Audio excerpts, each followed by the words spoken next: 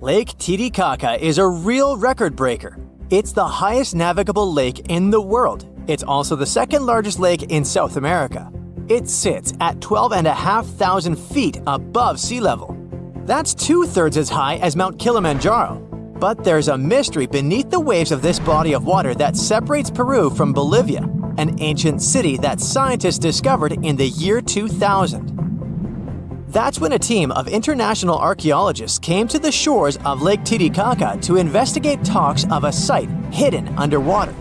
Since the 1950s, there were rumors among the local population of its existence. It took them 200 dives to reveal the full scale of the lost city. Luckily, the waters near the Bolivian shore weren't too deep, around half the height of the Leaning Tower of Pisa. They found 24 structures in total. They were spread across an area the size of 2 football pitches. There were agricultural terraces, complete with a stone wall. They even discovered a section of a paved road. But the most important find was a temple. More than 20,000 artifacts have been retrieved from it. Cooking utensils and ornaments were made from stone, gold, and ceramics. A real archaeological treasure trove. The local Bolivian authorities are planning together with UNESCO to open an underwater museum. The idea is for the structure to float on water. They want to share the cultural heritage of Lake Titicaca with the whole world. But how old are these precious finds? The experts' estimate is between 1,000 and 1,500 years. Individual artifacts were even 2,000 years old. So who lived in the area around that time? If the Incas were your first thought, sorry, you're wrong. The Incas lived after this period. They established their capital in Peru in the 12th century. The people who inhabited the lost city were the Tiwanaku. This civilization was the largest in the region at the time. Their land was located in parts of present-day Bolivia, Peru, Chile, and Argentina. The name of their capital was Tiwanaku. No surprise there. They constructed it on the shores of Lake Titicaca, making it one of the highest urban centers ever. At its height, the city had 10,000 residents. This was between the years 500 and 1000. For comparison, these were the early Middle Ages in Europe.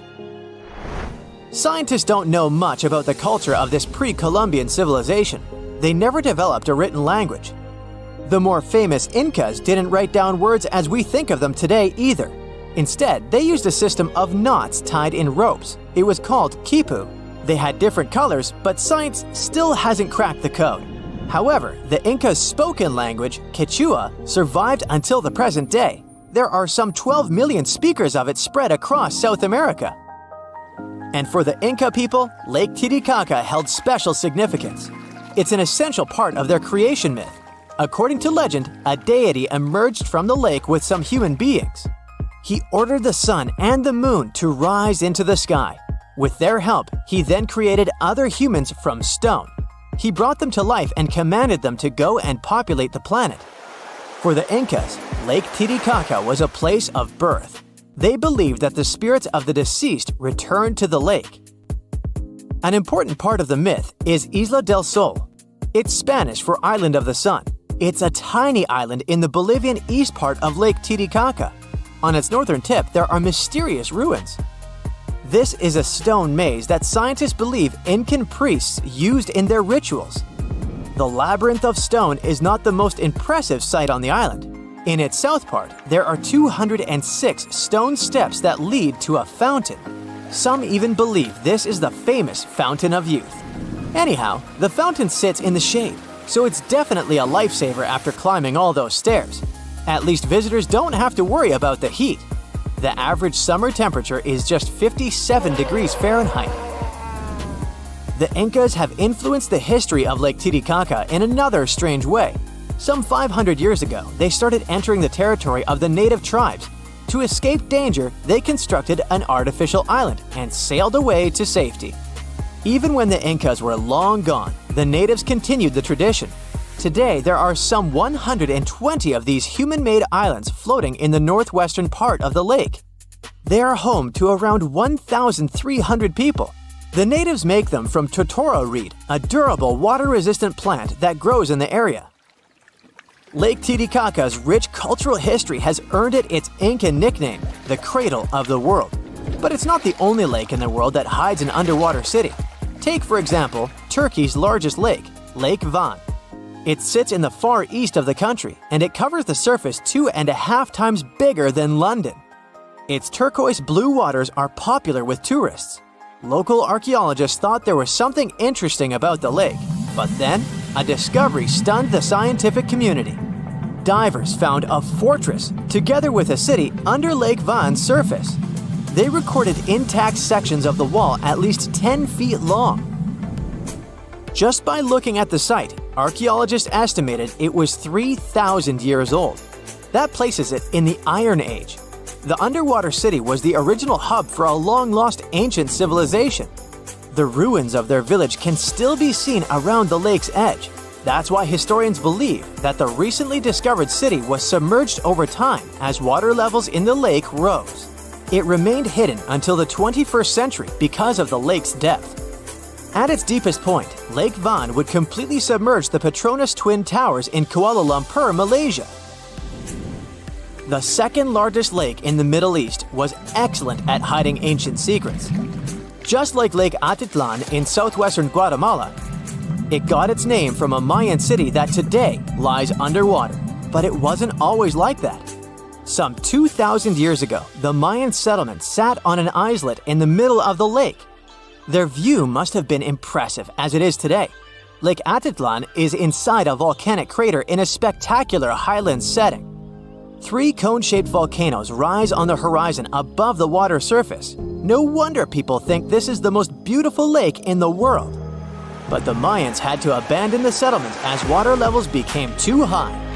Experts believe that the root cause for the loss of the city was an ancient volcanic eruption. The estimated surface area of the site is about half the size of New York's Ellis Island. It now sits at a maximum depth of 65 feet. Scientists geolocated the site and are in the process of mapping the lake floor. They've discovered numerous buildings, pieces of ceramics, and stelae. These are stone slabs that stand upright and commemorate an event or a person. But these are not the only archaeological sites hiding under the waters of Lake Atitlan. Sama Bay was the first underwater Mayan city that the world heard about. A Guatemalan diver discovered it by chance in 1996. The funny fact is that he named the site after himself. There's a good reason for this. At first, no one believed the recreational diver and a native to the region. His grandmother had told him legends of a sunken church. It turned out that these folks' tales were true. In the years that followed, archaeologists descended into the area to confirm the find. They mapped the site using sonar technology. They even excavated parts of the structure that were lying on a raised section of the lake bed. The reason it went under, literally, was probably a volcanic eruption or a landslide. The intact pieces of ceramics they found suggested that the inhabitants left in a hurry. This happened around the year 250, at the height of the Mayan civilization. There's a lake in the heart of Asia that holds 1/5 of all the world's liquid freshwater. It's more than all the 5 Great Lakes have together. Even if all the rivers on our planet suddenly changed their direction and set on a mission to drain this lake, it would take them a whole year to finish the job. I'm talking about the deepest lake in the world, Lake Baikal. If you decide to go all the way down to its deepest point, prepare for a journey of almost 5,400 feet. The descent takes several hours, but the rift floor of the lake is way deeper, between 5 to 7 miles beneath the surface. It means it could be even further down than the Challenger Deep, which is the deepest known place on Earth. The amount of water it has would be enough for everyone on Earth to have something to drink for up to 50 years. This mighty giant of a lake replenishes its water completely every 383 years. Baikal has a great delivery crew of over 300 rivers and streams, bringing their waters right in. And only one river flows out of Baikal, the Angara, which is headed straight for the Arctic Ocean.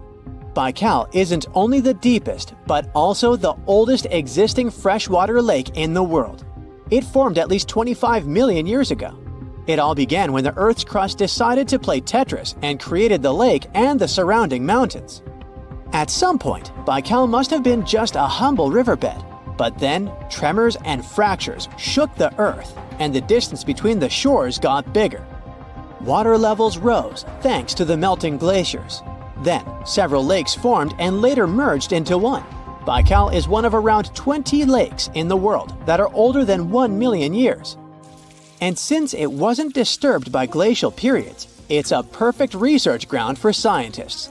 Its deep-drilled core sediments can tell a lot about the climate of our planet in different periods. Since Baikal is in a rift basin with 2,000 seismic tremors per year, the lake is deepening and still growing in size. Its shores drift apart at around the same rate as South America and Africa are moving away from each other, so it has all the potential to become an ocean. Another thing Baikal has in common with the oceans is that it has water rich in oxygen, even at its lowest depths. This is one of the reasons why the fauna of the lake is so incredibly rich. It's home to over 2,500 various animals and 1,000 plant varieties. Around half of them are unique and only exist in this area, like the endemic algae, the Baikal omul fish, and the Baikal oilfish. There are also some bears, elk, and lynx living on its shores. They must appreciate the fact that the temperatures around the lake are always higher than the rest of Siberia, thanks to its huge water mass. Most Baikal dwellers prefer to stick to the bottom of the lake, but there's one brave guy you'll meet if you decide to visit. Meet the Baikal seal, also known as Nerpa. It's the only true freshwater seal in the world. Nerpa's eyes are so cute it nearly landed the part of Puss in Boots in Shrek. Nerpa in Boots sounds good to me. These huge eyes are there to help them follow their favorite pelagic fish underwater. There are other seal kinds that can handle freshwater or use it to breed, but these cuties spend their entire lives in it. But wait, how did seals, which are supposed to be oceanic creatures, end up in a lake miles and miles away from the sea? About 400,000 years ago, during the Pleistocene era, these adventurous creatures traveled up the river and drainage systems that connected Lake Baikal to the Arctic Ocean. The ringed seal that still lives in the Arctic is believed to be the Baikal seal's closest ancestor. Today, Baikal seals are confined to their freshwater home because of the changes in waterways. And they seem to be pretty happy with their home as they can choose from a huge variety of food to eat. The seals mostly hang out in the north and central areas of the lake, but move south in the winter. The lake gets covered with ice, which they use as a chill-out zone, just like their oceanic cousins use rocks or the beach. Since at least 1969, Lake Baikal has had some mysterious ice rings pop up randomly here and there. At some point, they got so big that the astronauts even spotted them from space. The rings usually appear in late April, but can be there in January or May. Scientists couldn't crack the code on how these rings form for a while. They had all sorts of theories, and the most popular involved methane gas bubbles from the lake's depths. But then, scientists noticed that some of the rings were in shallower waters, where gas emissions don't happen. So, an international team of scientists decided to solve the mystery. They traveled to Lake Baikal, drilled holes in the ice, and dropped sensors into the water. In 2016, when they started the research, they heard that 2 vans had gotten stuck in the mysterious ice rings. Once they had analyzed the data from the sensors, it turned out that the secret behind the rings was warm eddies flowing clockwise under its ice cover. The currents were less intense in the center of the eddies, so the ice above them was thicker at the edges. The waters of the lake are so clear that you can see some extremely deep parts up to over 130 feet down. This is thanks to the surrounding mountains that send off melting ice right in. Plankton that live in the lake also helps clean the floating debris. When this crystal clear water freezes, it forms an unusually thick and see-through layer of ice. The wind likes to play sculptor on Baikal and creates one-of-a-kind pieces of art here. It picks up water, which, of course, freezes into the most unusual designs. Frozen bubbles and icicles you've never seen before.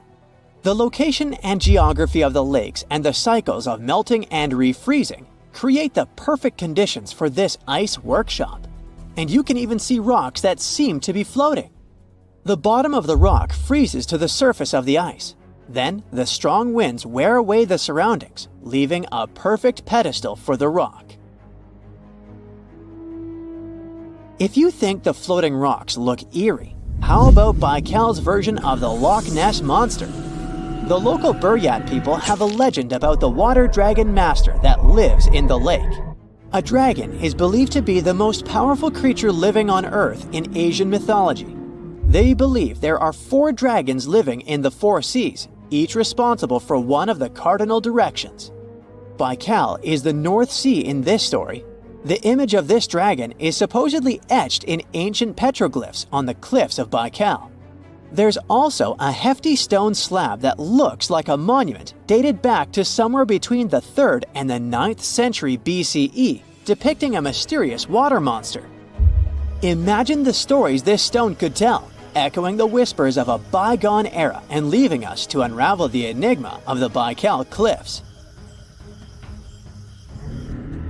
The legend says that a local warrior was chasing the dragon.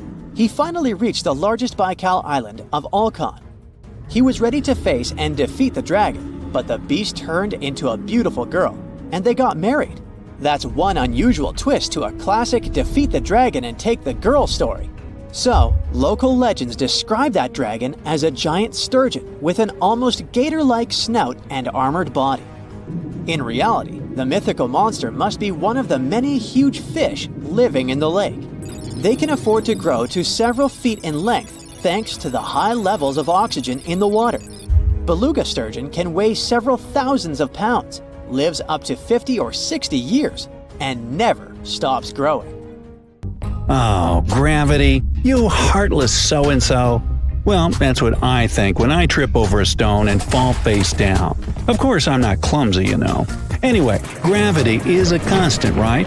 Something entirely unshakable that we can always rely on in this ever-changing world. Unlike, love. Feeling romantic, sorry.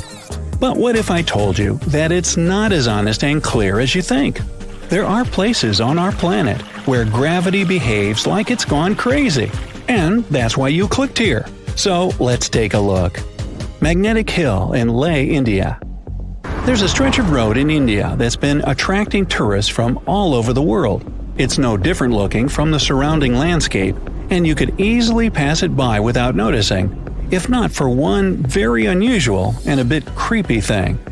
If you stop your car on the magnetic hill going up the slope and put it on neutral, it'll start crawling upwards, eventually reaching the speed of up to 12 miles per hour. They say there's some sort of magnetic force at work here that tugs cars up the hill, hence the name. On top of that, even airplanes are said to gain altitude above this place. Skeptics offer another explanation, though. It's just the lay of the land that creates an illusion of going upwards, while in fact you're moving down the hill and vice versa. Whatever the truth, I'd like to see it for myself. Would you? Tell me down in the comments. The Crooked Forest, Poland. Near the village of Nowa Czarnowo, there's a forest in the depth of which you can find a strangely looking pine tree. Planted in the 1930s, there are 400 trees that sharply twist to the north almost at the roots, and then grow upwards in a semicircle. Although scientists offer different theories about the tree's weird growth, nobody can say for sure what made them look like that. Some say it's people who did it, while others believe it's a gravitational anomaly that somehow pushed the trees down. The trouble with this version, though, is that it would have had to stay there for years, and that only affected the trees. Still, no certain explanation exists anyways, so who knows? A waterfall, Pharaoh Islands. Ever seen an upward-moving waterfall? You can have a look at one on the Faroe Islands, halfway from Iceland to Scotland. But if you were expecting me to tell you an unbelievable story about a mysterious force pushing the water up the rock, then sorry, no such thing here. The truth, however, is quite jaw-dropping anyway. The winds in this place are so powerful that they lift the water and throw it back up. I guess it was this kind of wind that allowed Mary Poppins to travel on her umbrella. Sounds good. In fact, this waterfall is not unique. There are several more places on Earth where winds create an illusion of defied gravity. For example, there's the Kinder River in England that has a waterfall constantly struggling with the wind. It's so strong that half of the Cascades water seems to just fly up without ever touching the bottom of the drop. Hoover Dam in Nevada, USA. If you ever get up to the top of the dam, which is about 726 feet high, you can try a little trick. Take a bottle of water and pour it over the edge. You'll see the water flow up instead of spilling down. Once again, this isn't really any magic or unnatural phenomenon. The wind up here is simply too strong for the water to fall, just like with the waterfall on the Faroe Islands. Here though, it looks even more impressive since you can do it yourself. Doopy Road, South Korea. Another gravitational anomaly located on a road. Locals once found out that if you put an empty can or a bottle on the ground, it will immediately start rolling uphill. Unlike other such places in the world though, Doopy Road doesn't just create an illusion. When you walk down the slope, you don't feel as if you're going up. Everything's pretty normal. But once you put down an object that can roll, it will do that in the opposite direction than it should. Local authorities were quick to get the idea and put a signpost directing curious tourists to the mysterious road. Golden Rock, Burma. If you happen to be in Burma, these days it's also called Myanmar, make sure to visit this well-known site. A gold leaf-covered boulder sits upon the edge of a cliff, and a small pagoda is built on top of it. The impressive thing about the rock is that it only lightly touches the cliff for support. In fact, it looks like the boulder will fall any minute now, but it has been standing like that for centuries. On top of that, the pagoda built upon it is not really a recent addition, so it's quite an unusual sight to see. The rock seems to be saying, "Gravity? I don't care about that stuff." The legend has it that what keeps the boulder in place is a single strand of Buddha's hair. Well, I don't know about that, but you can check out the rock for yourself and see that it's not attached to the cliff by anything. And yet, it's not budged for 2,500 years. Something must be at work here, huh? Stone of Davasco, Argentina.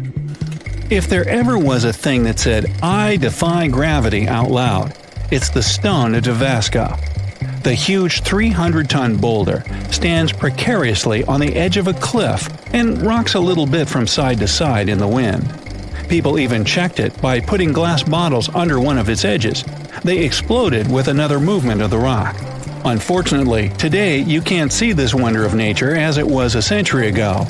In 1912, the boulder suddenly dropped from its perch, which it had occupied for literally hundreds of years. The people in the nearby town of Tandil were so sad about this event that 95 years later, in 2007, they decided to restore the stone. Well, not exactly put it together chip by chip. They made a plastic replica of the rock and put it on the same spot and even in the same position.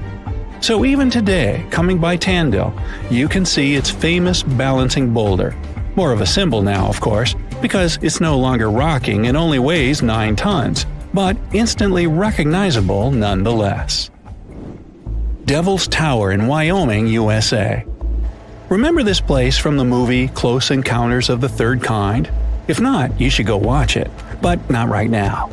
This place doesn't make you feel like you're witnessing some magic and doesn't really trick gravity right before your eyes. Sounds almost boring compared with the rest of the sites on my list, right? But the true mind-blowing feature of Devil's Tower is that scientists can't explain how it came to existence in the first place. You see, it's an 867-foot rock formation with walls so steep they're basically vertical. But that isn't even the main thing. This piece of stone just rose amid rolling plains of Wyoming with nothing like it for miles and miles around. So how is it that such a flat landscape could have suddenly given birth to something so tall? Theories abound, but nobody has the answer yet. My theory? Well, perhaps here is where the Earth has a giant outie belly button. Well then, you come up with a better theory. Oregon Vortex USA.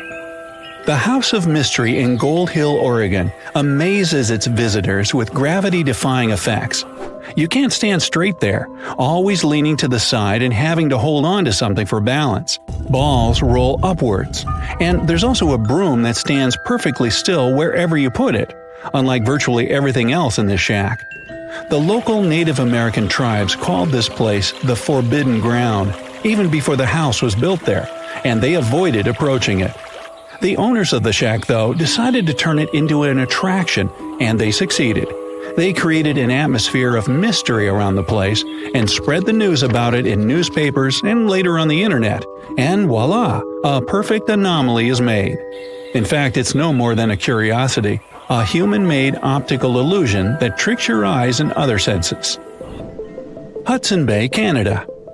Okay, we've talked about some pretty ambiguous stuff, but now it's time for the real deal, the Hudson Bay anomaly. This is probably the only place in the world where gravity is indeed lower than anywhere else on the planet. Even skeptics can't smirk at it because the difference has been measured with precision equipment. So, does it mean that the gravity here is as low as, say, on the moon then? Unfortunately, or is it luckily, I'm not sure yet, the difference is minuscule.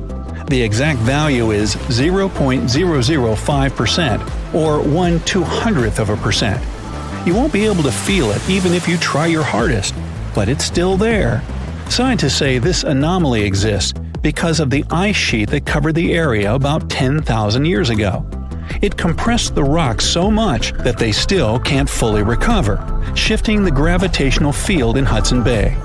Sometime in the future, though, the gravity will return to normal in this area as well. No moonwalk for me then. For years, scientists have been struggling to explain bizarre sounds, some repeating, some heard only once, that come from the dark depths of the ocean. From bewildering hums to worrying bloops, the water transmits outlandish acoustic phenomena. One of these mysterious noises got named the Upsweep. For the first time, this long train of sounds was registered in 1991 in the Pacific Ocean. One of the most unusual things about this signal is that it keeps changing, as if trying to confuse researchers even more. Like some unearthly howl, it varies from high to low frequencies and then back again, and you can hear it better in the spring and fall than in the winter and summer. Why the upsweep? It's simple. The sound travels from the bottom of the ocean towards its surface, as if sweeping up. Scientists do have a theory explaining this phenomenon: the activity of undersea volcanoes. Hot lava pouring into ice-cold ocean water could theoretically create such noises, but there's no proof found yet. Plus, the sound has been declining since 1991, even though it can still be detected. The Bloop is the name given to an ultra-low frequency and incredibly powerful underwater sound that was recorded in 1997 by the U.S. National Oceanic and Atmospheric Administration. The Bloop continued for approximately 1 minute. Having started from a low rumble, it gradually rose in frequency. It also kinda mimicked the noise created by marine animals, but its volume was so great that no living creature known to science could have made it. When the bloop occurred, underwater microphones managed to record it from a distance of 3,000 miles away. Rumor has it that the noise might have something to do with the fictional half-octopus monster Cthulhu, or some other colossal deep-water creature. But if you don't believe in monsters, science has another explanation: iceberg fracturing. The thing is that icequakes recorded in the Scotia Sea resemble the mysterious bloop a bit too much for it to be a coincidence. The whistle resembles this annoying sound when a kettle of boiling water is telling you it's time to make a cup of tea. But even though it may not be as blood-curdling as some other bizarre ocean sounds, it doesn't make it any less mysterious. Plus, the whistle is very elusive. In 1997, only one underwater microphone was able to pick it up, and therefore, researchers didn't manage to pinpoint the source of the noise. The most likely cause of the sound is an eruption of one of the submarine volcanoes. Have you ever heard of Julia? No, not your neighbor. I'm talking about this otherworldly sound. Listen to it. It was recorded in 1999 by the U.S. National Oceanic and Atmospheric Administration. The source of the sound was most likely a large iceberg that ran aground somewhere in Antarctica. The sound was so loud that it was heard over a huge territory, and its duration was about 2 minutes and 43 seconds. Slow down. That's the name given to a sound recorded in 1997 in the equatorial Pacific Ocean.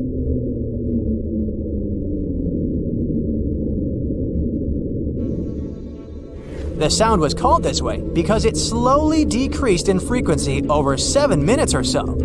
It's been picked out a few more times since it was recorded for the first time.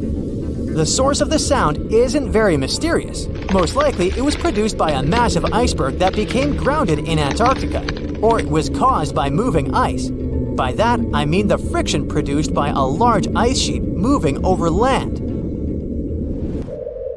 The loneliest whale sound is often called the 52 Hz whale because the animal that creates it calls at a unique for these creatures frequency. When you listen to this sound, it sounds like a low bass note. At the same time, it's much higher than the normal frequency of the whale call, which rings between 10 and 40 Hz. Interestingly, scientists have been listening to the world's loneliest whale for decades, but haven't managed to figure out its precise location. Nobody knows whether the mammal is male or female, what species it is, or if the animal is still alive. After all, for the last time, its call was recorded in 2004. Earth-shaking booming sounds have been reverberating off some parts of North Carolina for more than 150 years. Called Seneca guns, they're most often heard near the coast. The sounds are so powerful that they often rattle window panes and sometimes vibrate entire buildings. They can last from 1 to almost 10 seconds. Even though scientists haven't cracked this mystery yet, there are some theories. They range from earthquakes to severe distant storms and quarry blasts. But even though the ground trembles every time the phenomenon occurs, no seismic activity coincides with these events. So far, scientists have come to the conclusion that the mysterious sounds happen in the atmosphere, not on or under the surface of our planet. If this theory is true, bolides might be the answer. These extremely bright meteors often explode once they enter Earth's atmosphere. Or Seneca guns might be born in the ocean. Sometimes, when enormous waves collide far away from the shore, you can hear it, even if you're nowhere near the coast. Seneca guns are a type of skyquakes. You don't need to travel to a particular part of the world to hear one of those. Mysterious sonic booms ramble from the sky everywhere, from the US to India and Japan. Just like Seneca guns, this sound phenomenon occurs mostly near the coast or a big body of water. Rattling glassware and windows in the nearby houses, skyquakes could be connected with ultra-fast airplanes breaking the sound barrier. But people started hearing the first skyquakes in 1824. The theories trying to explain this phenomenon include sand dunes shifting, meteors entering the atmosphere, distant volcanoes erupting, Earth's crust cracking during earthquakes, and even gas bursting out of underground vents in the sea or lake bottom.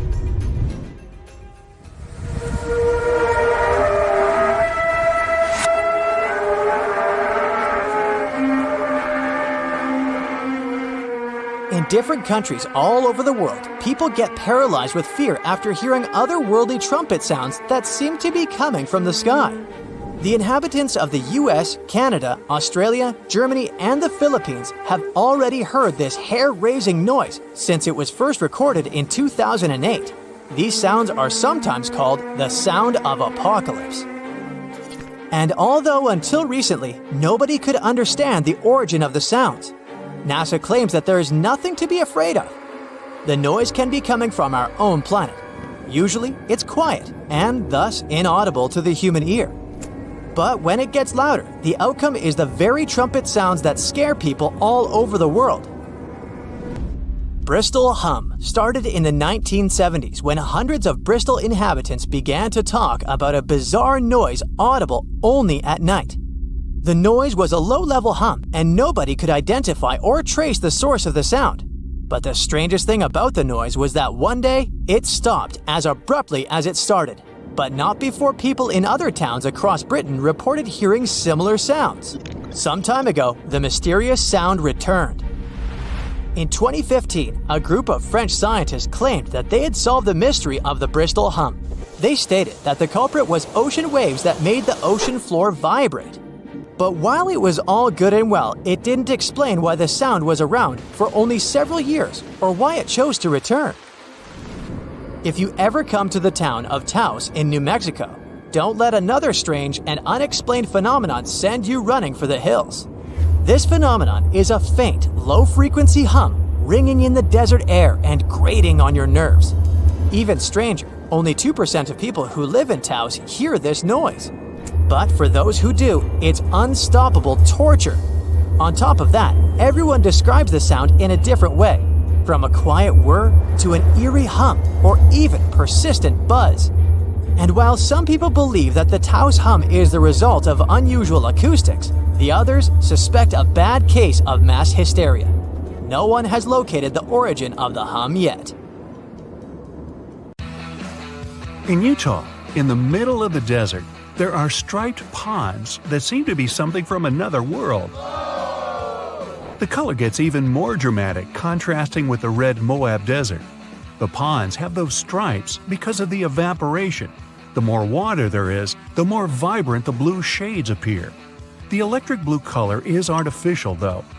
People add cobalt blue dye, so the water absorbs more sunlight and evaporates faster. As the water disappears, the crystals of salt and potassium are left behind, which are gathered later for chemical production. You don't want to swim in there. Another unusual lake that has its looks thanks to evaporation is Spotted Lake in Canada. In winter and spring, it looks just like a regular lake. But in summer, when the sun gets scorching hot, some water evaporates, but small pools of minerals are left behind. The polka dot spots are usually green, yellow, and bluish. There are no two similar pools. They all have different colors and sizes. Don't get too close here, this place is quite sensitive. Now, if perfection is something you're after, head to Northern Ireland. The place, called the Giant's Causeway, has no extraordinary waters, but the surrounding stones and columns look so smooth and impeccable that it's kind of hard to believe they were created by nature. All those cracks were formed thanks to a volcanic eruption, but the legend has it the site was made by a mythical giant named Fin McCool. He must have been really cool. In Turkey, there's a spectacular site called Pamukkale, which means cotton castle in English. Again, legend has it that giants had something to do with it. This time, they left some cotton there to dry, and it later turned into those stunning formations. Scientists kind of disagree with it and claim that it's all about minerals left by the thermal waters. It's up to you who to believe, but there's one undoubtable thing. This place with turquoise thermal water has no look-alike in the world. If you ever pop in this place, don't miss a chance to take a look at ancient Roman ruins left there.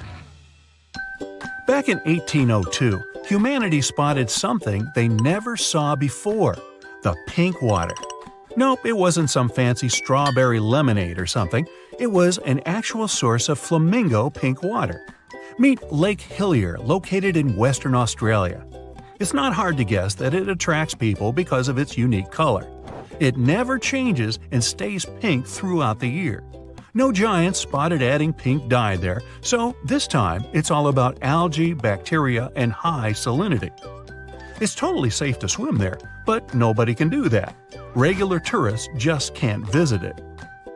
Turns out Lake Hillier isn't the only pink water source out there. In Senegal, there's Lake Retva, which looks almost exactly the same. It looks like an extra-large milkshake for the same reasons: high salinity and algae that loves salt. These algae produce red pigments to help absorb sunlight, so the lake color gets even more intense in the dry season. The notorious Thors Well isn't as dangerous as they say, but it looks a bit scary at high tide. The water fills it from underneath, bubbling and bursting up. Then this vigorous spray of water goes back into that hole, so it seems endless. One more place that depends on tides is Mont Saint-Michel in Normandy, France. The magnificent castle is surrounded by water, but not permanently. Choose the time wisely, it all depends on the moon. The highest tide can be seen 36 to 48 hours after a full moon. Chances are, if you come there at the wrong time, you'll see nothing but a couple of puddles. The Budagaica crater in Siberia looks like a doorway to the neither. It's about a half-mile long and nearly 300 feet deep, and it never stops growing. The deeper it gets, the more layers it has. They show what our planet looked like thousands of years ago, as the slumps reveal the used-to-be climates. The crater appeared back in the 60s, and it all started because of rapid deforestation. Trees no longer cast shades on the ground, and it got hotter. The permafrost melted, the soil cracked, and the crater appeared. In the middle of the Atacama Desert, Chile, you can spot a super weird thing. The rocks rise out of the sand right in the shape of a hand. No giant here again, just a sculptor-artist who made it. Some desert rocks can even walk. Walking rocks, also known as sailing rocks, can move on their own and leave long tracks across one of the valleys in California. Scientists even installed GPS navigators on some of them, and they showed those rocks can move pretty fast. Many researchers believe it's all about temperatures. At night, the desert almost freezes over, and the sheets of ice formed underneath melt during the day, so the rocks literally slide. Gippsland Lakes, Australia, can glow at night. Bacteria get agitated in the water when the algae bloom, and their movements give that bioluminescent effect. Still, the beauty of red algae bloom is extremely misleading. Red algae contain high levels of ammonia, so think twice before diving in. It's safer to enjoy the scenery on the shore. Just a tip, you should probably do that with your nose closed. The decaying algae doesn't smell like roses. Phew. Water often glows because of bioluminescent jellyfish, and so do caves. In New Zealand, there are glowing worms that emit greenish-blue luminescent light. You can see these guys only in total darkness. These worms are carnivores, and the main reason why they glow is to attract prey, so beware. They also make webs, just like spiders. To see them, head to the Waitomo glowworm caves. There are even guided tours. Chocolate hills? Yummy! The name is explained by colors. Those hills in the Philippines have a range of brown and green colors. Have you seen a green chocolate though? This spot has such a sweet nickname because the foliage gets brownish in the dry season. The hill shape is so regular that it's often mistaken for being artificial. Still, these are just some uplifted coral deposits, appeared because of rainwater. Just imagine a beach of ketchup spilled for miles and miles and a never-ending portion of French fries. Okay, it's just a dream, but a ketchup-red beach exists in real life in China. It's called Punjin, and it's at least 18 miles long. Usually, either giants or algae are responsible for such phenomena. This time, these are algae. They turn red in fall and make this beach one of the most colorful in the world. Good news, it's open to the public, but only a small section. We've seen a red beach, off to red waters. Antarctica isn't only white, it can be red too. In the Taylor Glacier, there's a crimson waterfall coming from a super salty lake. The water is rich in iron, which forms rust when it reacts with oxygen. The water stays liquid even at sub-zero temperatures because of the high salinity. Glass Beach in California is another beach that looks so incredible that many people don't believe it's not made by humans. Well, they're partly right. The glittering, colorful glass stones used to be bottles dumped into the ocean. The waves took these bottles, broke them down, polished them to perfection, and voila! The beach is ready. Another thing created by accident is Fly Geyser in Black Rock Desert, Nevada. An energy company was drilling the soil in search of geothermal water, and boom! Today it's a scalding fountain of green and red water rising up to 5 feet high. Well, let's play a guessing game. Why is the water colored? It was a random giant walking around who added some dye in there. Or it's the thermophilic algae. Right, it's all about the algae again. In western Venezuela, locals living close to the Catatumbo River aren't afraid of lightning because they see it almost every single night within the clouds. It starts at around 7 p.m. and doesn't stop until dawn. The everlasting Catatumbo lightning once stopped for a few months, from January to March 2010. It was probably due to drought. No magic algae in this river, guys. Many believe it's just because of cold and warm air currents meeting around the area. Now, this island may not have incredible natural phenomenon, colorful algae, or even giants, but it has an enormous population of cats, which makes it literally the best place in the world if you like cats. Cat Island in Japan has quite a plain story. Back in time, people would go there in search of silkworms. Mice feed on those worms, so cats were a must there.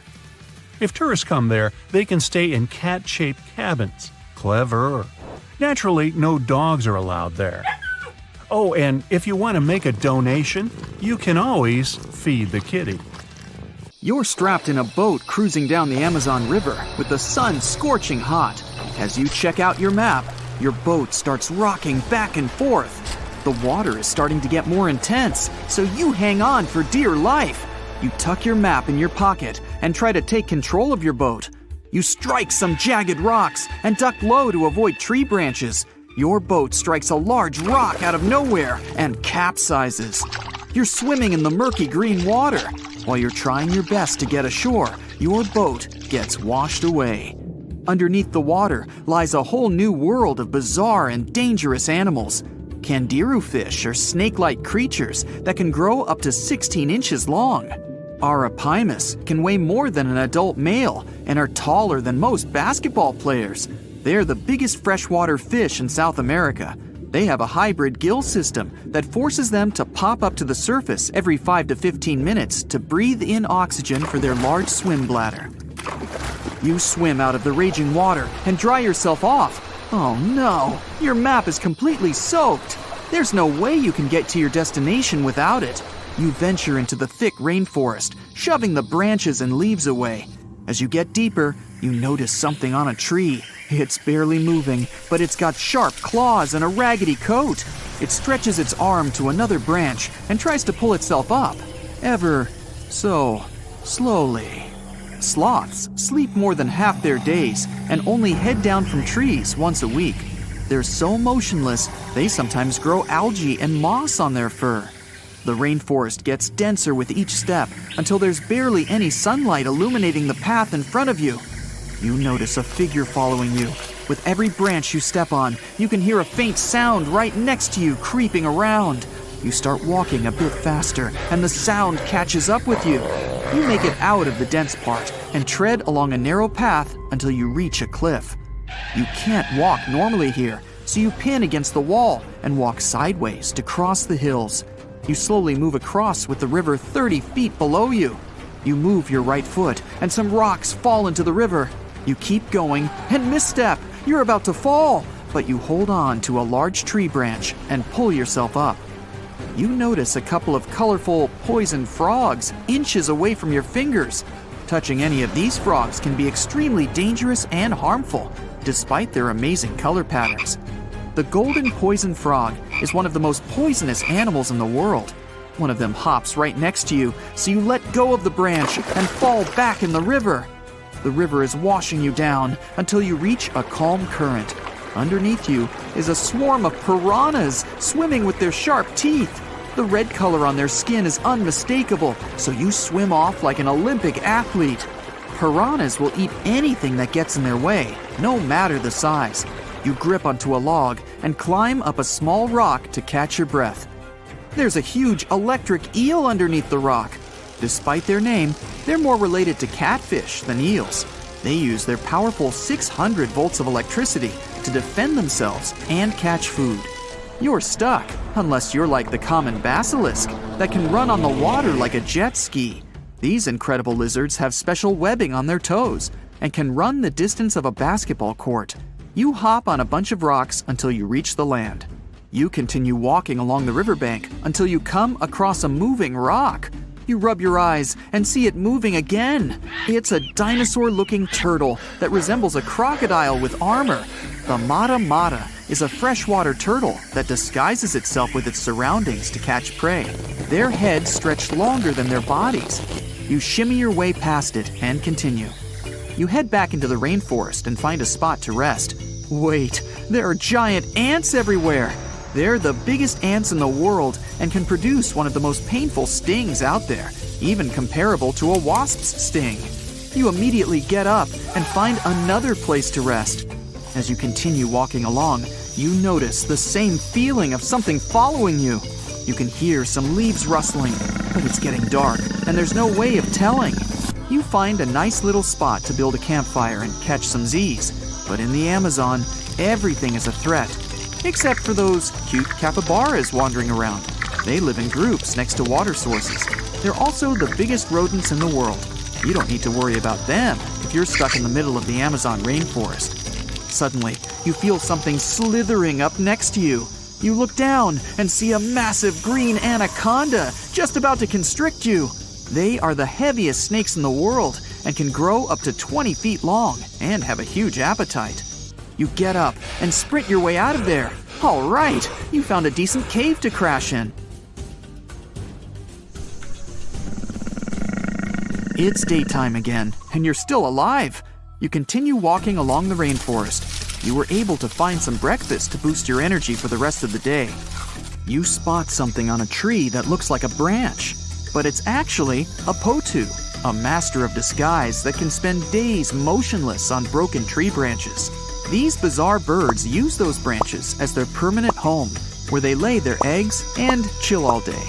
You continue your way through the rainforest and see a Brazilian wandering spider crawling on a tree branch right in front of you. 8 of these species can be found in the Amazon area. They are some of the most aggressive and venomous spiders out there. So, you make a big detour and walk away from it. You feel someone walking next to you again, but you still can't figure out what it is. You see a steep cliff with a waterfall hitting a large lake ahead of you. Looks peaceful, until you see a team of black caimans gathering around the shore. They're the biggest predators in the whole Amazon ecosystem and feed on anything that moves. It's a good thing you're on high ground, otherwise, whoa! You slip and fall down the river, right on the deep end. So far, no caimans spotted you. You swim underwater and try to get to the opposite end of where the reptiles are. As you climb out and dry yourself off, you notice some large black spots on you. You try pulling them off, but they've latched on pretty hard. The Amazon giant leech finds its target by tracking movement and shadow. Once they attach themselves to the skin, it's extremely difficult to extract them. The best way to do so is to slide your finger next to its mouth and pull it off slowly. Ugh. You manage to get them off your body and see that the caimans are swimming towards you. You're pinned to the wall with the lake of hungry reptiles approaching. Suddenly, a pink dolphin jumps out of the water and splashes all over them. They can grow larger than humans and are the celebrities of the Amazon. Scientists think they get their color from the blood capillaries on their skin. The Amazon even has bull sharks swimming around. These carnivorous giant fish are threatening to humans and can swim in both saltwater and freshwater. These sharks prey on anything within their reach, including other sharks. The dolphin distracted the caimans, so you climb up the cliff and try to find the best way to escape. Opened jaws waiting for you to fall into the pit are right below you. You're lucky enough to escape to the top, but as your arms pull you up, the first thing that you see is a jaguar looking straight at you. It's the creature that's been following you this whole time. You get up while it starts circling you, timing its strike. You know that you can't take on a jaguar, nor can you outrun it, so you grab a large tree branch from the ground to defend yourself. It jumps at you, but you duck down in time. The jaguar lands in the water far away from the caiman crocs. It's a good thing these large kitties are excellent swimmers. You pick yourself up and continue. And to your surprise, you find your boat again. You fix it up and sail your way out of the Amazon. Whew! Hello, distinguished guests, and welcome to Aquarium Bright. Here, you will get to see the most dangerous sea and ocean creatures. But don't let what I said mislead you. It's very well possible for you to come across one of these underwater animals during a walk on the beach. So take a look at them carefully now, and you might just avoid a disaster. Is it fish or is it stone? What you're looking at is commonly known as the stonefish, but its fancier names include the Dornorn and the Sinancia. If you're into diving and observing the underwater, you might already have come across one without noticing. Its appearance makes it almost impossible to distinguish it from a real stone due to its gray coloration and mottled appearance, especially if you're wearing fogged snorkel goggles, so you better pay attention because otherwise the consequences can be unfortunate since stonefish are the most venomous fish known. Although some types of stonefishes are known to live in rivers, and most of them are found in coral reefs near the tropical Pacific and Indian Oceans. Their needle-like dorsal fin spines stick up when they're disturbed or threatened and inject the poison they contain. The most common reason why stonefish stings occur is swimmers stepping on them without realizing it. However, you don't need to be in the water to get stung. Since they can survive out of the water for up to 24 hours, you'll have to watch where you step when you're at the beach as well. Those who got stung by stonefish describe their experience to be extremely distressing. Their venom can result in infection, and in some cases, it is known to cause shock and paralysis. It might come as a bit of a shock, but despite its bad reputation, stonefish is edible if it's prepared properly. When the fish is heated, its venom breaks down. And if the dorsal fins, which are the main source of its venom, are removed, raw stonefish is served as part of sashimi too. This creature might look like it came out of a science fiction movie, but it's very much real. Say hello to the blue-ringed octopuses. Don't be deceived by their small size, which can range between 5 to 8 inches including their arms, because they're packed with venom to cause great damage to as many as 26 people within minutes. Just like stonefishes, blue-ringed octopuses are found in the Pacific and Indian Oceans, from Japan to Australia. They typically live on coral reefs and rocky areas of the seafloor. Some may also be found in tide pools, seagrass, and algal beds. Blue-ringed octopuses are not aggressive in nature. When they're not seeking food such as crabs or shrimps, or searching for a mate, they often hide in marine debris, shells, or crevices. It's only if they're provoked, cornered, or handled that they get dangerous to humans. When they're threatened, they turn bright yellow or blue iridescent rings appear all over their body as a warning display towards the potential predators. Their bites usually come unnoticed, so you might not be able to realize you're bitten until it's too late. The venom of a blue-ringed octopus can cause dizziness and loss of senses and motor skills, and ultimately, paralysis. So, better try to keep your hands to yourself and back away in a hurry if you see one. Nope, it's not a flower bouquet, so don't try to pick and smell one of those pink tube-like things. What's standing before your eyes is a marine animal called a flower urchin. It may look gorgeous, but don't let the looks deceive you. It was named the most dangerous sea urchin in the 2014 Guinness World Records. Flower urchins inhabit the tropical areas of the Indo-West Pacific and are found among coral reefs, rocks, sand, and seagrass beds at depths of 0 to 295 feet. The most noticeable feature of them is their pedicularia, which are claw-shaped defensive organs that are also found in sea stars. What makes flower urchins differ from any other sea urchin is the fact that their pedicularia is, as the name suggests, flower-like, and usually pinkish-white to yellowish-white in color, with a central purple dot. Hidden underneath those flowers, they possess short and blunt spines. Although many sea urchins deliver their venom through such spines, flower urchins deliver their venom through their pedicularia, or flowers. If they're undisturbed, the tips of these flowers are usually expanded into round, cup-like shapes. On their surface, they possess tiny sensors with which they can detect threats, and once they contact such threats, these flowers immediately snap shut and start injecting venom. What's weird is that the little claws of the flowers can sometimes break off from their stalks, stick to the point of contact, and continue injecting venom for hours into whoever touched it. Yeesh! Looks like a giant puddle of melted strawberry ice cream, right? You wish.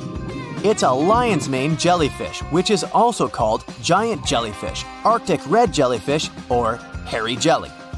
They're known to prefer cool water. That's why they can mostly be found in the Arctic, northern Atlantic, and northern Pacific Oceans.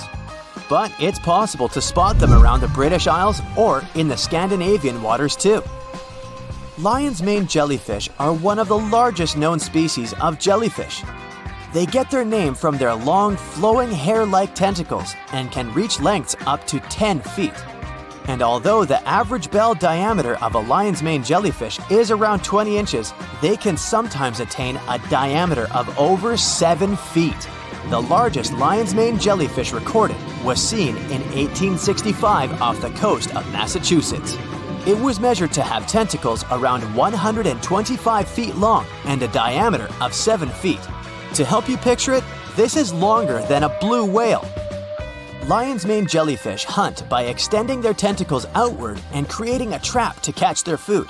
Since they have around 1,200 stinging tentacles, the fish would have to be extremely lucky to be able to escape them. The sting of a lion's mane jellyfish is usually not life-threatening, but you would still want to avoid swimming into its tentacles because it can be very painful to humans. And if you see one washed up on the beach, better not touch it because it can still deliver a sting long after they've been on the shore. Fun fact, the lion's mane jellyfish appears in the Sherlock Holmes story, The Adventure of the Lion's Mane, as a suspect. But don't worry, we won't give you any spoilers. The last marine animal you're seeing now is a sea snake, and yes, they are different from eels. There are 69 identified species of sea snakes. Most of them can be found in the tropical and subtropical waters of the Indian and Pacific Oceans, and they have been around for millions of years. To make things easier, scientists have separated all different species of sea snakes into two categories: true sea snakes and sea kraits. Whereas true sea snakes spend almost all their time at sea, sea kraits can spend some time on land as well. If you see a snake on the beach, you can tell whether it's a land or sea snake by looking at its tail. If it's paddle-like, then that's a sea snake you got there, but make sure to keep your distance in both cases. All sea snakes need to surface regularly to breathe since they have no gills. That's why you can come across one while swimming. If that happens, you better swim away as fast as you can because most sea snakes have more venom than the average cobra or rattlesnake. However, since they only attack if provoked, bites are quite rare. One more cool fact about sea snakes: they are the only reptiles to give birth in the oceans. The majority of sea snakes keep the eggs within themselves and give birth to nearly fully formed snakes while swimming. That's except for the yellow-lipped sea krait though. They come onto land to lay eggs of their little ones. Remember the stonefish from the beginning of our tour? They're hunted by sea snakes. Blame the food chain. On the outside, the surface of this lake looks like the aftermath of a disaster. Empty tree trunks spike out of the turquoise waters. The lake is surrounded by mountains, making it a quiet but unsettling place. But those who dare to swim under these dangerous waters will soon discover a whole new world. This isn't the beginning of a fairy tale. It's the actual story of Kayindi Lake, located in Sati, Kazakhstan. Back in 1911, an earthquake caused a major landslide in this location. The valley created eventually filled up with rainwater, practically submerging the forest. The trees that are located above the waters might look very sad, but beneath the surface, they remind you of an underwater forest. Since the waters are crystal clear most of the time, you can still see this fascinating view even from its shores. The ice-cold water makes this lake so tricky and, at times, even dangerous. And don't forget about all the algae, plants, and submerged trees that can rapidly become risky obstacles. Hey, I enjoy a steamy hot bath, but this boiling lake I'll tell you about now is really the stuff of scary dreams. It's located on the Caribbean island of Dominica. and its waters have temperatures between 180 and 197 degrees Fahrenheit. And that's just around the edges, since no one has ever dared to reach the middle of the lake to measure its core temperature. It's true that the heat can go down from time to time, but you never know when these waters may start to boil again. The place is also dangerous because of the gases it releases, such as carbon dioxide. It doesn't smell nice, trust me, but that's mostly because of the sulfur stuck in the steamy air. This seemingly calm lake also carries a dangerous surprise. Lake Manan, located in West Province, Cameroon. It's one of the few erupting lakes on the whole planet, similar to a volcano, and most of the time it does so without any warnings. Its last eruption dates back to 1894, when it caused serious damage. The chemical mechanism of such lakes works like a can of soda that you shake before opening. There are risky gases on the bottom of the waters, so any disturbance on the surface may trigger their eruption. Natron Lake in Tanzania may be beautiful to watch because of its unique reddish coloring, but it's definitely not a place you'd want to take a swim in. While the water is extremely salty, it also combines with algae, which, by the way, are responsible for the coloring. And that's not even the riskiest thing about it. Natron Lake has pH levels so high that they become corrosive. If you dampen a piece of dyed material in this lake, it'll soon be stripped of its color. These high levels of acidity can also cause serious problems to the human skin. It's not all bad for some creatures, as Lake Natron is the only home to over 2.5 million small flamingos. These acidic and brackish waters support their survival, so it's no wonder they like to stick around. Lake Nicaragua's danger factor has less to do with chemistry and more to do with its inhabitants. It's located on the border of Costa Rica and Nicaragua and is the largest freshwater lake in Central America.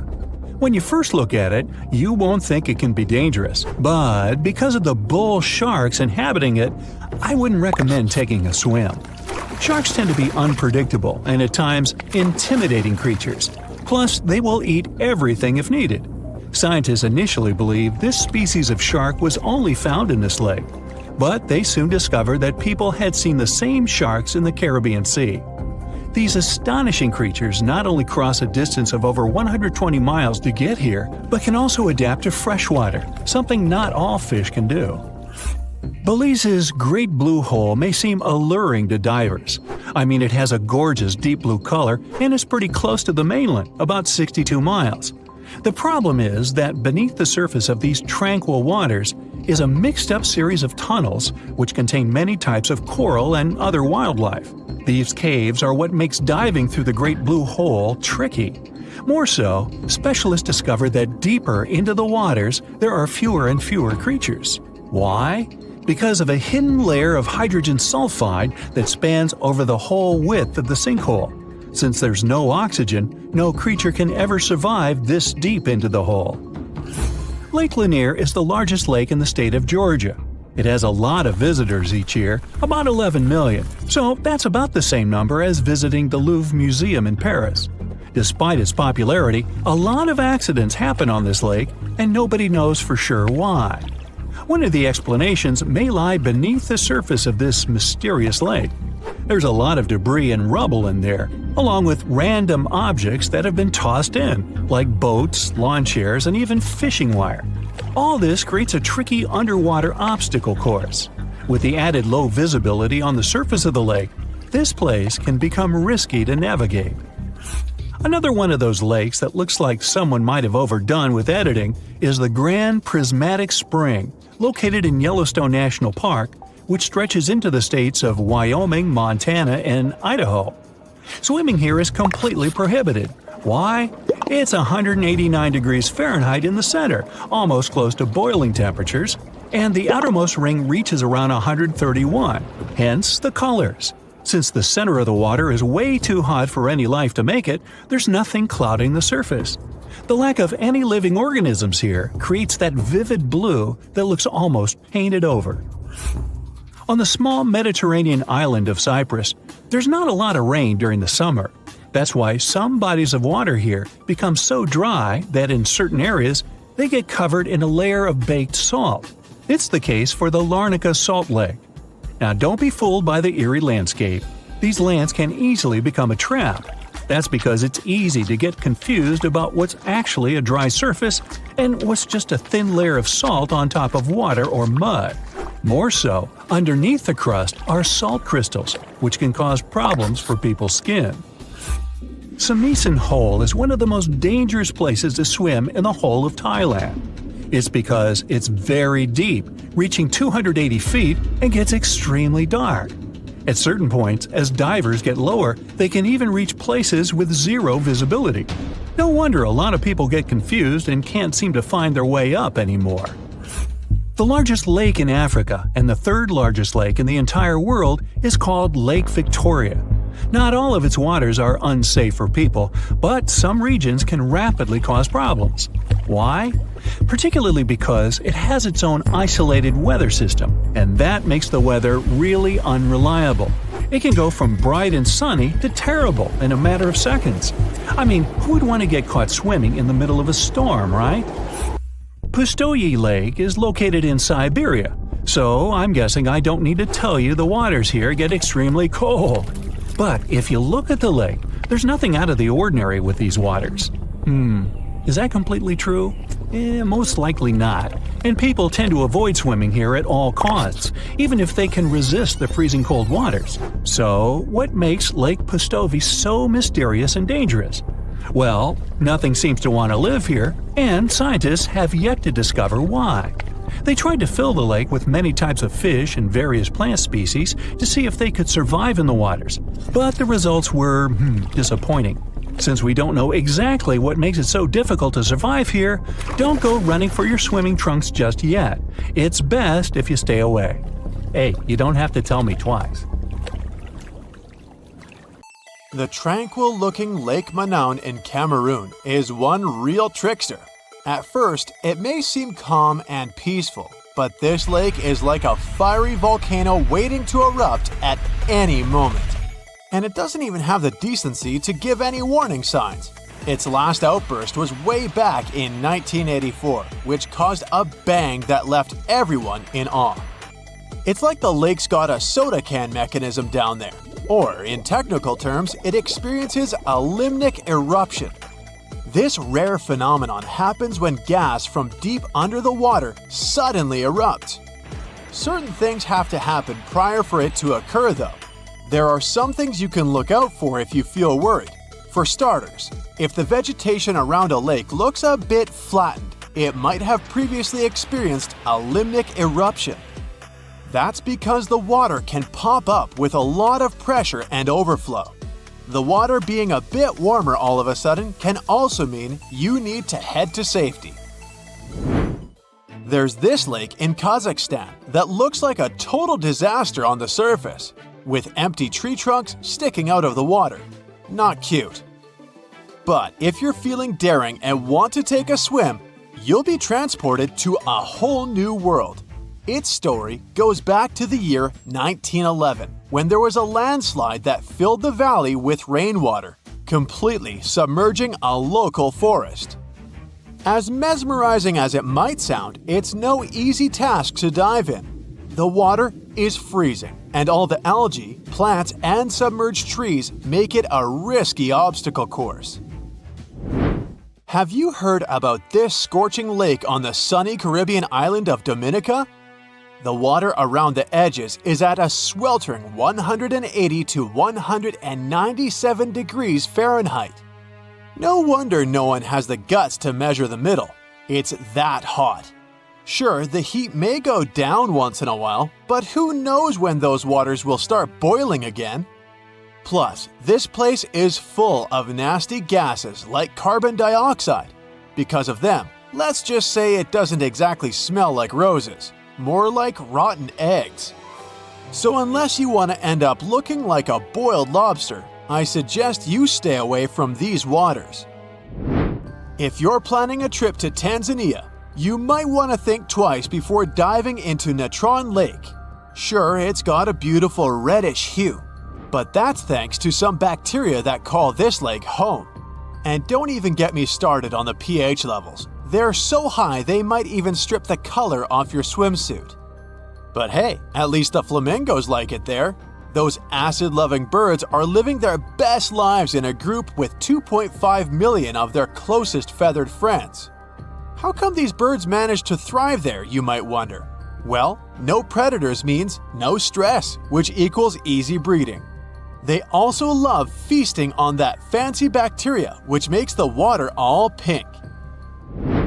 You may think that Belize's Great Blue Hole is just calling out to you with its stunning blue hues and close proximity to land. But hold your flippers, because there's a catch. Sure, it's about 900 feet across and 300 feet deep, but lurking beneath the surface is a confusing pattern of tunnels filled with coral and wildlife. It's like finding your way through a maze at a theme park, but with more fish. And as if that wasn't tricky enough, the deeper you go, the fewer creatures you'll encounter. Why, you ask? Well, it turns out that there's a sneaky layer of hydrogen sulfide that covers the entire width of the hole, depriving any living creature of oxygen. Plan on heading to the Devil's Kettle Waterfall in Minnesota? This one won't necessarily be dangerous for you, but you might end up losing some of your stuff out there if you don't pay attention. That's because this waterfall experiences a phenomenon that's a real head-scratcher for geologists. One part of the waterfall flows normally, while the other part disappears into a big ol' hole. And get this, not even ping pong balls can make it out. Scientists decided to investigate, and they went all out, even using GPS trackers. Initially, they couldn't figure it out until they realized that the hole acts like a giant blender. That water is getting spun around so hard, it's basically obliterating everything in its path. They finally measured the water volume and saw that it was still there, so it was supposed to come back out somewhere. The most likely explanation is that the water is probably re-emerging in the stream located beneath the waterfall. You've surely heard of the Bermuda Triangle. I mean, that's old news. But let me tell you about the Pacific's very own watery trap called the Devil's Sea. It's like a game of hide and seek, but with ships. They disappear and we can never find them again. The Kayo Maru No. 5 was on a mission to investigate a volcanic island, but the trip ended up being just one way. Add a dash of detective work to the subject and you'll find out the whole story about the Devil's Sea is more myth and less fact. But it doesn't make it any less interesting. If you're still interested in some mysterious ship disappearance, then Lake Superior is the place you'll want to read about. Even the most skilled scuba divers can't find a single piece of all those lost vessels. The main character of this lake story was a ship called the SS Edmund Fitzgerald, the biggest one to sink in the Great Lakes. To this day, people aren't sure why it sank. So, you're planning a little swim in one of the Great Lakes, huh? Well, might want to steer clear of Lake Michigan, unless you're really into extreme water sports. This bad boy has a reputation for being the most dangerous of the bunch, thanks to some sneaky undercurrents that like to snatch unsuspecting swimmers. Make sure to watch out for those pesky piers and docks that only add to the lake's swimming difficulty. If you're feeling adventurous, you might want to skip the months of October or November. This is when the temperatures start to drop and the currents get extra wild. Tibet has its dangerous lake too, and at first glance, it's gorgeous. But don't get too excited. It's got a salt content so high that nothing can survive in it. Some villagers around there actually consider it to be tainted with some sort of substance. The cherry on top? Other locals believe there's a selfish creature living in the lake who's hogging up all the space for itself. No wonder its nickname is Darkness. No list of dangerous waters is complete without Lake Victoria, the big kahuna of African lakes and the third biggest in the whole wide world. But beware. Not all its waters are safe for us humans. Some regions can be real troublemakers because this lake has its own personal climate. And what does that mean? Mostly that you can't trust the weather here one bit. You could be soaking up some sweet rays 1 second, and the next you're running from a torrential downpour. Unless you want to be caught swimming in a storm, steer clear of this moody lake. You might have already seen pictures of Lake Hillier. It's like a giant pool of grapefruit juice in Australia. Scientists have been scratching their heads over it for centuries because they still can't figure out with certainty why it's pink. But here's the kicker, it's not the only one. Yep, there's another pink lake out there called Lake Retba. Both of these lakes have super high salt content, which is apparently a magnet for some fancy microorganisms. These little guys produce beta-carotene, you know, the substance that's in carrots. And that's what gives these lakes their groovy colors. Interested in swimming in this lake? It's not technically dangerous because the water has such high amounts of salt in it. There are no scary sea creatures to worry about. But, on the other hand, you'll need to make sure you don't accidentally take a sip. Drinking highly salted water will make you dehydrate faster than a plant in the desert. You can find many picturesque lakes in Louisiana, but one of them stands out among all the others.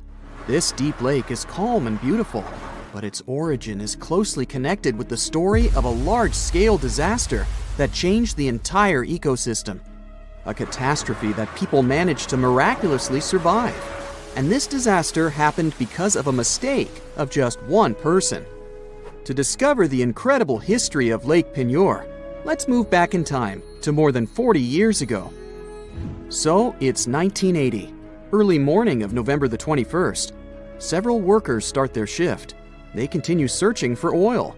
A drill on an oil rig in the middle of the small Lake Pinure is an important part of this process.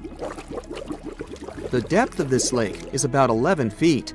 If a grown-up person stands on its bottom and raises their hands, their fingers will reach the surface of the water. Everything goes without problems at first, but then the drill stops. It seems to have jammed at the bottom. Workers try to free the drill, but they can't do it. The engine gets overloaded, and people hear a few pops coming from below. At this moment, the entire rig begins to lean toward the water. The workers on the platform realize that something terrible is happening, so they run to the shore. A strong rumble comes next. The colossal $5 million drilling rig, with a height of a 15-story building, is slowly sinking into the water. But the lake's depth is no greater than a 1-story building. How is it possible? Imagine the water leaving your bathtub through the drain hole. The same thing is happening to the lake now. The drill has punched a small hole in the walls of a salt mine, whose tunnels run through the rock under the lake. And now, millions of gallons of water are pouring into these tunnels. The created pressure is 10 times as great as that in a fire hydrant stream. The miners find out about the disaster. While the water is flooding the tunnels, they're trying to evacuate from the mine. 50 people are making their way through the water and mud using mine carts. A slow elevator can only lift 8 people at a time.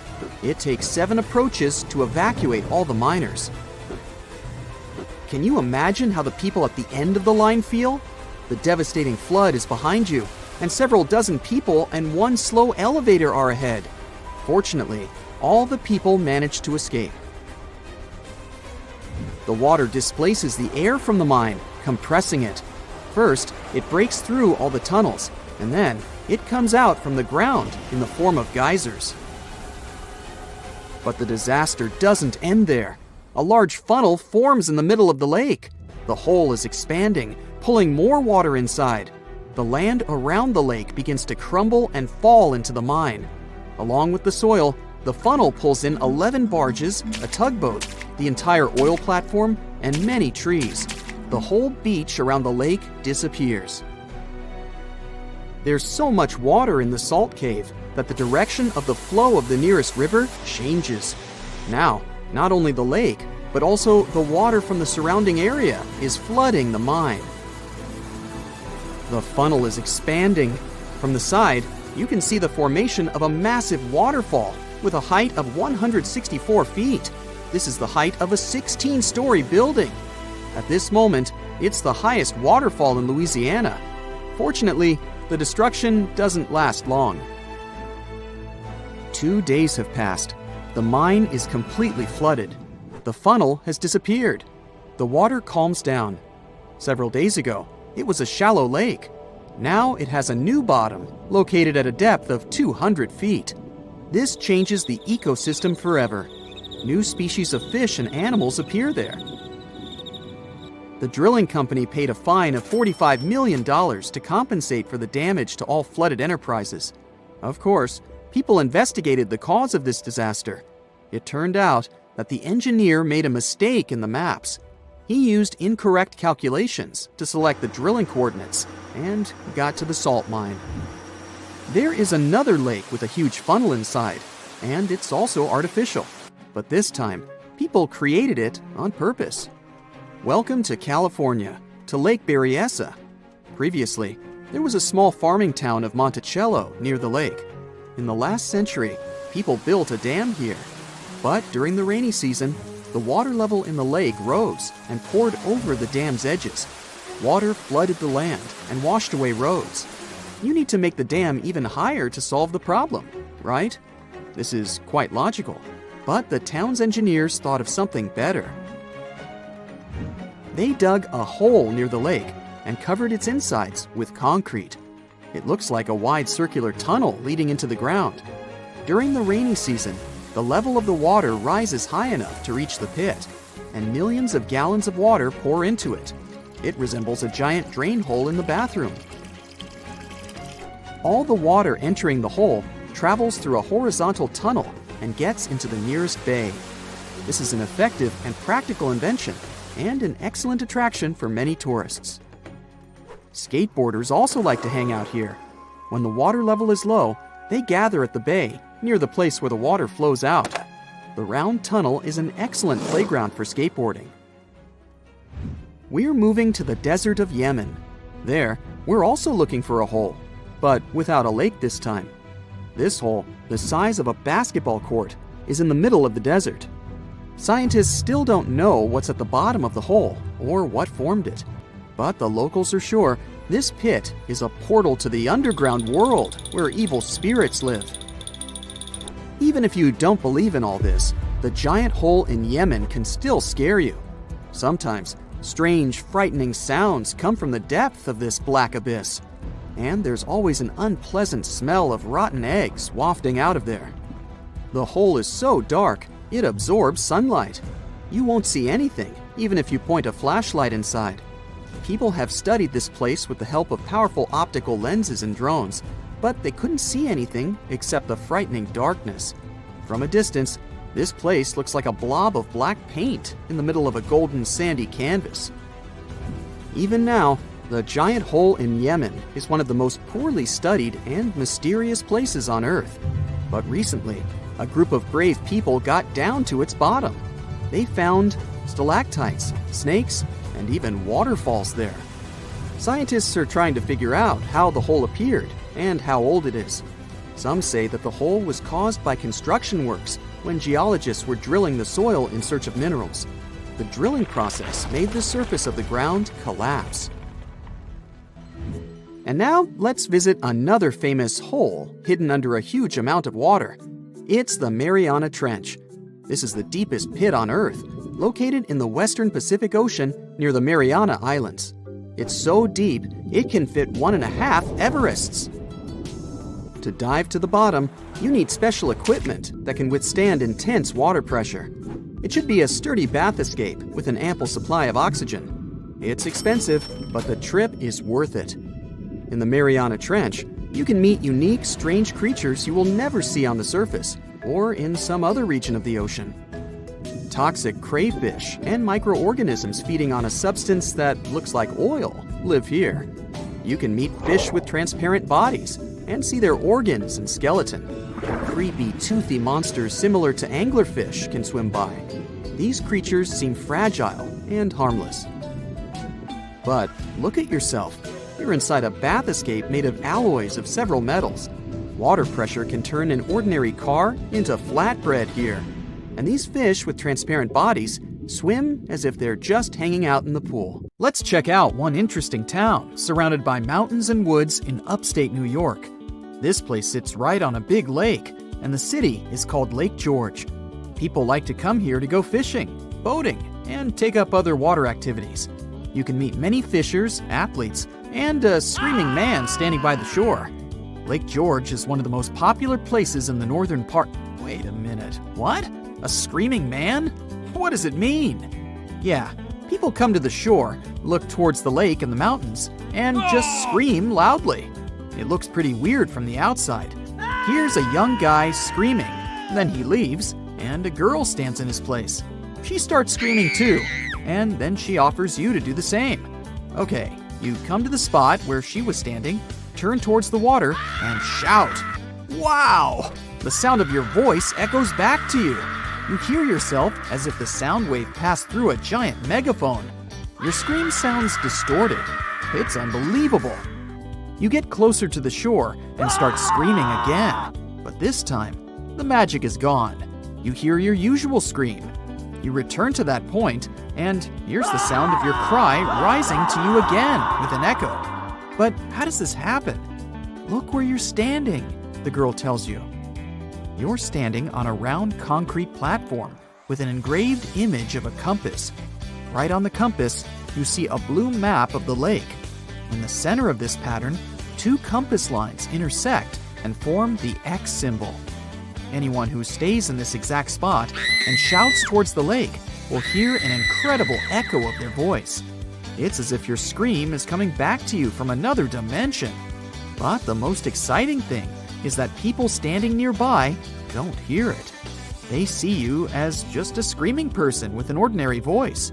They can hear the echo only in this X spot. Scientists still can't explain this acoustic phenomenon or figure out the reason for this behavior of the sound waves. All they have is guesses and theories. The concrete platform is surrounded by a small curved wall from the lakeside.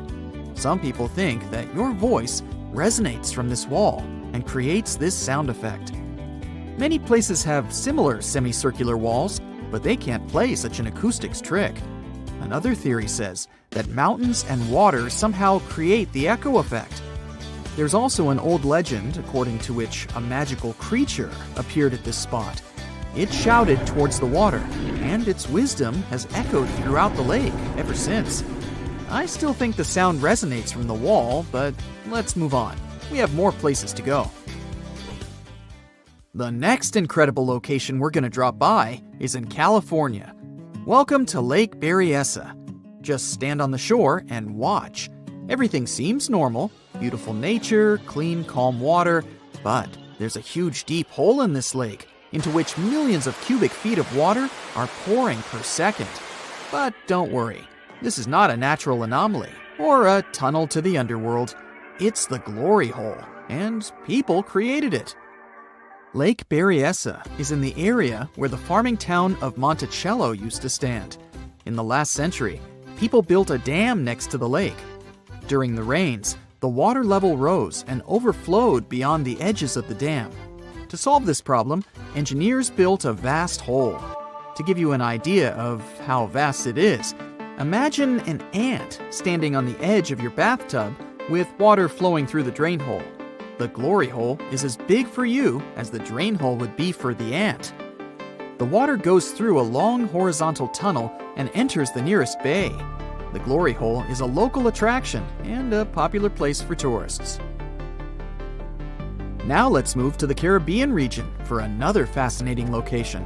Here, among the clear blue sea, you can find a unique lake on one of the dreamlike islands. Its entire territory looks like a giant concrete platform. But don't swim in it. Steam emanates from the lake's surface because of high temperatures. Almost all the water here is liquid asphalt. Pitch Lake is the largest asphalt deposit in the world. Its depth is 250 feet, which means that a passenger Boeing can fit there in an upright position. Scientists haven't yet studied the lake thoroughly. They think there's a fault in the Earth's crust underneath it. Natural gases and oil pass through this crack and mix with water. Then, all this liquid goes through many chemical reactions and turns into asphalt. the lake contains about 10 million tons of hot material, according to rough estimates. Theoretically, no life can exist in such conditions, but scientists discovered a colony of microbes there. This means that life outside of our planet can exist.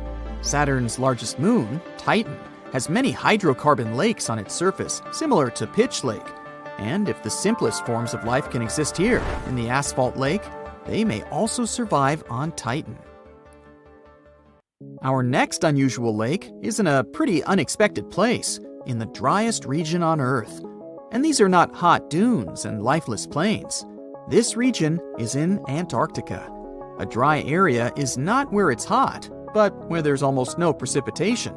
The desert is not heat and sand, but the absence of life. Some areas of Antarctica meet these two criteria. It's so cold here that a mug of tea can freeze in a minute. But the lake we want to see doesn't freeze. Although it's not even a lake, but a pond, because of its tiny size and depth of several inches. It resembles a large puddle of icy water. It doesn't freeze because Don Juan Pond is one of the saltiest reservoirs on the planet.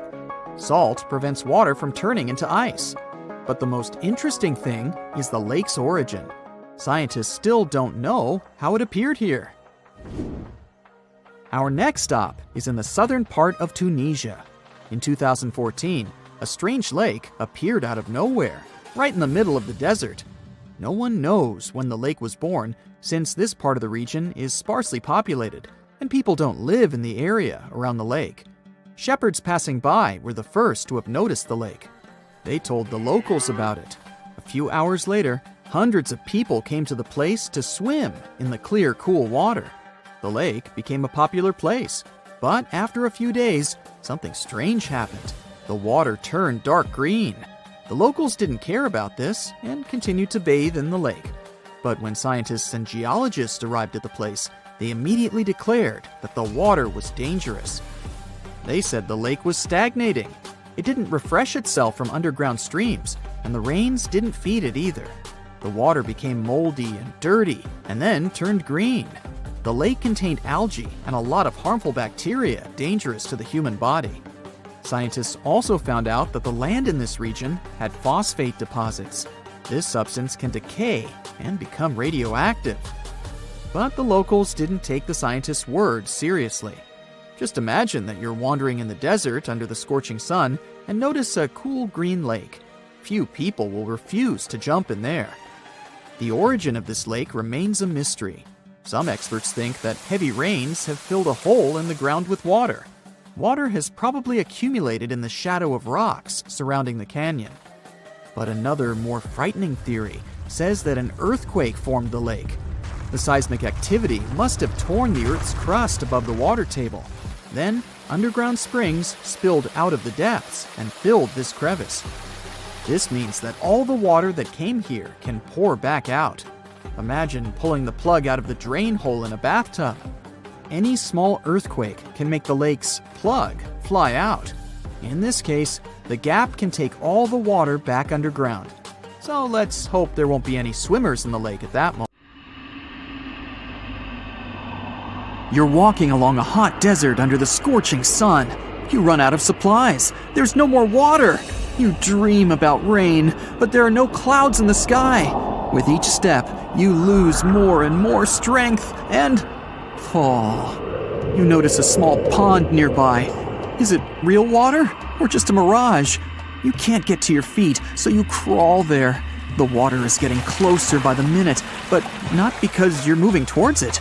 It's the water approaching you. In a few minutes, the pond area increases. Here, you're already in it. A small lake is formed, 60 feet deep, at the place where the piece of desert was. This real event happened in 2014 in the Tunisian desert.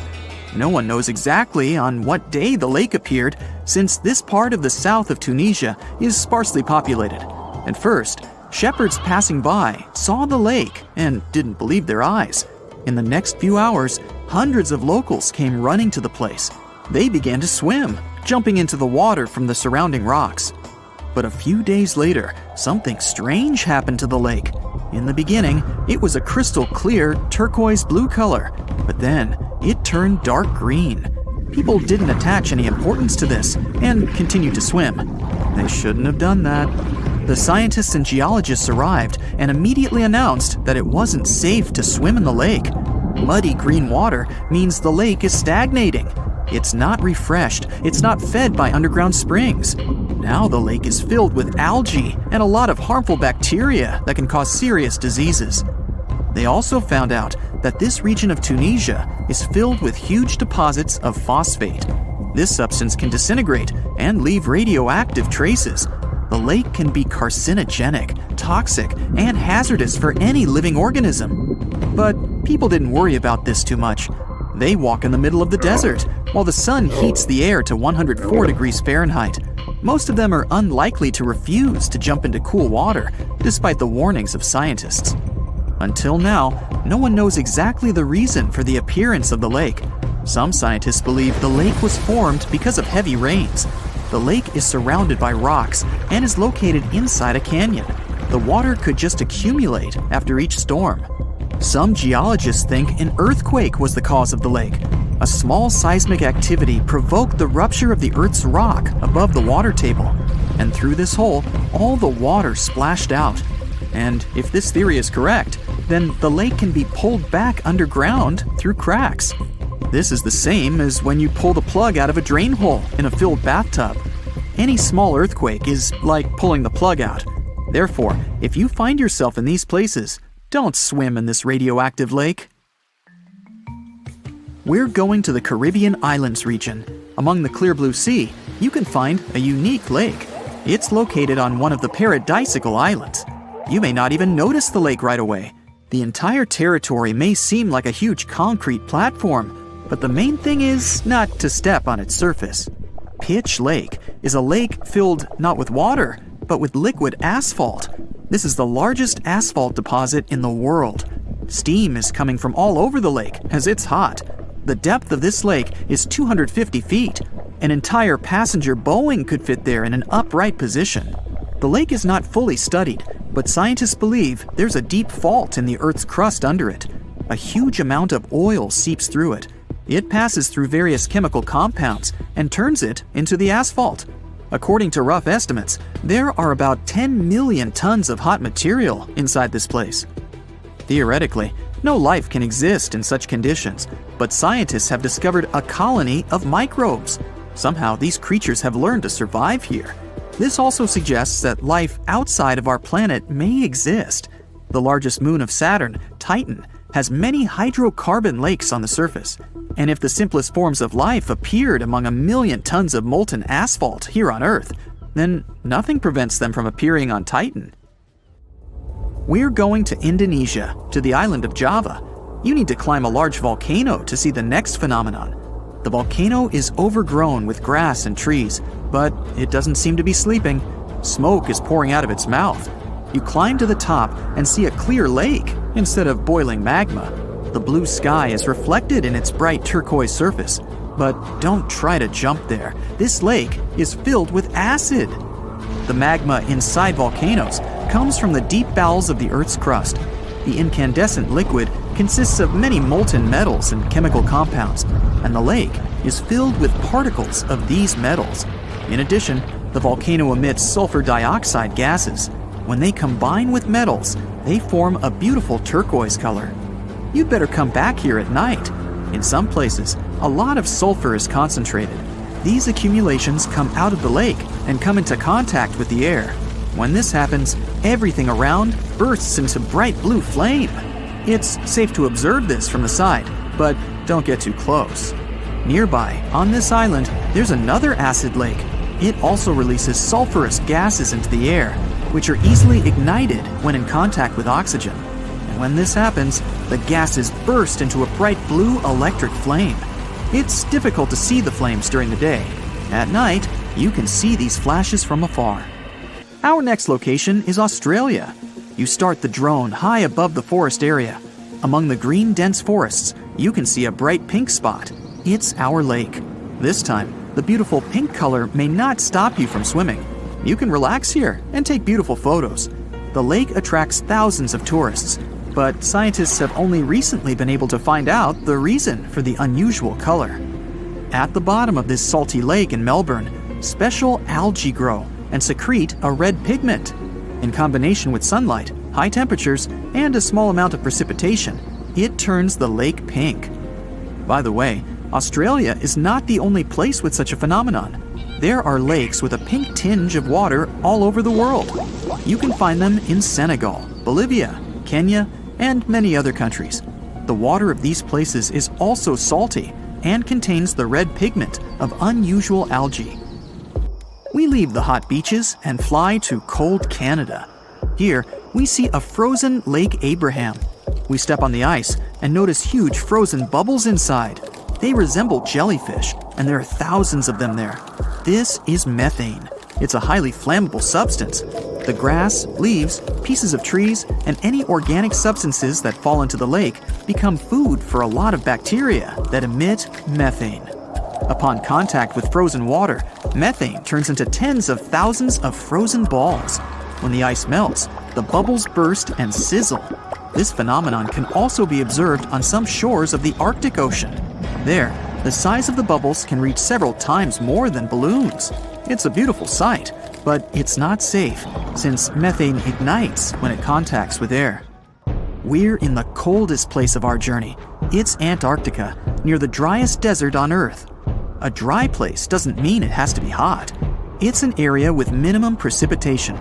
The desert isn't sand and cacti, but a place where almost no living life inhabits. Some areas of Antarctica meet these two criteria. However, in this icy desert, you can notice a tiny lake.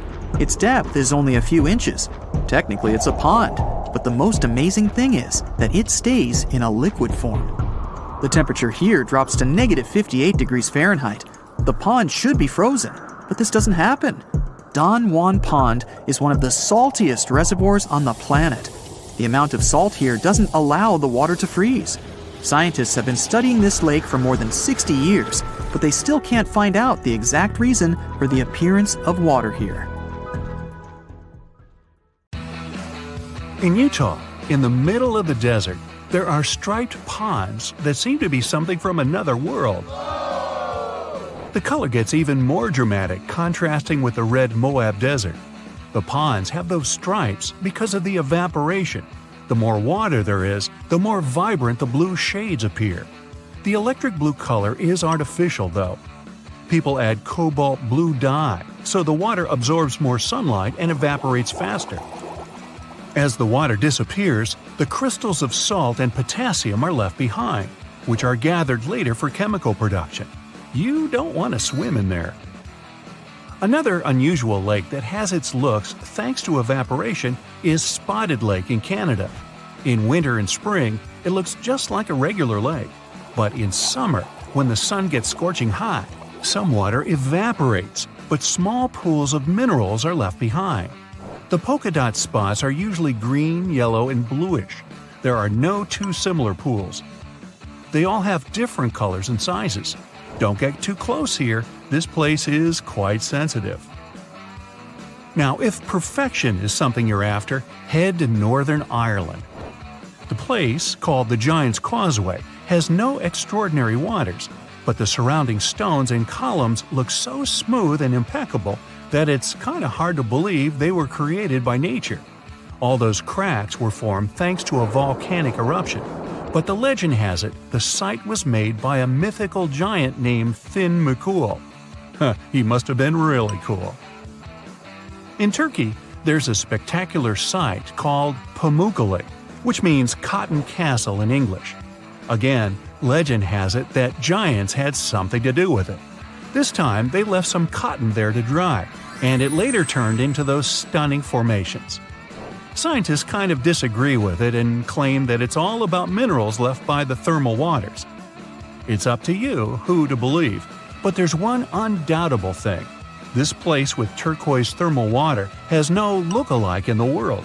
If you ever pop in this place, don't miss a chance to take a look at ancient Roman ruins left there. Back in 1802, humanity spotted something they never saw before: the pink water. Nope, it wasn't some fancy strawberry lemonade or something. It was an actual source of flamingo pink water.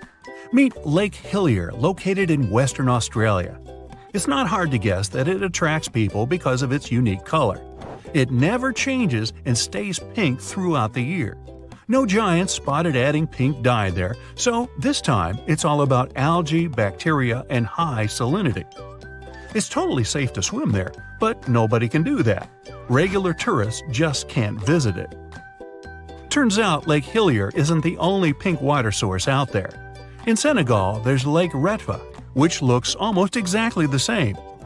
It looks like an extra-large milkshake for the same reasons: high salinity and algae that love salt. These algae produce red pigments to help absorb sunlight, so the lake color gets even more intense in the dry season. The notorious Thors Well isn't as dangerous as they say, but it looks a bit scary at high tide. The water fills it from underneath, bubbling and bursting up. Then this vigorous spray of water goes back into that hole, so it seems endless. One more place that depends on tides is Mont Saint-Michel in Normandy, France. The magnificent castle is surrounded by water, but not permanently. Choose the time wisely, it all depends on the moon. The highest tide can be seen 36 to 48 hours after a full moon. Chances are, if you come there at the wrong time, you'll see nothing but a couple of puddles. The Budagaica crater in Siberia looks like a doorway to the neither. It's about a half-mile long and nearly 300 feet deep, and it never stops growing. The deeper it gets, the more layers it has. They show what our planet looked like thousands of years ago, as the slumps reveal the used-to-be climates. The crater appeared back in the 60s, and it all started because of rapid deforestation. Trees no longer cast shades on the ground, and it got hotter. The permafrost melted, the soil cracked, and the crater appeared. In the middle of the Atacama Desert, Chile, you can spot a super weird thing. The rocks rise out of the sand right in the shape of a hand. No giant here again, just a sculptor-artist who made it. Some desert rocks can even walk. Walking rocks, also known as sailing rocks, can move on their own and leave long tracks across one of the valleys in California. Scientists even installed GPS navigators on some of them, and they showed those rocks can move pretty fast. Many researchers believe it's all about temperatures. At night, the desert almost freezes over, and the sheets of ice formed underneath melt during the day, so the rocks literally slide. Gippsland Lakes, Australia, can glow at night. Bacteria get agitated in the water when the algae bloom, and their movements give that bioluminescent effect. Still, the beauty of red algae bloom is extremely misleading. Red algae contain high levels of ammonia, so think twice before diving in. It's safer to enjoy the scenery on the shore. Just a tip, you should probably do that with your nose closed. The decaying algae doesn't smell like roses. Phew. Water often glows because of bioluminescent jellyfish, and so do caves. In New Zealand, there are glowing worms that emit greenish-blue luminescent light. You can see these guys only in total darkness. These worms are carnivores, and the main reason why they glow is to attract prey, so beware. They also make webs, just like spiders. To see them, head to the Waitomo glowworm caves. There are even guided tours. Chocolate hills? Yummy! The name is explained by colors. Those hills in the Philippines have a range of brown and green colors. Have you seen a green chocolate though? This spot has such a sweet nickname because the foliage gets brownish in the dry season. The hill shape is so regular that it's often mistaken for being artificial. Still, these are just some uplifted coral deposits, appeared because of rainwater. Just imagine a beach of ketchup spilled for miles and miles and a never-ending portion of French fries. Okay, it's just a dream, but a ketchup-red beach exists in real life in China. It's called Punjin, and it's at least 18 miles long. Usually, either giants or algae are responsible for such phenomena. This time, these are algae. They turn red in fall and make this beach one of the most colorful in the world. Good news, it's open to the public, but only a small section. We've seen a red beach, off to red waters. Antarctica isn't only white, it can be red too. In the Taylor Glacier, there's a crimson waterfall coming from a super salty lake. The water is rich in iron, which forms rust when it reacts with oxygen. The water stays liquid even at sub-zero temperatures because of the high salinity. Glass Beach in California is another beach that looks so incredible that many people don't believe it's not made by humans. Well, they're partly right. The glittering, colorful glass stones used to be bottles dumped into the ocean. The waves took these bottles, broke them down, polished them to perfection, and voila! The beach is ready. Another thing created by accident is Fly Geyser in Black Rock Desert, Nevada. An energy company was drilling the soil in search of geothermal water, and boom! Today it's a scalding fountain of green and red water rising up to 5 feet high.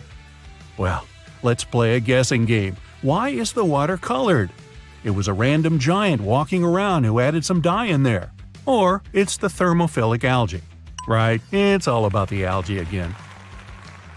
In western Venezuela, locals living close to the Catatumbo River aren't afraid of lightning because they see it almost every single night within the clouds. It starts at around 7 p.m. and doesn't stop until dawn. The everlasting Catatumbo lightning once stopped for a few months, from January to March 2010. It was probably due to drought. No magic algae in this river, guys. Many believe it's just because of cold and warm air currents meeting around the area. Now, this island may not have incredible natural phenomenon, colorful algae, or even giants, but it has an enormous population of cats, which makes it literally the best place in the world, if you like cats. Cat Island in Japan has quite a plain story. Back in time, people would go there in search of silkworms. Mice feed on those worms, so cats were a must there. If tourists come there, they can stay in cat-shaped cabins. Clever. Naturally, no dogs are allowed there. Oh, and if you want to make a donation, you can always feed the kitty. We've all heard of the Sahara. Sure you have. It's the largest hot desert on the planet. A sea of sand covering an area larger than the contiguous United States. But have you ever wondered what lies beneath the sand dunes? To answer this question, we must travel deep into the past of our blue planet. Up until some 6,000 years ago, the Sahara was grassland. Humans were around at this time, not me, spreading agriculture around the planet. In the north of Africa, the color green dominated. Plenty of rainfall meant that there were lakes, rivers, pastures, and even forests. A completely different image of the Sahara from the barren landscape of today. But then the climate started to shift. The region became parched, and the vegetation started disappearing. The wind did the rest. It took away the fine sediment after there were no plant roots to hold the ground together. Give it a couple thousands of years, and you get a familiar image of the Sahara. Sand and rocks stretching as far as the eye can see. But when it comes to volume, only a quarter of the Sahara is actually sand. The yellow sands of the Sahara are just one part of the story. The desert has many other features, such as gravel plains, salt flats, and plateaus. Makes you think if we understand the word desert correctly. For people who study such terrains, geologists, there is only one condition for defining a desert: precipitation. If an area gets little or no rain, then it's considered a desert. The Sahara certainly fits the bill. Its average annual rainfall is just 3 inches. Compare that to the nearly 45 inches a year in New York. When we look at precipitation, this sandy desert is only the third largest in the world. Number 1 and 2 are Antarctica and the Arctic. They are larger than the Sahara by millions of square miles. It sounds odd, but there is more than one type of desert. The first two are polar deserts, while the Sahara is a subtropical desert. But the difference in air temperature are staggering. In Antarctica's interior, temperatures plummet to minus 76 degrees Fahrenheit. Compare that to the highest temperature on record in the Sahara of 136 degrees Fahrenheit. But this desert has a cool side. At night, the temperature is roughly the same as the average yearly temperature in Denmark. This hot and cold roller coaster makes it hard to choose the right outfit when venturing into the Sahara. And what about the sand? How deep is it actually? The depth varies between 70 and 140 feet. That's not too deep. If you put the Statue of Liberty in a tall dune, half of it would still stick out of the sand. Its vast amounts in the Sahara were created by aeolian processes. That's Greek for wind. Over time, it blows and shapes the surface of the earth. In dry areas with sparse vegetation, winds erode the ground much faster. That's what happened in North Africa. Under all that sand is the bedrock and cracked clay. If you started digging, you would find the same everywhere on the planet, with one important difference. There is some type of soil covering the bedrock. This is not the case in the Sahara. Because of the arid climate and a lack of vegetation, sand covers the ground below. Over the course of thousands of years, a lot of interesting finds ended up in the desert sand. For example, there are petrified tree trunks. These are essentially preserved prehistoric trees. They date back to the time when the region was lush green. In some places, the trees of this fossilized forest are at least 65 feet tall. The wood is so well preserved that you can still see the texture and knots. There are even fossilized pine cones. In 1992, scientists found glass fragments in eastern Sahara. These canary yellow glass shards were scattered across hundreds of miles. They didn't belong to an ancient civilization, although ancient Egyptians used them to make jewelry. In fact, the breastplate of King Tut had a beautiful scarab beetle centerpiece made from this desert glass. For a long time, scientists were puzzled about the true origins of these fragments. They finally concluded that the glass was around 29 million years old. It is an impact tape. If that sounds like it has something to do with the word impact, you are correct. These rocks are formed when a meteorite hits the surface of the Earth. This generates a lot of heat. Scientists estimate that the temperature needed to melt this mineral was close to 3,000 degrees Fahrenheit. Apart from the regular fine-grained sand, we also have melted sand in the Sahara. But the desert conceals other unlikely artifacts. Shark teeth are a common find in Morocco, which sits in the western part of the Sahara. What are the fossilized teeth of these marine predators doing in the middle of the desert? This part of the world looked entirely different millions of years ago.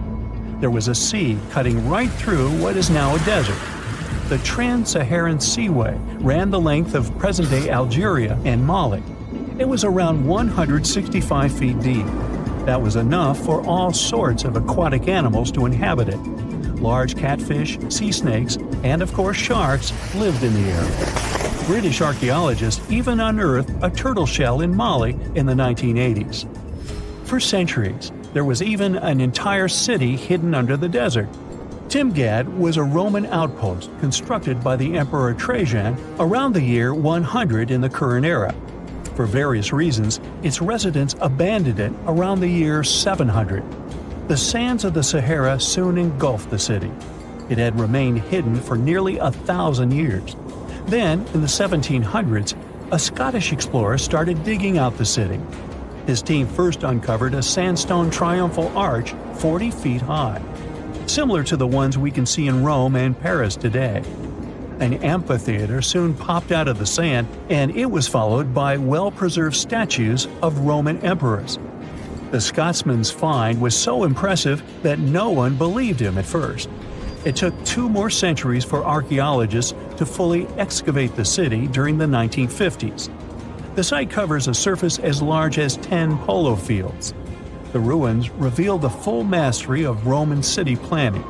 All the streets meet at a right angle in what is known as an orthogonal grid. You can find the same layout in modern cities such as New York. Historians estimate that during its heyday, 10,000 people called Timgad home. Different nationalities lived here, from Romans to people of African descent.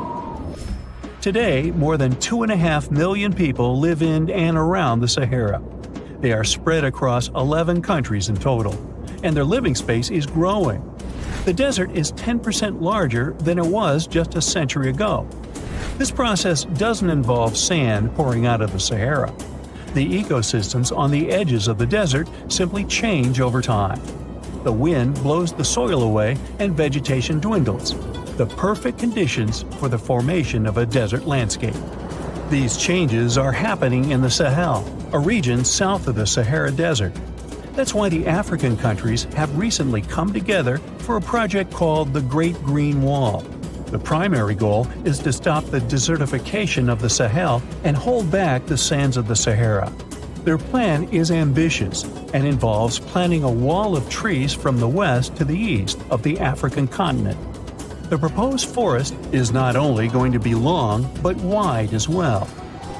The Sahara and the Sahel share a historic bond.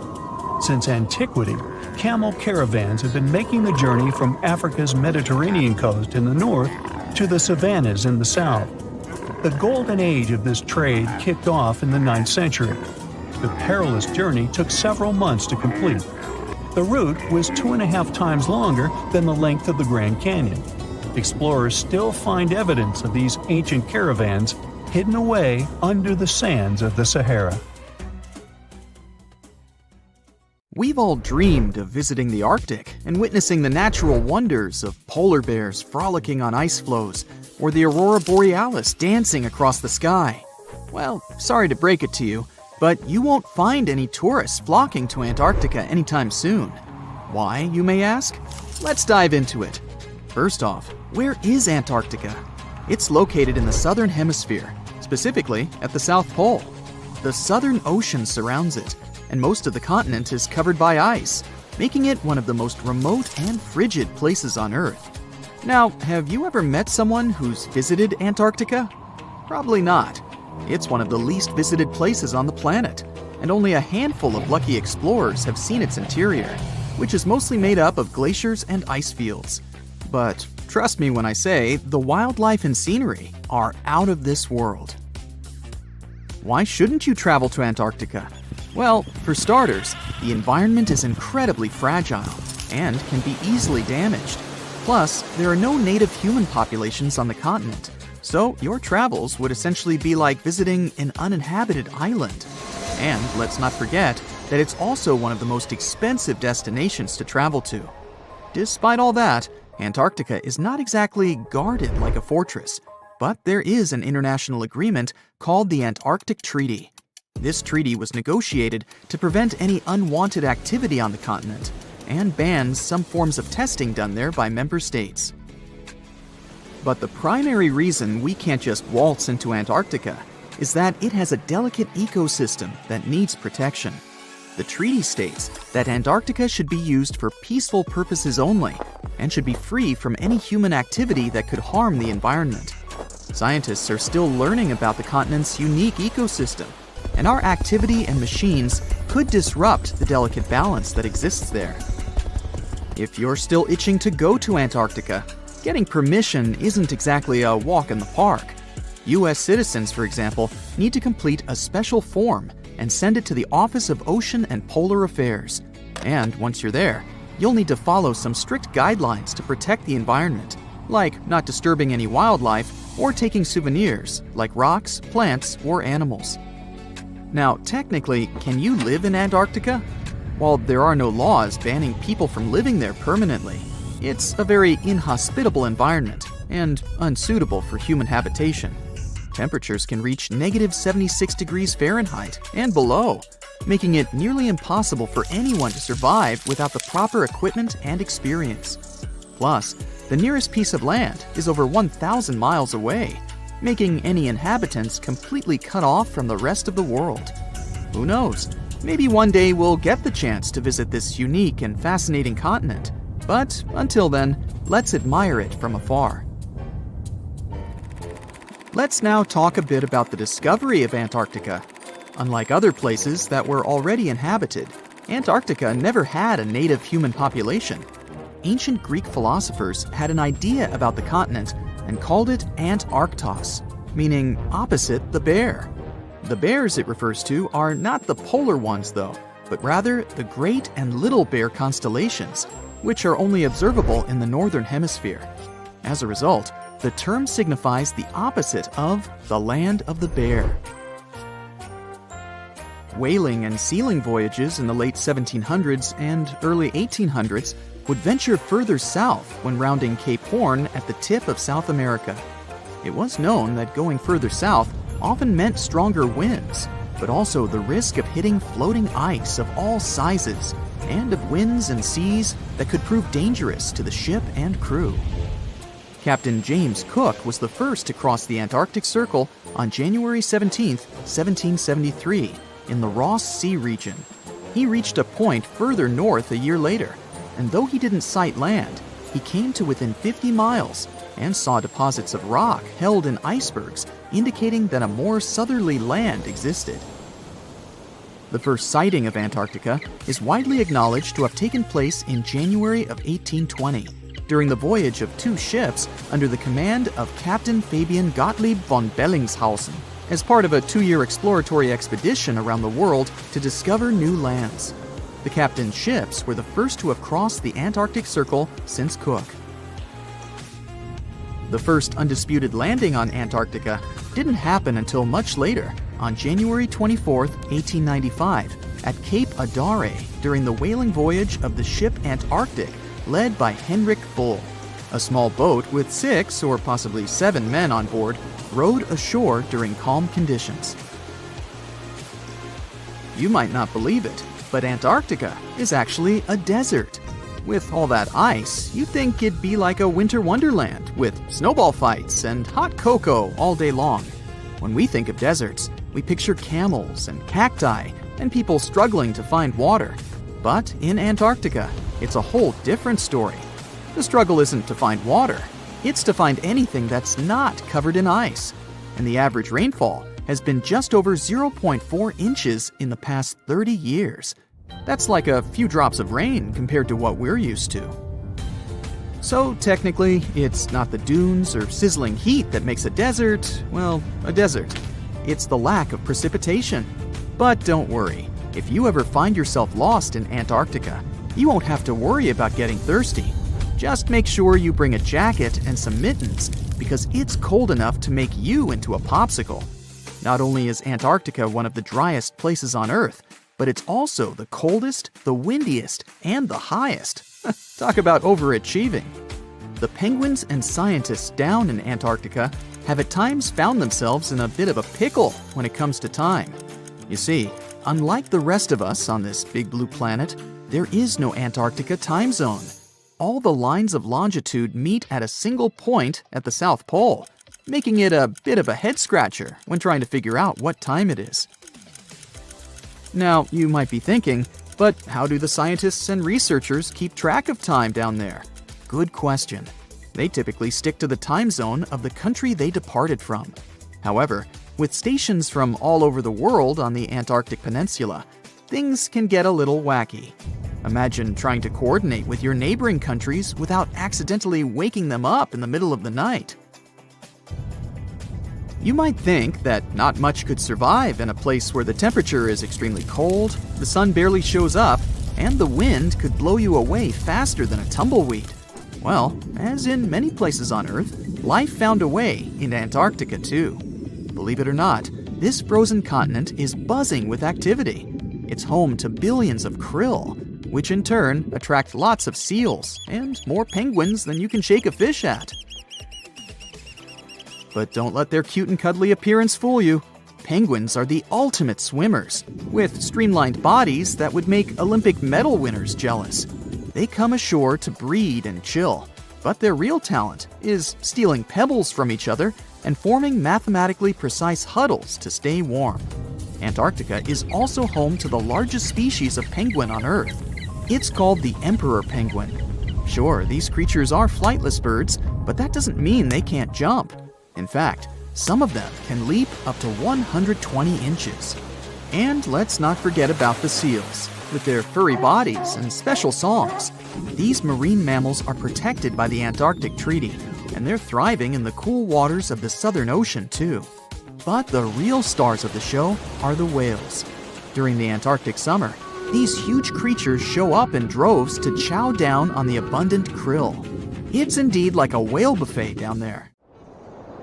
In November 1922, a boy walked through the desert mountains of Egypt and discovered some ancient steps carved into the rock. Subsequently, this find became one of the world's largest and most significant archaeological discoveries. This step was part of Tutankhamun's untouched tomb. Archaeologists found about 5,000 ancient objects, including jewelry, fabrics, painted vases, and funeral masks. You've probably seen one of them. It has become one of the most recognizable attributes of ancient Egypt. More than 100 years have passed since then, and now humanity has finally become close to another large-scale discovery, the tomb of Cleopatra. This queen was the last active ruler of the Ptolemaic Kingdom of Egypt, who sat on the throne from 51 to 30 BCE. There are many ancient records about Cleopatra, her reign, and her unusual personality, but until now, no one has discovered the secrets about her passing away in the burial place. So, one archaeologist, Dr. Kathleen Martinez, has been studying ancient records and temples around Alexandria for decades, and concluded that the tomb of the queen should be located under the ancient city of Taposiris Magna, founded in 280 BCE. It was a big city on the northern coast of Egypt, where tens of thousands of people were engaged in trade and industry, and it seems that Dr. Martinez's guesses turned out to be correct. She and a group of archaeologists have discovered a secret underground tunnel near Alexandria, with a length of about 0.8 miles. It was cut into the rock under Taposiris Magna's temple. During further excavations, they found many things that indicate Cleopatra's tomb lies in the tunnel's depths. It's also possible that she is buried there together with the Roman commander, Mark Antony. According to ancient records, Cleopatra and Mark Antony loved each other and together opposed the Roman Senate, which declared Antony a traitor. The fact that natural disasters have occurred on the territory of Taposiris Magna for thousands of years can complicate the excavations. Earthquakes and floods destroyed the city and possibly flooded its underground tunnels. But archaeologists hope the ancient tomb remains untouched, and that it hides many treasures and records about the royal life of ancient Egypt during the reign of the last dynasty. There's a chance that excavations will go underwater and in the mud. This will require much time and funding, but archaeologists are sure it's worth it. Anyway, it's too early to say that Cleopatra is really buried there, but scientists have found many things in the tunnel that confirm this, including clay pots, dozens of coins with the image of Cleopatra and Alexander the Great, as well as a bust with the image of the Egyptian queen. Cleopatra is still one of the most popular personalities in Egypt, on an equal footing with Ramesses III and Tutankhamun. She inspired many films, paintings, and books, but what made her so popular? She became famous for her inconsistency. She was a beautiful, intelligent ruler who pulled Egypt out of the crisis and made it a prosperous power. Medieval Arabic texts say she knew chemistry, mathematics, and philosophy, and may have written several scientific books. She knew several languages and had excellent diplomatic skills. At the same time, there are many legends that she was a femme fatale who drove many men crazy. However, there's no evidence that her beauty was incomparable. The image of a stunning model was created by Hollywood when it made several films where famous actresses performed the role of Cleopatra.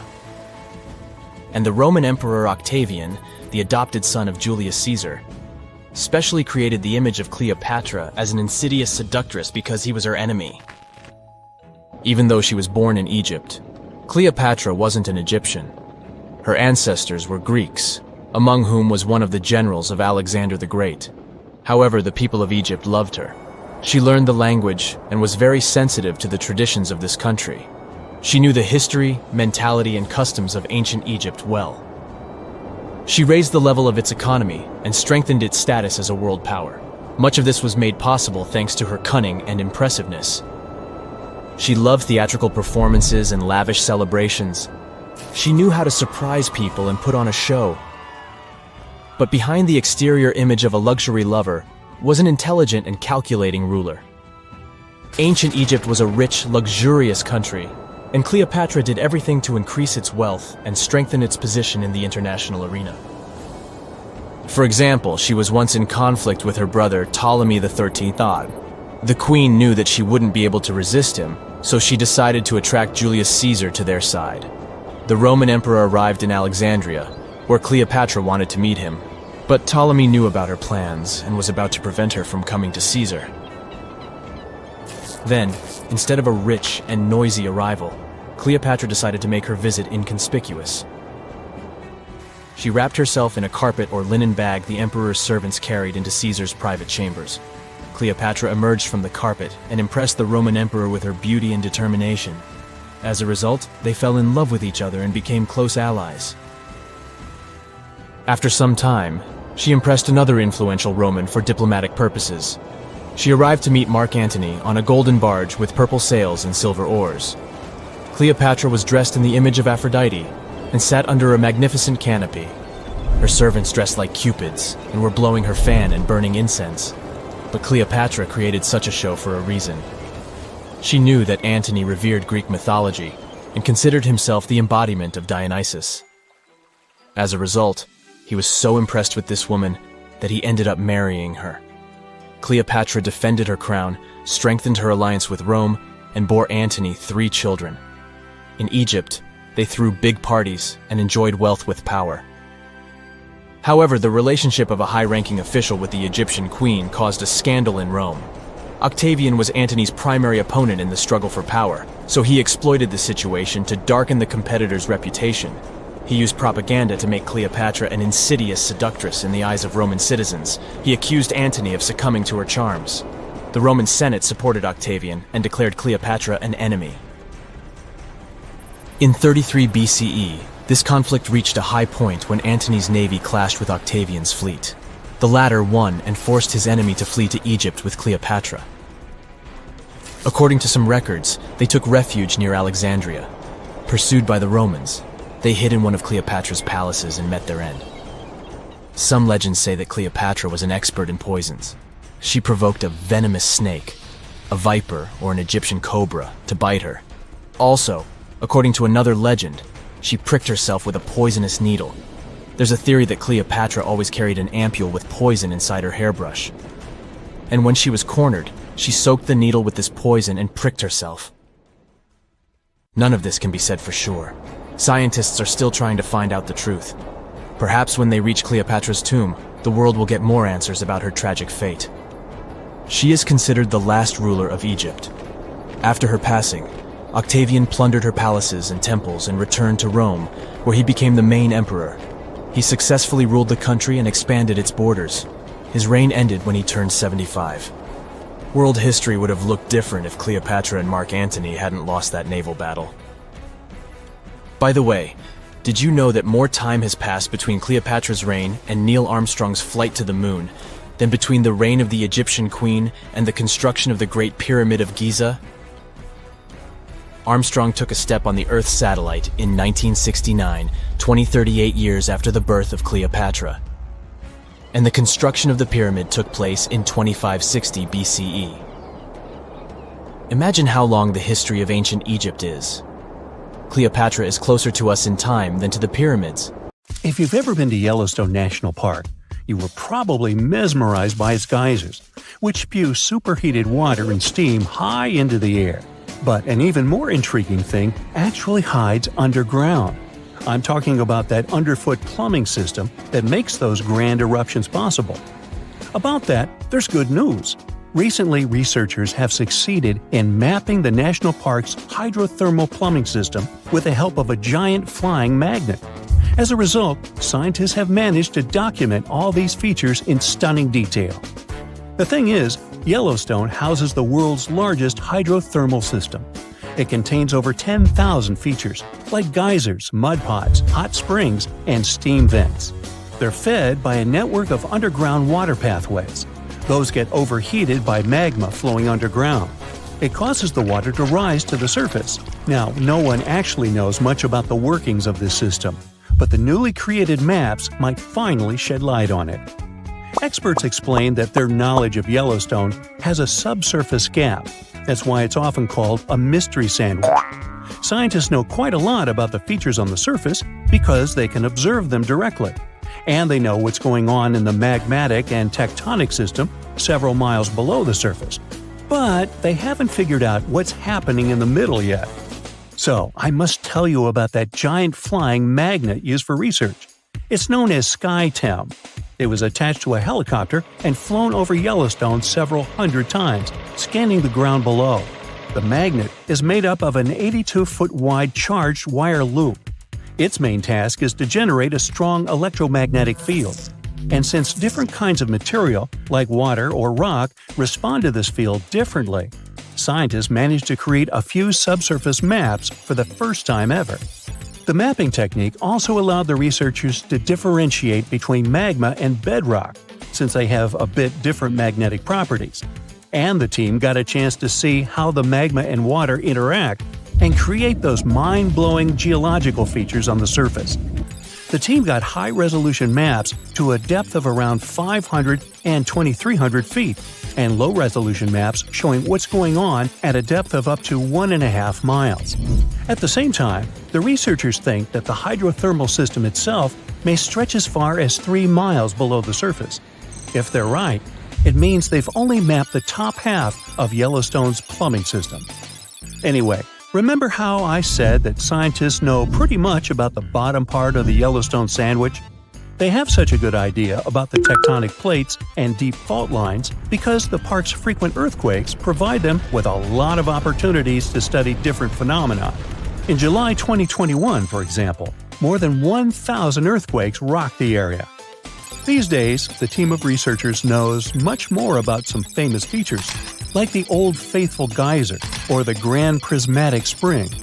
They've also found out that individual hydrothermal features on the surface can actually be connected to others, which can be as far as 6 miles away from them. Another interesting discovery is that even though Yellowstone geysers and hot springs vary in size, shape, color, volatility, and chemical composition, they are mostly fed by very similar underground sources. That means that the difference between the features appears closer to the surface. Now, I'm sure you've seen the iconic image of Yellowstone with a large rainbow-colored spring, fiery orange at its edges. So what makes these hot springs so colorful? Surprisingly, these awesome hues come from microscopic creatures. The temperatures in the springs are so high, they can easily and quickly cook you. Plus, the water there is super acidic, like the liquid in a car battery. But there are certain types of heat-loving microbes that don't mind these crazy conditions. You can even say they're thriving there. So every ring of a different color is, in most cases, a ring inhabited by different bacteria. And each species is adapted to a particular temperature or pH level, which measures how acidic this or that environment is. For example, take the Grand Prismatic Spring, yes, the iconic one. Its rainbow hues likely hint at the diversity of microbes living there. So, starting from the center of the hot spring, you can see a beautiful aquamarine color there. That's where the water temperature is the highest, reaching 189 degrees Fahrenheit, because this area is right over the underground water source. The water there is too hot even for microbes. That's why what you see is mostly clear water. As for the reason for its blue color, it's the same as why the sky is blue. Sunlight hits the surface of the water and the light scatters, but the blue light scatters the most, getting reflected back to your eyes. Now, the next ring of color is yellow, all thanks to certain cyanobacteria. The temperature in this yellow ring reaches 165 degrees Fahrenheit. If the conditions in the hot spring were a bit different, these bacteria would create a blue-green hue, thanks to a green pigment called chlorophyll.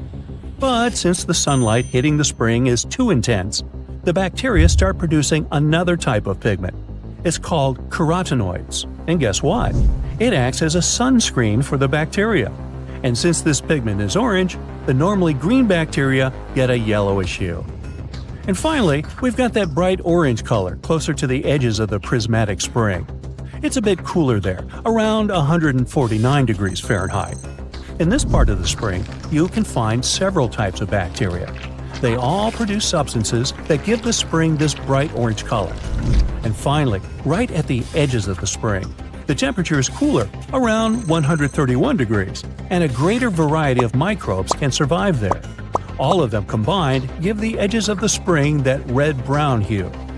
But scientists believe that people and their activity may have influenced the colors of Yellowstone's hydrothermal features. For example, in the past, the temperatures in the Morning Glory Pool used to be much higher than they are today.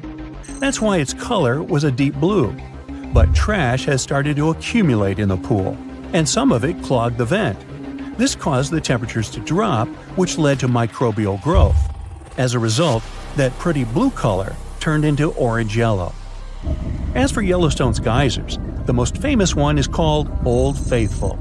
It got this name at the end of the 19th century because of how regular its eruptions were. This geyser is more active than the others, erupting about 20 times a day. Each of these magnificent events lasts from 1 to 5 minutes, and the fountain of steaming water can reach a height of 180 feet. Now, while talking about Yellowstone National Park, we can't but mention Yellowstone supervolcano, right? Supervolcanoes appear when huge volumes of magma are trying to escape from deep underground. Eventually, they burst through Earth's surface. Sometimes all this magma gets stuck, unable to break through the planet's crust. And then, massive pools of pressurized magma gather at a depth of several miles. The pressure keeps growing because more and more magma is trying to get to the surface. At one point, a super eruption goes off. You don't necessarily want to be around for that.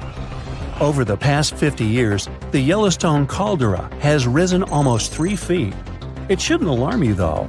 Experts are sure it's a natural behavior for Yellowstone. Periods of dome-shaped uplift are followed by the caldera lowering. Scientists think the supervolcano doesn't present any danger at the moment. For an eruption to happen, the magma inside has to be at least 50% molten. With Yellowstone, this number is just 5 to 15%. Even better, a recent study made the researchers believe the hotspot might be in a state of decline right now, even despite all the breathing and dome-raising activity. There have been at least 3 other super eruptions in the history of Yellowstone volcano. They happened 2.1 million, 1.3 million, and 640,000 years ago, long before video. The most recent super eruption was dubbed the Lava Creek eruption. It formed the Yellowstone caldera after spilling out 240 cubic miles of rock, dust, and volcanic ash. No thanks, I'll pass. Meteorites rain down on Earth every single year. Almost 63% of the 69,268 meteorites scientists have officially recorded in the Meteoritical Bulletin database have been picked up from a polar desert. From where? Antarctica. It's technically a desert because it gets little precipitation. The continent receives an average equivalent of about 6 inches of water annually, mostly from snow. The interior parts are even drier. Not much action happens to meteorites there. Deserts are like safe storage closets for them, and it's easier to spot meteorites there. In total, there are around 42,000 meteorites in Antarctica. Most of them have been spotted since 1976. The Sahara Desert in Africa isn't far behind. Nomads and treasure hunters have discovered over 14,000 meteorites there, especially since 1995. Then there's the Arabian Peninsula, mainly Oman, where they've unearthed about 4,200 meteorites. So why does Antarctica take the crown for its meteorite collection compared to other areas? It's not because more meteorites land there. Statistically, they can land anywhere. Antarctica wins because it's great at showing off these space rocks. The icy environment keeps them in mint condition. The contrast between the ice and space rocks makes spotting meteorites easy. Plus, there are spots called meteorite stranding zones, where the geology, ice flow, and climate team up to gather meteorites. Here's the sci-fi part. Satellites help researchers find meteorites. They use these space gadgets to spot the best places to search. Some of these meteorites are ancient, like 1 million years old. Now, when you think about how many meteorites there are, it's a bit like a pie chart. If you measure their weight instead of just counting them, things get interesting. Antarctica's slice of the pie gets smaller. On average, an Antarctic meteorite weighs about 2 ounces, like a small bar of chocolate. Ooh, chocolate. But in the Sahara, they've got all sizes, so the average is about a pound.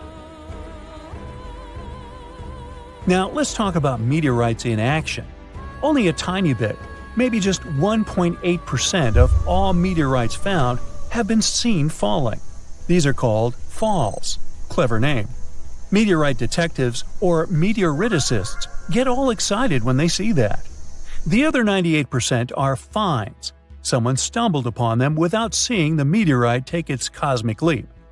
So when we only look at the ones that fell from the sky, most are called stony meteorites. These are like regular fellas of the meteorite world, but there's also a special kind called iron meteorites, or just irons. There are also super rare meteorites, called mesositerites, and pelocities, that are like a mix of metal and regular rock stuff. In places where humans live, like North America, people tend to find more iron meteorites than those that fell. That's because iron ones are usually bigger and more eye-catching. Farmers found some of these while they were working in their fields. Oh, surprise! A bunch of gigantic iron meteorites from places like China, Namibia, and the US make the chart slices huge. Now, check out this adventure. A group of scientists braving the crazy cold of Antarctica's icy desert to uncover some fresh meteorites found what they had been looking for. In fact, one of the meteorites weighed almost 17 pounds. The ones like that are pretty huge. Do they have an impact on Earth? Science says yes, they do. Meteorite impacts are more common than you think. About 17 meteorites smack Earth's surface every single day. Since most of the planet is covered with water, there are loads of places without people around. That's why these hits often go unnoticed. Most meteorites are just small bits zipping through our atmosphere anyway. By the time they touch down, they get tiny thanks to all the friction against the air. Not all meteorite impacts are wimpy. Some supersized ones have rocked our world. Remember when dinosaurs said bye-bye?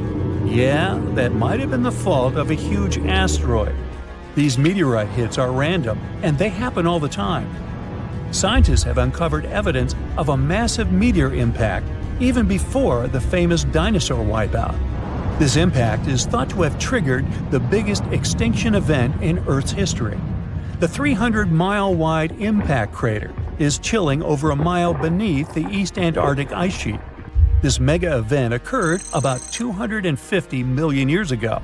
The epicenter of the crater is in the Wilkes Land area of East Antarctica. It might have started the breakup of the Gondwana supercontinent. It was a big landmass that included parts of what are now South America, Africa, Antarctica, Australia, and more. So, the Gondwana supercontinent started to chip off by creating a tectonic rift that pushed Australia northward. This Wilkes Land impact surpasses the one that led to the dinosaurs' extinction in terms of scale and could have caused catastrophic consequences at the time. The Hoba meteorite is a huge chunk of space stuff chilling on Earth. It crash-landed about 80,000 years ago in Namibia. The thing is a heavyweight, like twice the size of the next biggest meteorite ever found.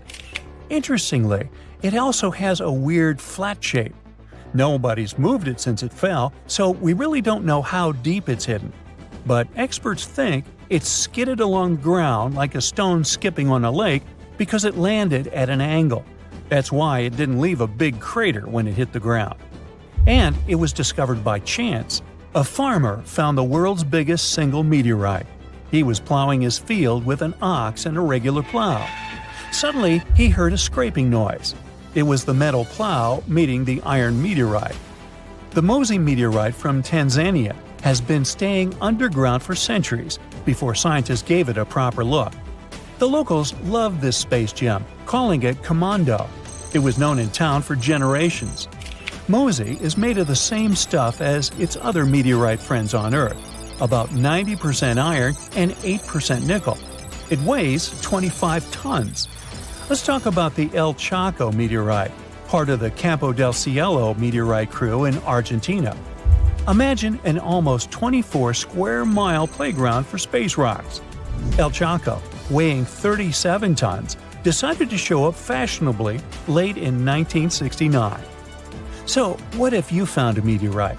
How can you tell for sure that it's not just some random rock? These space visitors have a few features that make them stand out from regular rocks. Firstly, meteorites are often heavier than they look because they're packed with heavy metals and dense materials. Secondly, most meteorites have some metallic iron, so magnets usually stick to them. If you've got a rock that's not magnetic, try suspending the magnet from a string. The third clue lies in their unusual shapes. Iron-nickel meteorites aren't smooth and round. Stony meteorites usually have a thin, crispy crust on the outside. It looks as if their surface melted a bit while moving through the atmosphere. Sounds like pizza to me. Suppose these tips won't help on your quest. Then consider this. Light-colored crystals are not meteorites. Those pretty things, like quartz, are common on Earth, but they don't hang out on other planets or moons in our solar system.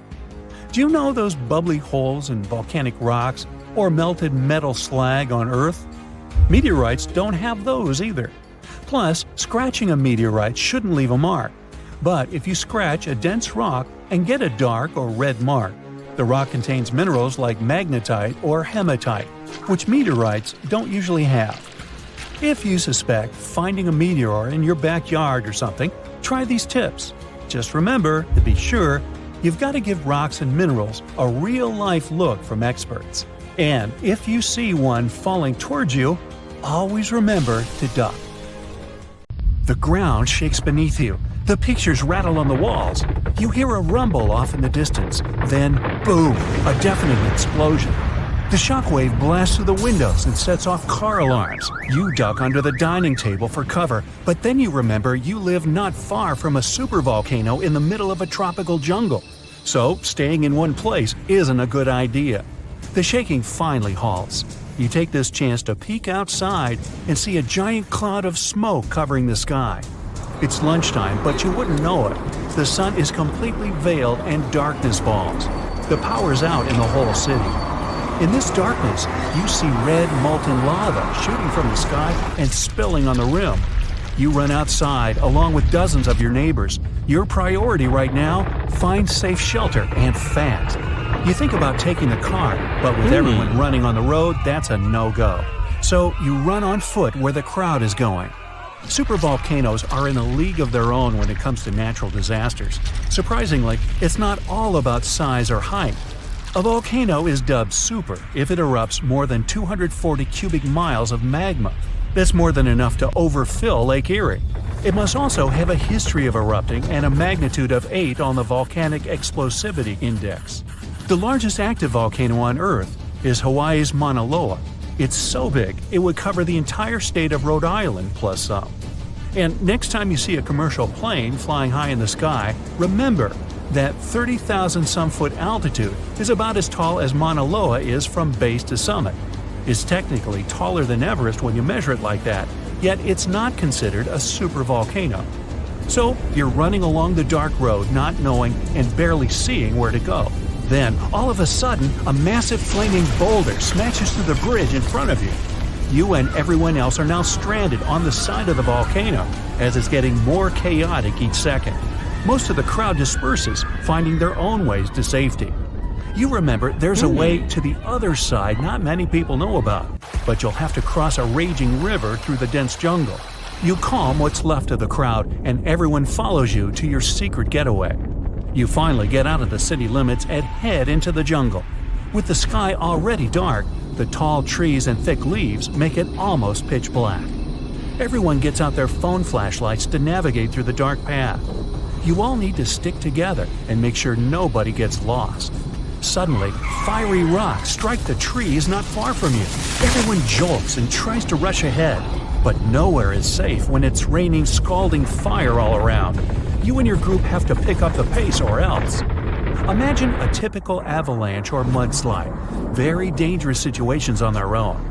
Now, imagine an avalanche of lava rocks and lava sliding down a mountain instead of mud.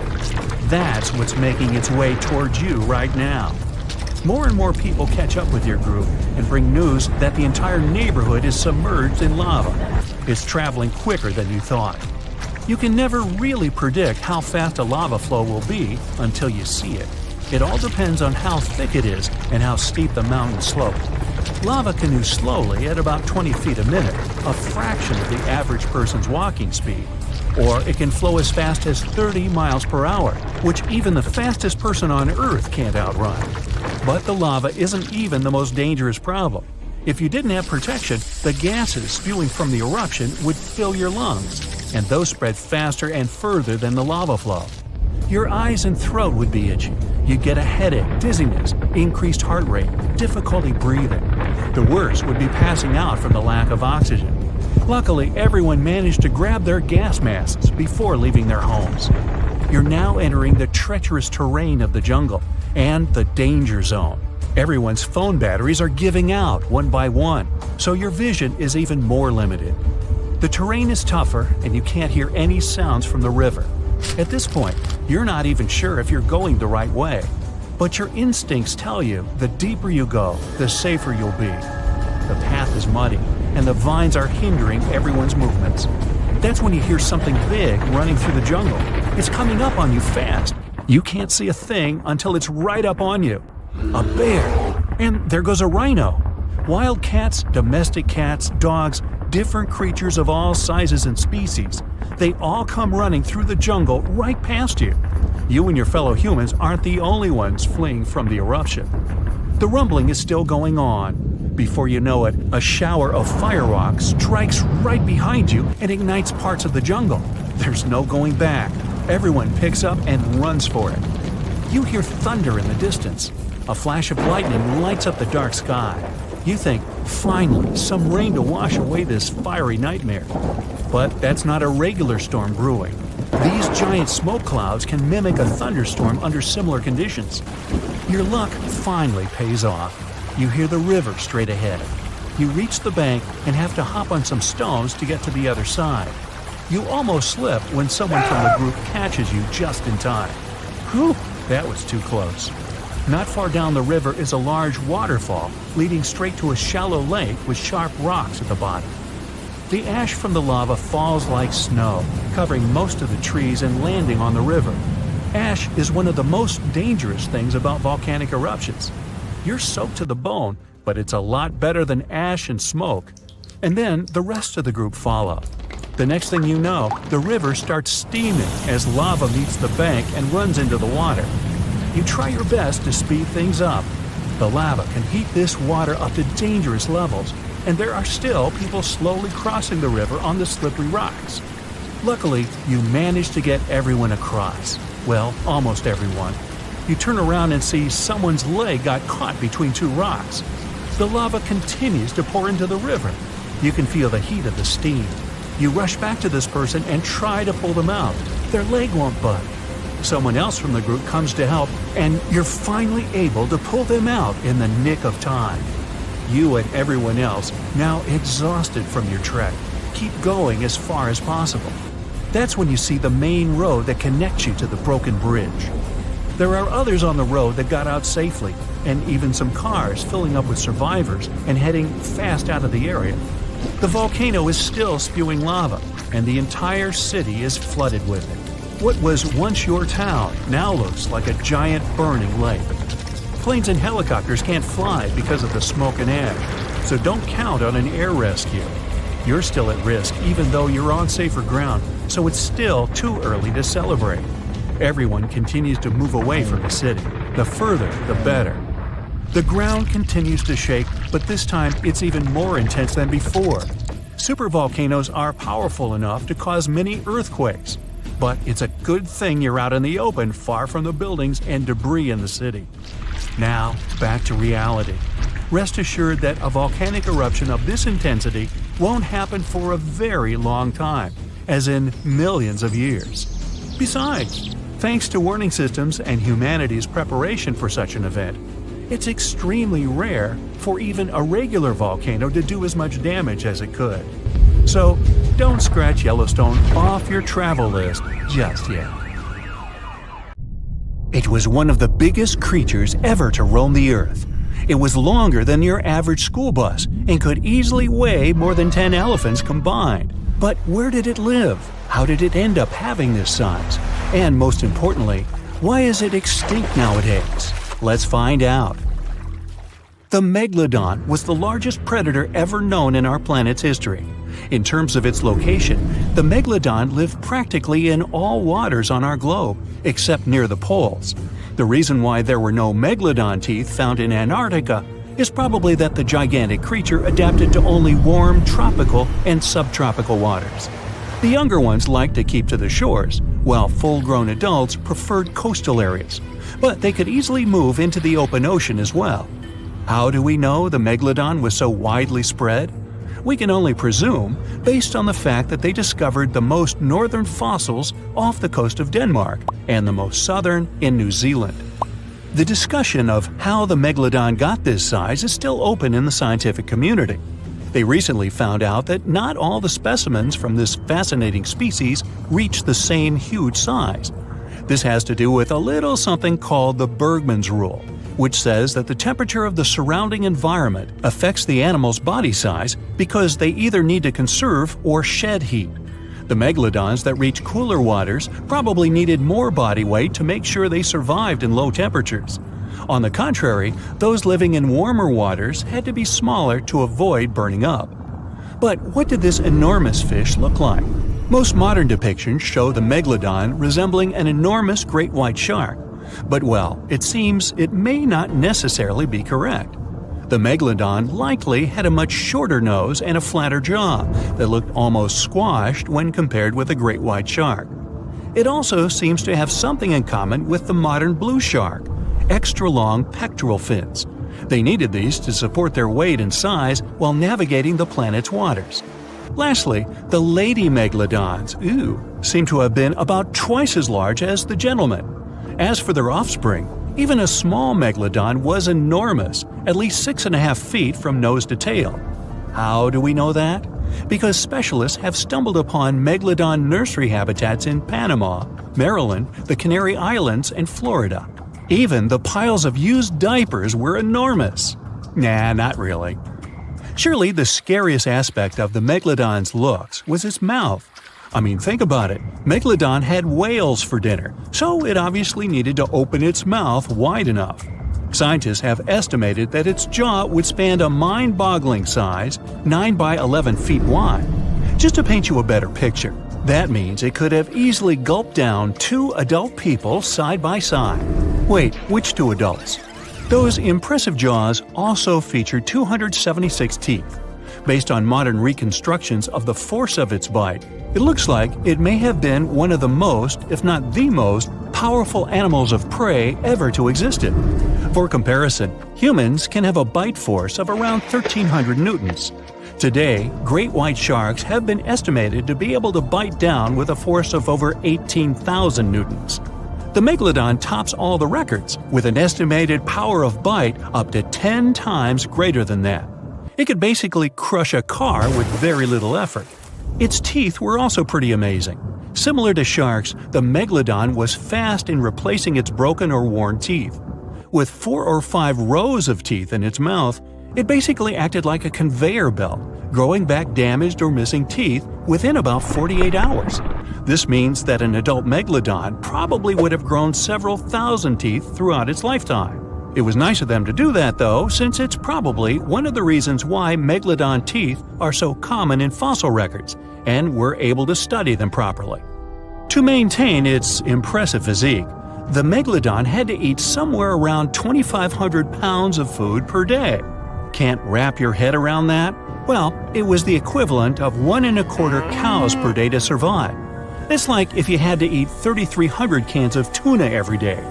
I've used the word megalodon a lot, but have I mentioned where it comes from? When translated from Greek, it means giant tooth. Ah, those clever Greeks. However, this giant shark's full scientific name is a bit more complicated: Carcharocles megalodon. But are these gigantic predators actually extinct? We tend to believe so, but let's be honest for a second. We've come to know more about the surface of Mars than the depths of our oceans. Like, we've only explored 15% of our oceans altogether. Who knows what may be lying out there in the deep? Maybe some ancient predators? The Mariana Trench is the deepest oceanic trench on Earth.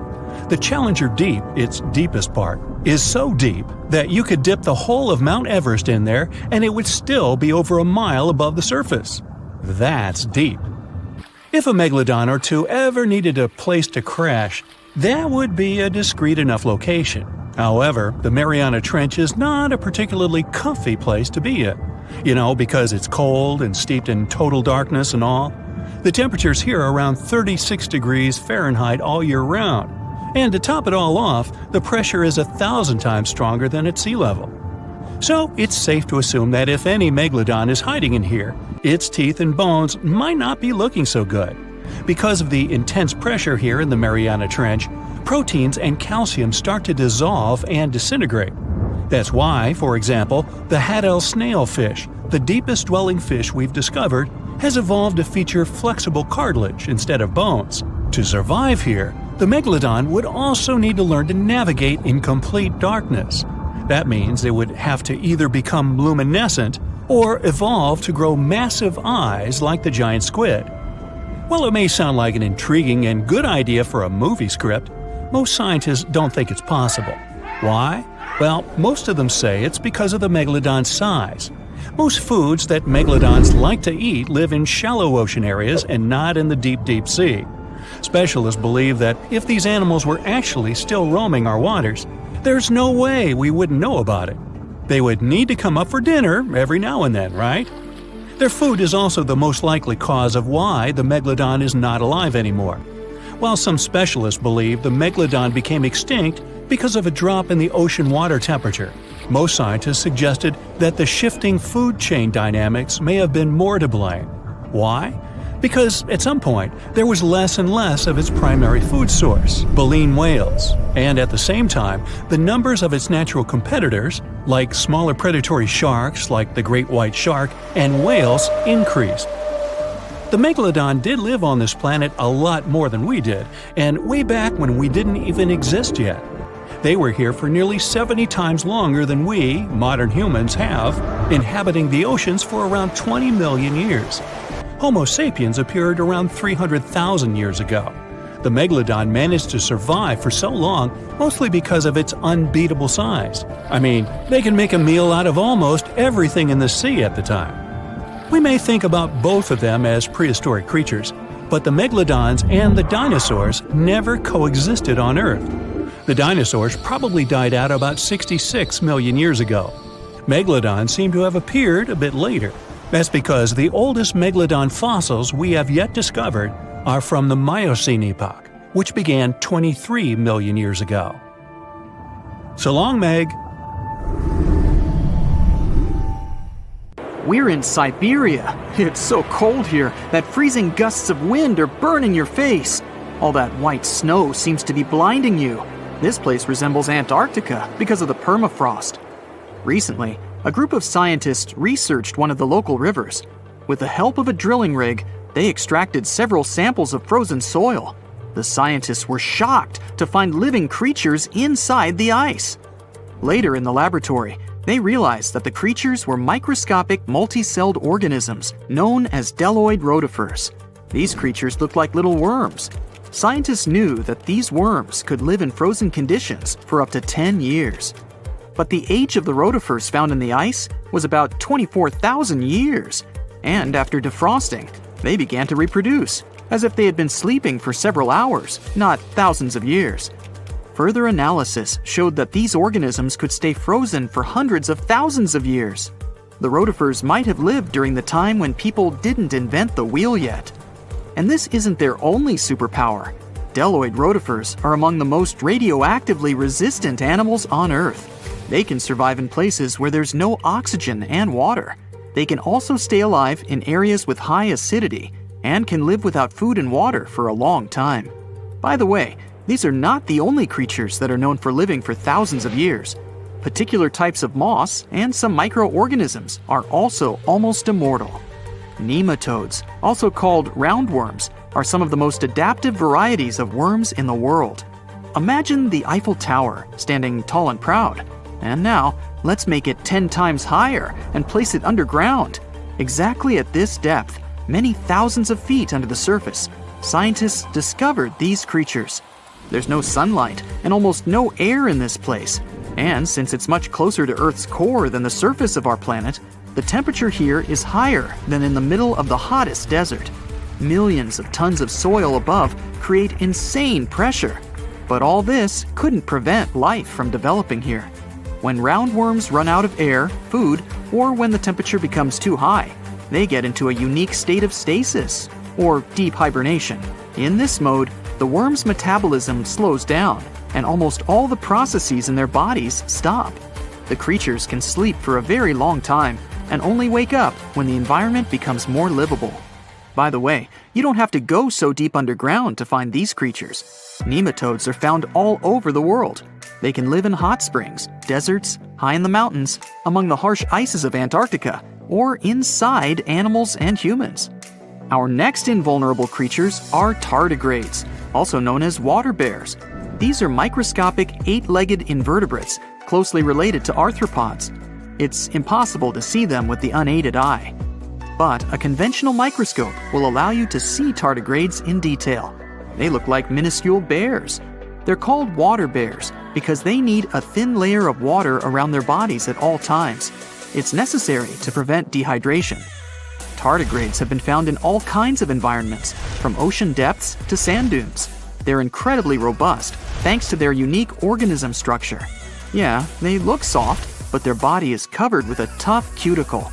This coating resembles the exoskeletons of grasshoppers, mantises, and many other insects. Water bears shed their old layer of the cuticle when they need to grow. Each of their 8 legs has 4 to 6 claws, which helps them cling to any surface. The bears can survive at a temperature that's almost 3 times as cold as the temperature in the ice of Antarctica. Heat doesn't harm them either. They have been proved to survive at the temperature that makes water boil. Also, water bears are not afraid of radiation and high pressure. In the depths of the ocean, pressure can destroy alloys of the strongest metals, but these creatures can withstand pressures 6 times greater. But the coolest thing is that they can live in the vacuum of space. Our planet has a magnetic field. This is a shield that protects us from solar radiation. Tardigrades don't need this protection. They can go into near-Earth orbit and come back unharmed, all thanks to a protein protecting their DNA from ionizing radiation. Like other immortal organisms, water bears can fall into a state of cryptobiosis.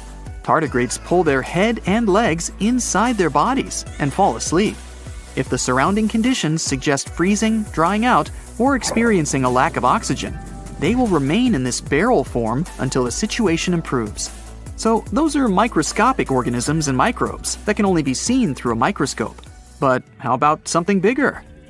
Meet ironclad beetles. They live in the southwestern US and Mexico. These insects cannot survive high temperatures, live without oxygen, or in conditions of increased radiation. But their shells are so tough that they can only be pierced with a drill or hammer. Their durable exoskeletons are made of a special substance, chitin. It can also be found in the armor of crabs or shrimp. And still, the chitin of the ironclad beetle is so durable that it allows this creature to withstand the impact of a car moving at high speed.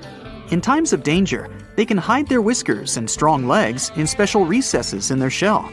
Other animals can't bite through the armor, so they spit the beetle out and leave to look for lunch somewhere else.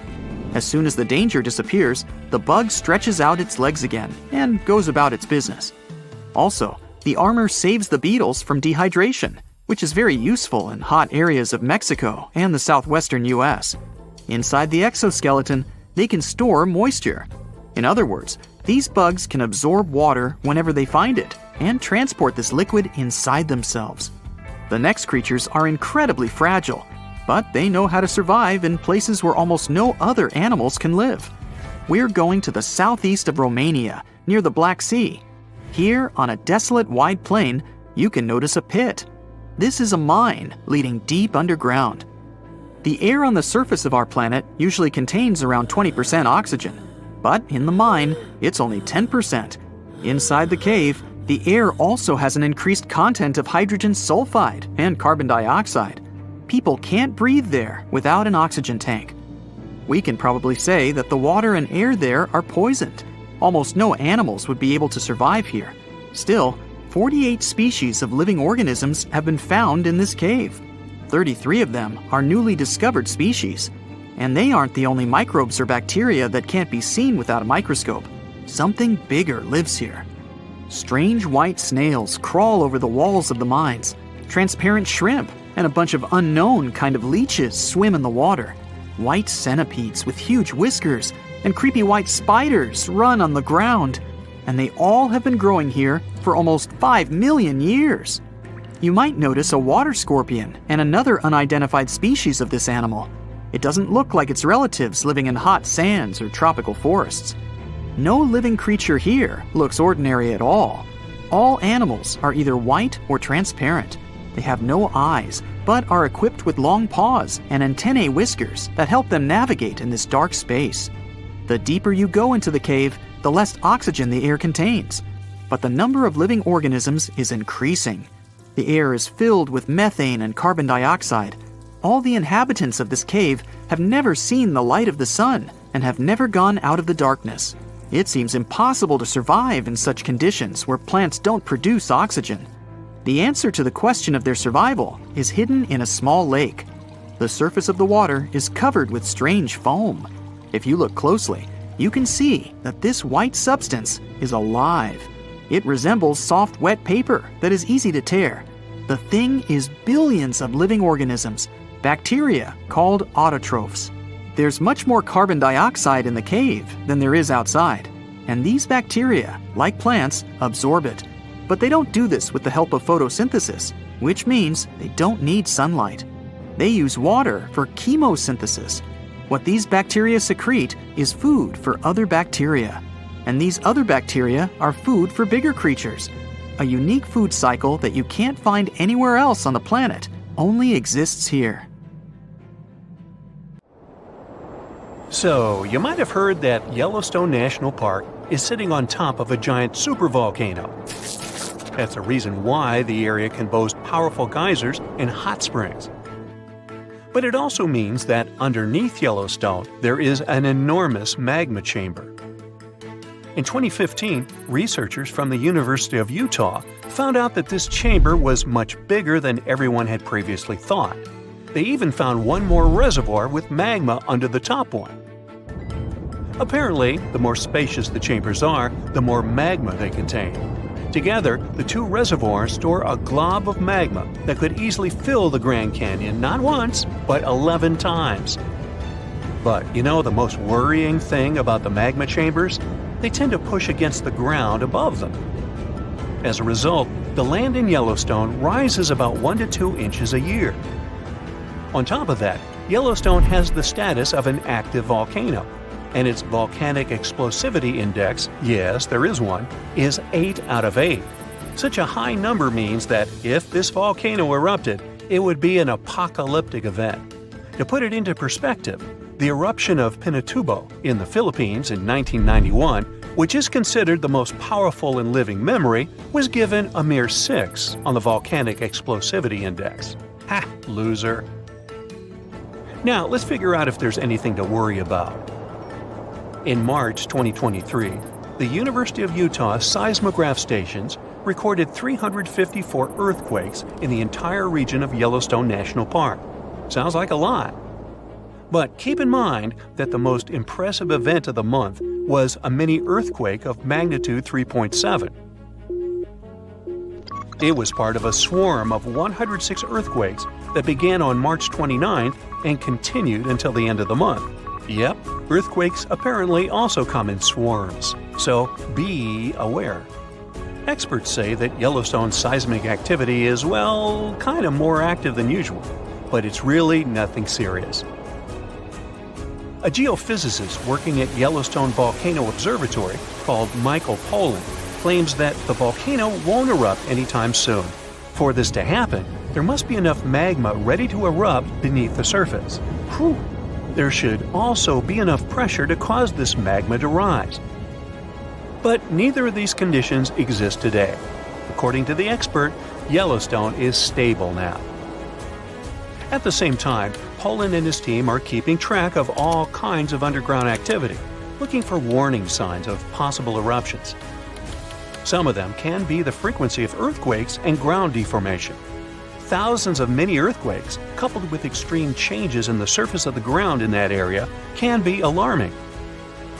The team also monitors the temperature of the park's thermal features.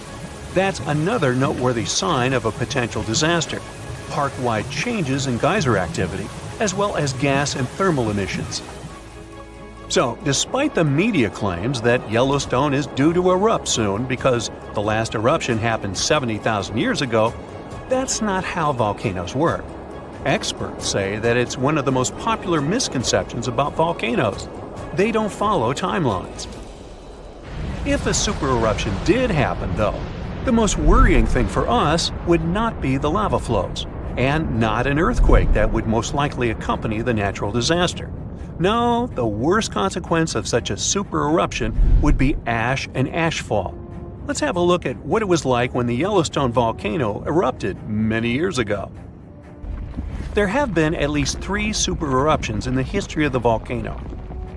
The most powerful of them was 2,500 times more devastating than the terrifying eruption of Mount St. Helens in Washington state in 1980. As for the most recent supereruption, it was dubbed the Lava Creek eruption. It formed the Yellowstone caldera after spewing out an insane amount of dust, volcanic ash, and rock into the air. Recently, scientists have also learned about 2 other previously unknown supereruptions that happened around 9 and 8.7 million years ago. The younger of the 2 is now considered to be the largest recorded event of the whole Snake River Yellowstone volcanic province.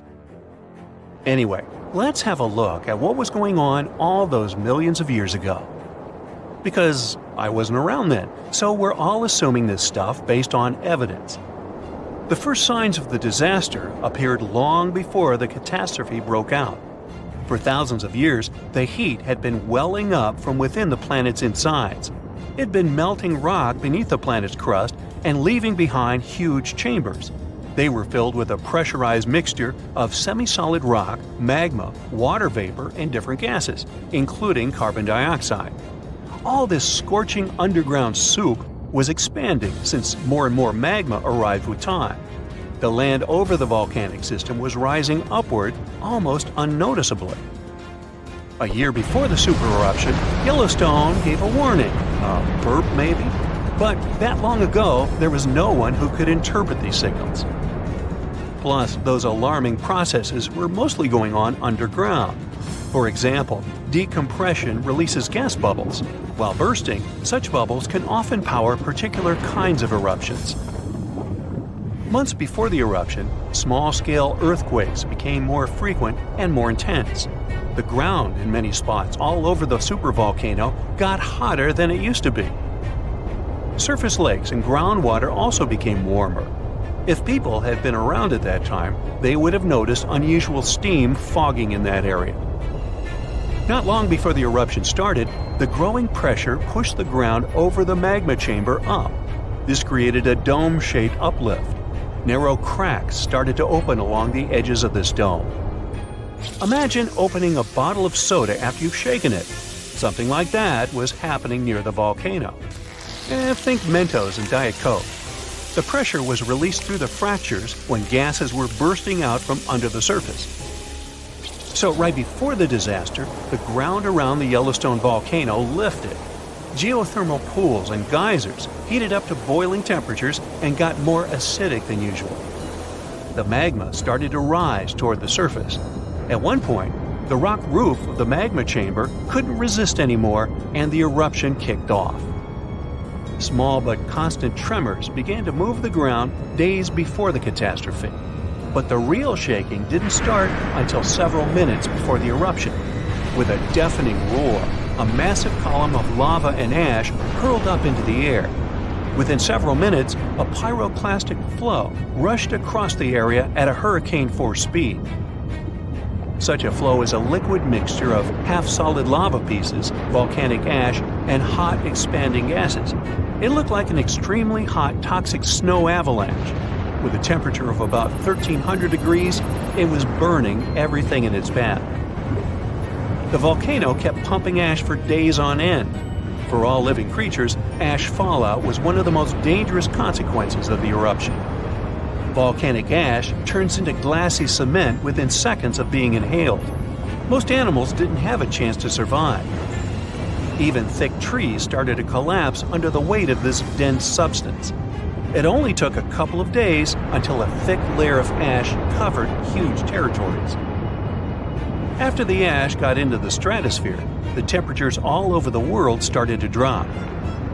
The eruption was rich in sulfur, which is an effective sunblocker. That's why it soon got so cold that there was no summer in the whole world for the next several years. Animals couldn't find food and clean water. This natural disaster, called the Gray's Landing supereruption, was colossal. That's how researchers described it in their recent studies. It affected a huge territory. The streams of lava enameled an area as large as New Jersey in scorching hot volcanic glass. It instantly sterilized the land surface, wiping out all the plant life that had been thriving there before. Now, if such an eruption were to happen these days, it would cover Colorado, Utah, and Wyoming with almost 3 feet of toxic volcanic ash. Many regions would be plunged into darkness. Even the coast, where most Americans live, would experience problems with the spread of the ash cloud. It would destroy crops and contaminate pastures, ruin power lines and electrical transformers. Well, so I'm sure you'll agree with me, it's a good thing that such a disaster isn't expected to occur anytime soon. Hey, we got enough other stuff on our plate.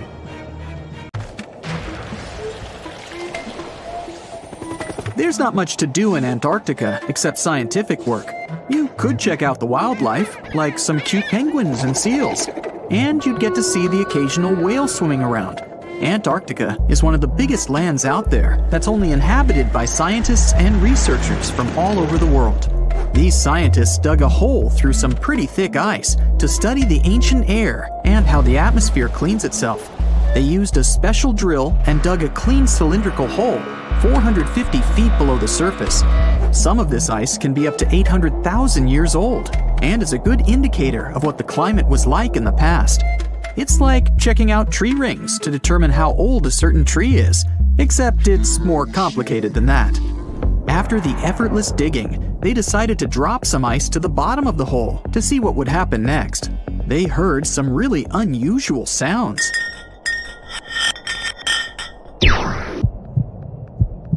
It felt like being on a spaceship traveling through a bunch of obstacles with many rocks smashing into each other. The pitches changed over the quick descent of the block of ice, ranging from high pitch and ending with a low heartbeat-like sound. The scientists were puzzled when they first heard this and dropped some more ice, only to find out that the same type of sounds were being produced, just in different variations. They couldn't tell what was down there, and, more importantly, why these kinds of sounds were produced. Antarctica boasts quite a few volcanoes, many of which are under super thick sheets of ice. Scientists discovered 91 volcanoes and claimed there could be more, potentially making it the most extensive volcanic region in the world. While they were doing regular scientific research, they came across many unmistakable large cone-shaped figures underground. Some were as deep as 2 miles in the ice. Some of the peaks were over 3,000 feet tall and dozens of miles across. But on the surface, it's as plain as a sheet of paper. They may have dropped that block of ice inside an actual volcano that they were standing on, but it's unlikely. Even though the underground volcano presence was discovered by accident, there's a small chance they were actually standing on one where they had their workstation set up. It's more likely that they worked in an area where studying ancient climates is easier and less dangerous than other places. They collect ice samples and study them in a lab. It's like discovering a prehistoric insect embedded in amber millions of years ago when dinosaurs used to roam the land. But instead of little bugs, scientists study ancient dust, air bubbles, sea salts, volcanic ash, and anything else that may have come from the environment. They can practically tell how the climate was during that time. These ice samples might show that Antarctica's western ice sheet melted when the Earth's climate warmed up. If it did, then it's likely to happen again. That would mean sea levels rising, affecting coastal cities and small remote islands. But scientists aren't sure it's true, despite some evidence to back it up. The process of studying ice samples can take a week or even a year, depending on what they find. They crush or melt the sample bit by bit. And like those tree rings, the deeper the layer, the further we go back in time.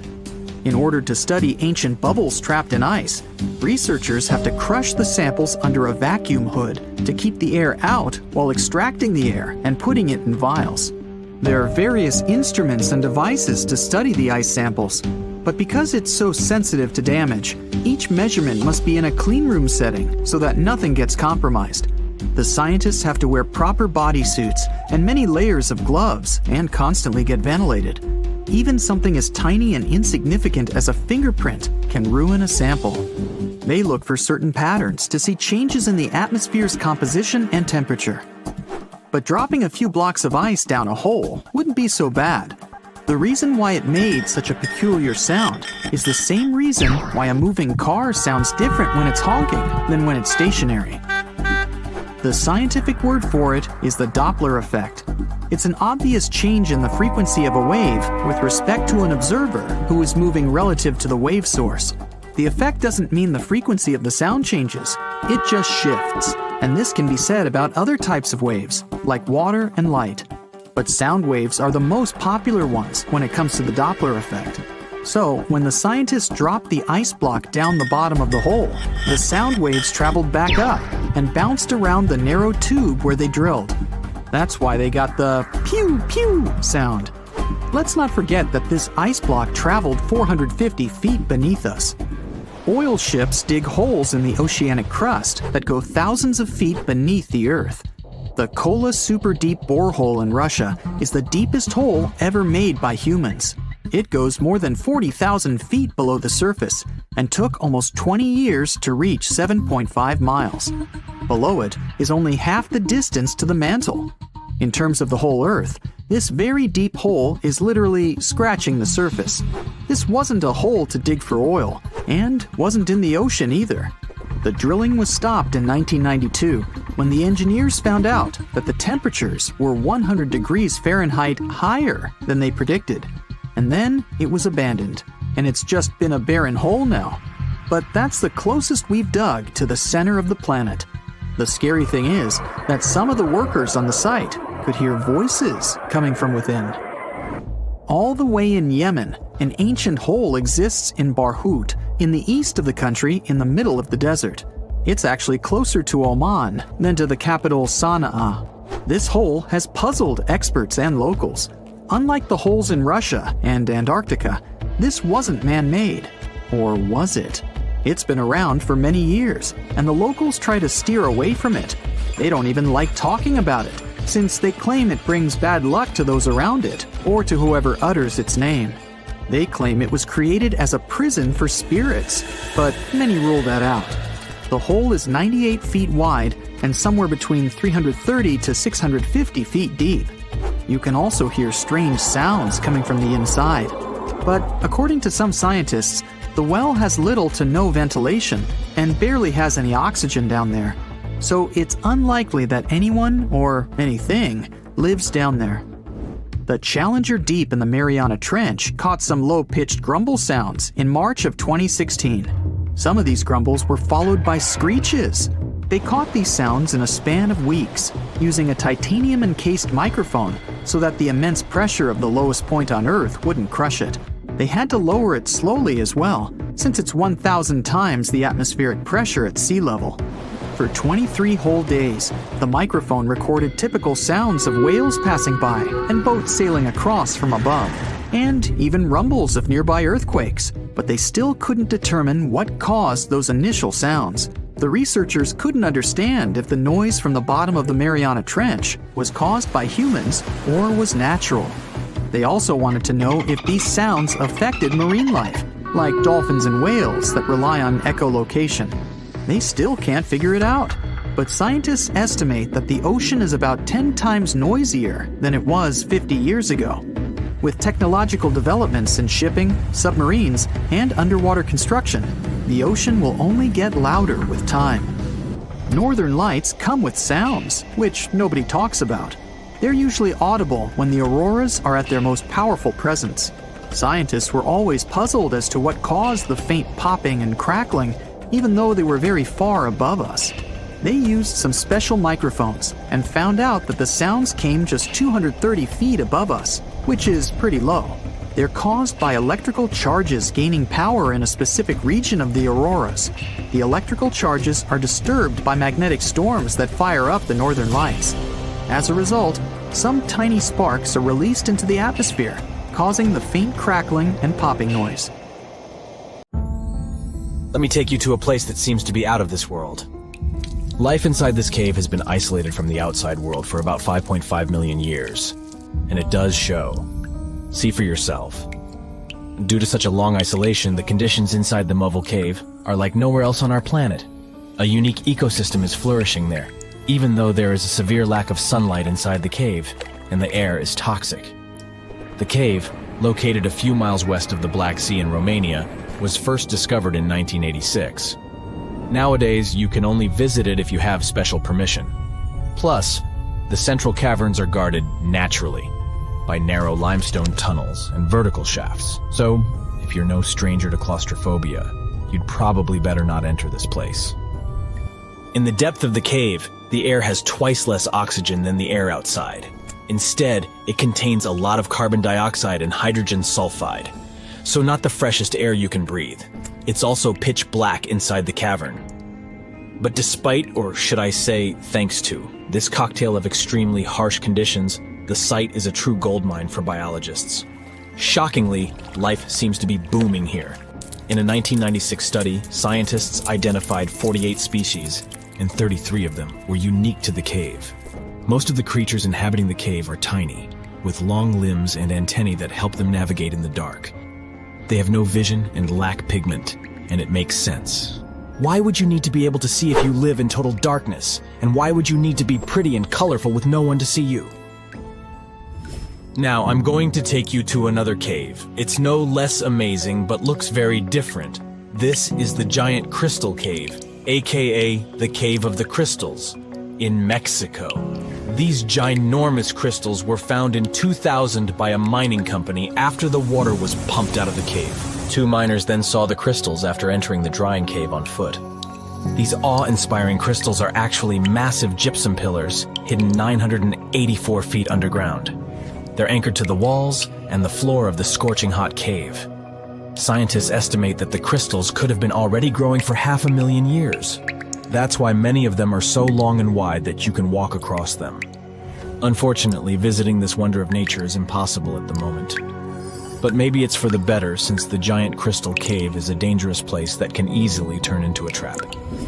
For tens of thousands of years, it was filled with groundwater, which was originally pushed upward into the opening by a magma chamber located in the depths of our planet.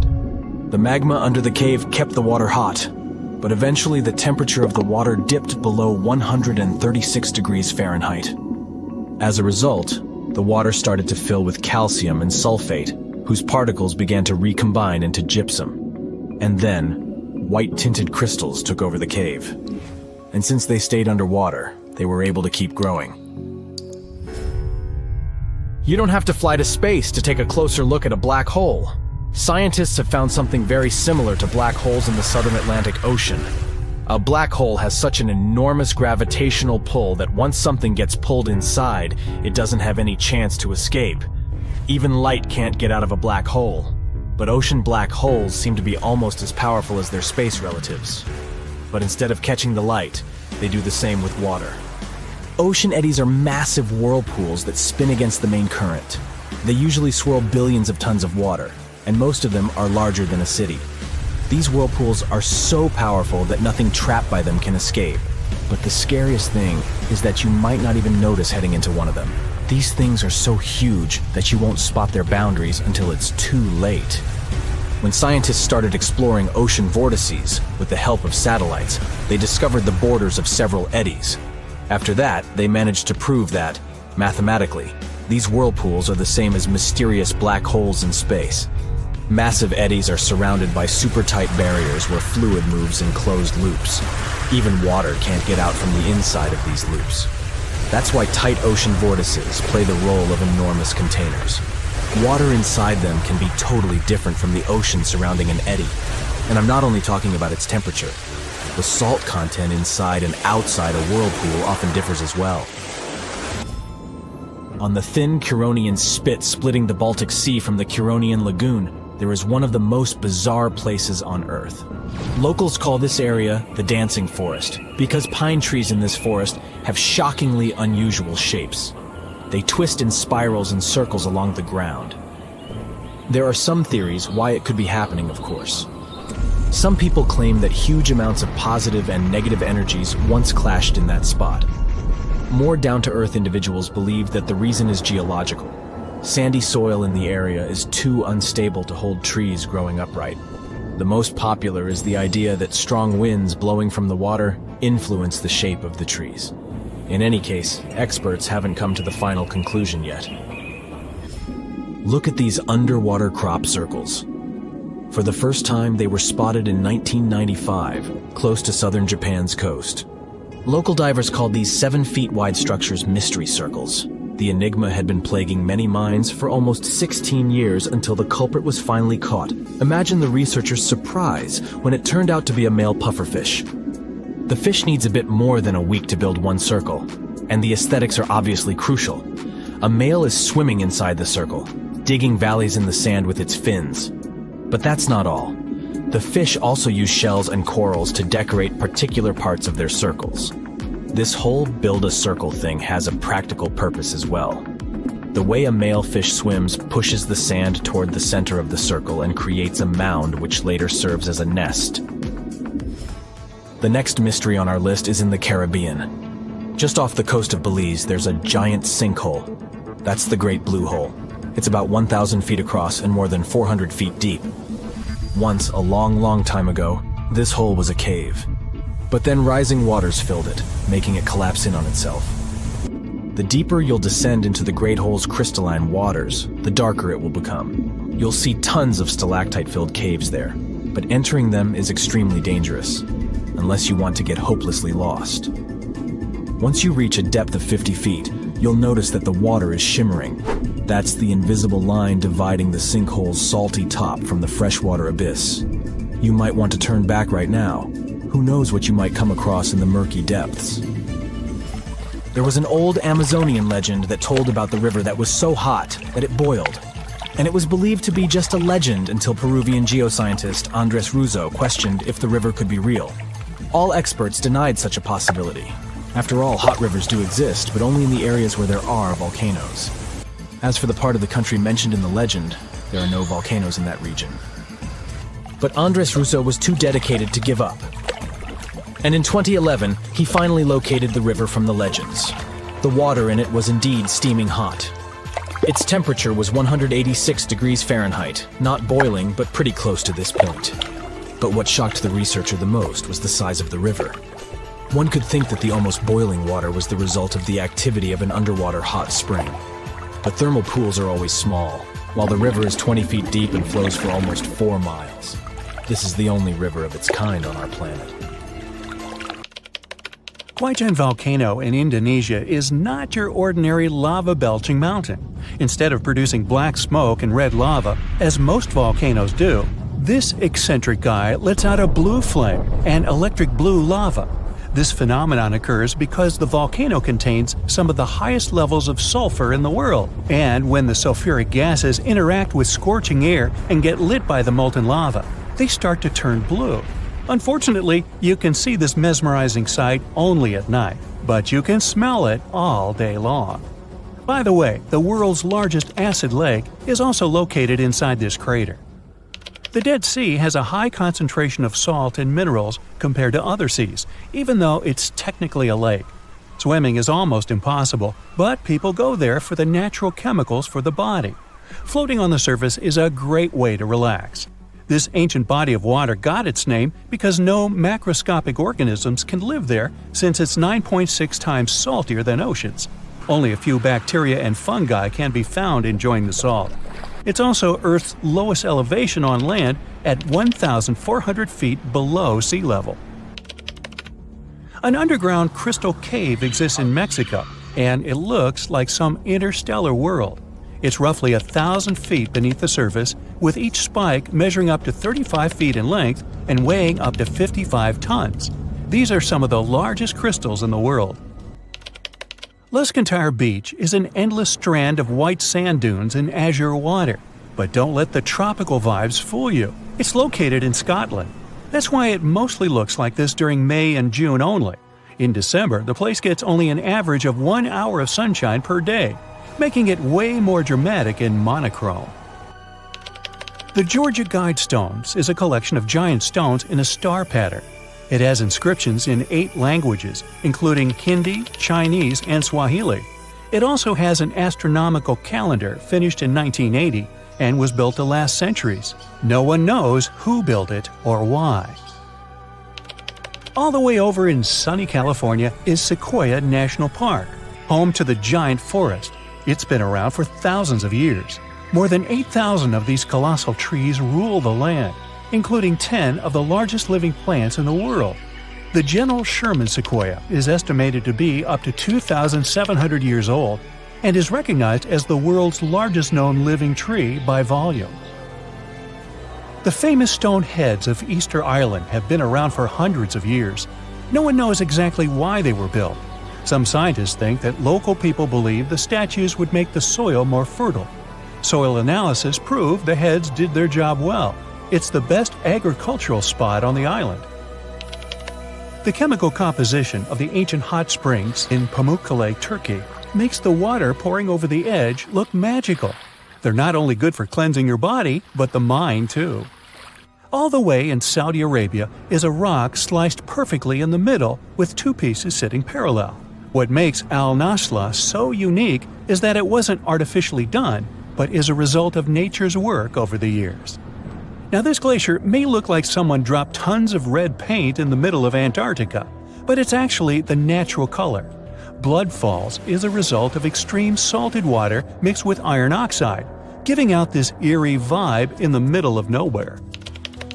In early May 2018, New England observed one of the scariest and most dangerous phenomena ever, a super long-track tornado. The frightening natural phenomenon started not far from Charleston, New Hampshire, and traveled toward the town of Webster in Merrimack County. It took the tornado 33 minutes to cover 36 miles and become the 3rd on the list of the longest track tornadoes in New England. In the Philippines, you can swim in some of the most crystal-clear waters and discover an underwater world below you in the province of Palawan. The municipality of Coron has white sandy beaches with many small boats riding through the many amazing sceneries.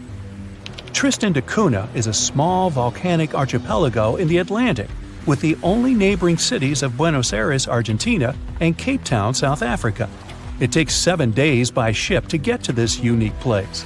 If you want to escape from the rest of the world, staying with the 280 locals will make you feel like you're away from everything.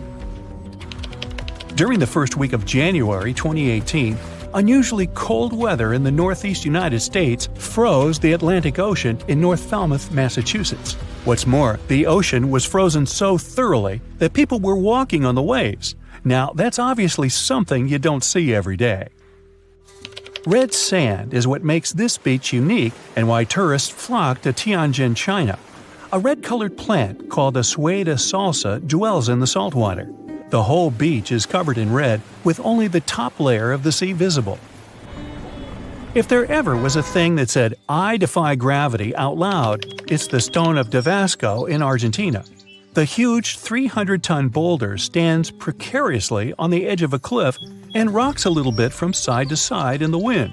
People even checked it by putting glass bottles under one of its edges. They exploded with another movement of the rock. Unfortunately today, you can't see this wonder of nature as it was a century ago. In 1912, the boulder suddenly dropped from its perch, which it had occupied for literally hundreds of years. The people of the nearby town of Tandil were so sad about this event that 95 years later, in 2007, they decided to restore the stone. They made a plastic replica of the rock and put it on the same spot and even in the same position. So, even today, coming by Tandil, you can see its famous balancing boulder. More of a symbol now, of course, because it's no longer rocking and only weighs 9 tons, but instantly recognizable nonetheless. Socotra is an alien-like island off the coast of Yemen in the Indian Ocean with one of the most unique trees ever seen. It's called the dragon tree, and it can only be found on this amazing island. In 2008, it was labeled as a World Heritage Site. If you ever see a tight burning column of air, don't panic, it's not the end of the world. The creepy combination of whirlwind sounds and scorching inferno means that you have crossed paths with a fire tornado, also known as fire twister or fire whirl. This dangerous phenomenon occurs mostly during wildfires. These fires create a big area of superhot air just above the ground. When this scorching air gets mixed with the cooler air higher up, it results in a whirlwind that churns up burning debris and flames. The most powerful firenadoes can stretch hundreds of feet into the air. The House of Mystery in Gold Hill, Oregon, amazes its visitors with gravity-defying effects. You can't stand straight there, always leaning to the side and having to hold on to something for balance. Balls roll upwards. There's also a broom that stands perfectly still wherever you put it, unlike virtually everything else in the shack. The local Native American tribes called this place the Forbidden Ground, even before the house was built there, and they avoid approaching it. The owners of the shack, though, decided to turn it into an attraction, and they succeeded. They created an atmosphere of mystery around the place, and spread the news about it in newspapers and later on the internet, and voila! A perfect anomaly is made. In fact, it's no more than a curiosity. A human-made optical illusion that tricks your eyes and other senses. Now, if you travel to the Philippines, Indonesia, or Papua New Guinea, you'll have a chance to see some of the most unusual and cheerful trees in the world. The trunk of the rainbow eucalyptus looks as if it had been painted orange, green, red, purple, yellow, brown, blue, hey, you name it. Some trees are so bright that they seem artificial. The rainbow eucalyptus regularly sheds strips of bark, which reveals a bright green layer underneath. A bit later, this green layer gradually changes its color, and since the shedding happens at a different time in different places on the trunk, the tree starts to look multicolored and very attractive. Yemen is home to the oldest skyscrapers in the world and the oldest metropolis. The ancient city of Shabam is considered to be the Manhattan of the desert, due to the collection of mud buildings popping out of the desert floor. It used to be a caravan stop during ancient times.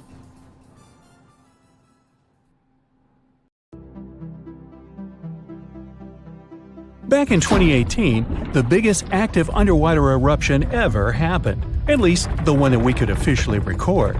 Scientists followed earthquakes that struck the area in the western Indian Ocean off Madagascar. Between 2018 and 2021, over 11,000 earthquakes struck a small island called Mayan between Madagascar and Mozambique. The strongest one had a magnitude of 5.9. Until then, this area had been pretty peaceful. There had only been 2 earthquakes recorded over 50 years. Along with regular earthquakes, there were also some unusual seismic hums, like earthquakes at pretty low frequencies, forming deep underground. People couldn't feel those hums at the surface, but researchers around the world discovered them and realized they were related to volcanic activity no one actually noticed coming. Something strange happened. That underwater eruption created a giant skyscraper-sized volcano. This new underwater volcano turned out to be around 1.5 times the height of One World Trade Center in New York, and almost 10 times bigger than the Statue of Liberty. The area where it appeared had been explored in 2014, but it was almost flat, peaceful, and empty back then. Now, there is an actual volcano nearly 8,500 feet below sea level. The volcano gets its magma from a super profound reservoir located nearly 34 miles underground. It's the deepest reservoir of volcanic magma that we know about. The Earth has layers, and the middle one is kinda chunky. It's very much like peanut caramel filling many chocolates have. Research shows there are probably hunks of oceanic crust deep inside the Earth's liquid mantle. They're stuck there, creating large lumps in something that was supposed to be a smooth layer. Our planet has a rigid outer layer. It includes a hot upper mantle and cracked crust. The hot mantle moves and churns all the time, making the crust at the surface move too. This way, the oceanic crust dives into the depths and makes huge magma plumes go up toward the planet's surface. Scientists even found an ancient piece of the Pacific Ocean hundreds of miles underneath China. Those are the old remains of the Pacific seabed from long ago, and they were pulled downward below Earth's surface into the mantle transition zone. This rocky slab that used to be at the bottom of the ocean is made of the crust and some solid parts of the upper mantle. Most of the volcanic activity on our planet happens where we don't even see it, under the surface of the ocean. About 70% of all volcanic activity happens in the oceans, and mostly in the area of the South Pacific, with over 1,100 volcanoes squeezed into that area. Coastal cliffs, mountain changes, soils, and sediments that line valleys. These are only a small portion of the rocks on our planet. Oceans hide so much more deep down below the Earth's surface. In between the Earth's surface and its core is the mantle. It's a warm, thick layer of rock that moves and flows constantly. Some hundreds of miles below, there's a place where diamonds grow.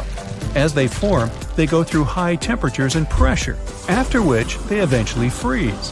That way, when they arrive at the surface, scientists can explore their structure, find out how they formed, and understand better what's going on in the depths of our planet. Thanks to diamonds, they realized the mantle was very wet, and it possibly contained much more water than all the oceans on Earth. Our planet is eating up its own oceans. As its tectonic plates move, dive, and go beneath one another, they drag huge amounts of water into the Earth's interior. The water beneath the surface of our planet can help with developing magma and lubricate faults, which actually makes earthquakes more likely to happen. Water is actually stored in the minerals. It gets incorporated into the planet's crust when new oceanic plates form. They go through the process of bending and cracking as they grind under other plates, and huge amounts of water then go deep into the crust and mantle. Scientists research an area that's 18 miles under the surface. They realize these zones pull 3 billion teragrams, which is more than 2 billion pounds. Any ocean is like a whole new world. There are incredible sceneries below the surface, magnificent waterfalls, lakes, and rivers. There are thick layers of salt beneath the seafloor, and rivers and lakes form because seawater goes through those layers and dissolves them, creating something that resembles pools. The dissolved salt makes the surrounding water denser. That water then settles there, which eventually forms underwater lakes or rivers. But there are also mountain chains, trenches, canyons. There's a canyon in the Bering Sea with more than 8,500 feet of vertical relief. This makes the Grand Canyon look way smaller than it is, since the underwater canyon is nearly 2,500 feet deeper. Deep parts of the ocean are really cold. The temperature of the water can be about 40 degrees, but at the bottom, water can get boiling hot. There are hydrothermal vents in the seafloor. Those are the hot springs located at the edges of tectonic plates. The water they release can reach a temperature of up to 750 degrees Fahrenheit, but the pressure at such depths is very intense. So intense, no human being can handle it. Still, it's the pressure that keeps the water from boiling. Ocean depth is on average 2.3 miles. Light waves can still enter at 3,280 feet, even though it's in a very small amount, so all the mysteries hidden below that point remain in total darkness. The actual illuminated part of the ocean goes until 600 feet. Even though the sun gives us light, most of our planet is dark all the time. It's all because of the oceans, covering over 70% of our planet. The loudest sound that came from an ocean, and of the loudest sounds ever recorded, came from an ice quake. It was so loud, researchers picked it up by sensors more than 3,000 miles away. There was a seismic activity that made frozen ground break down. The Antarctic ice sheet is bigger than the continental part of the United States and Mexico together. A big iceberg from Antarctica holds over 20 billion gallons of water, which could make a 5-year water supply for 1 million people. Humans can generally drink sea ice, although we can't drink sea water. As time goes by and the ice ages, the brine trapped between ice crystals drains out. That way, ice becomes fresh enough to consume it. If all the ice sheets and glaciers we have on the Earth melted at the same time, the sea level would rise another 260 feet, which is just a little shorter than the Statue of Liberty, the height of a 26-story building. Clams live long enough to tell us more about oceans past. Ancient mollusks can live for more than 500 years. To learn more about a tree, you can use its rings to see how old it is. To learn how old a mollusk is, you can examine its rings within the shell and tell. This is also how scientists get information about the ocean, climate, and whatsoever. Clams can help take a look at what happened about 1,000 years ago. The Earth doesn't have 4 but 5 oceans now. The new one, called the Southern Ocean, was officially recognized only a few months ago. It borders the Atlantic, Pacific, and Indian Oceans, so scientists couldn't agree if it's really a new ocean or just part of the colder regions of these 3. We don't only divide oceans on maps. Each has different conditions for unique marine species.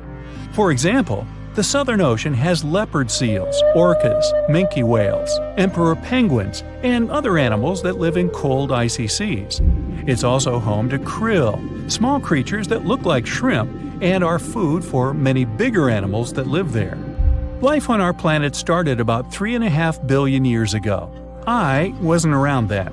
It's still a mystery how and when exactly, but some theories say life could have first emerged in the depths of the ocean.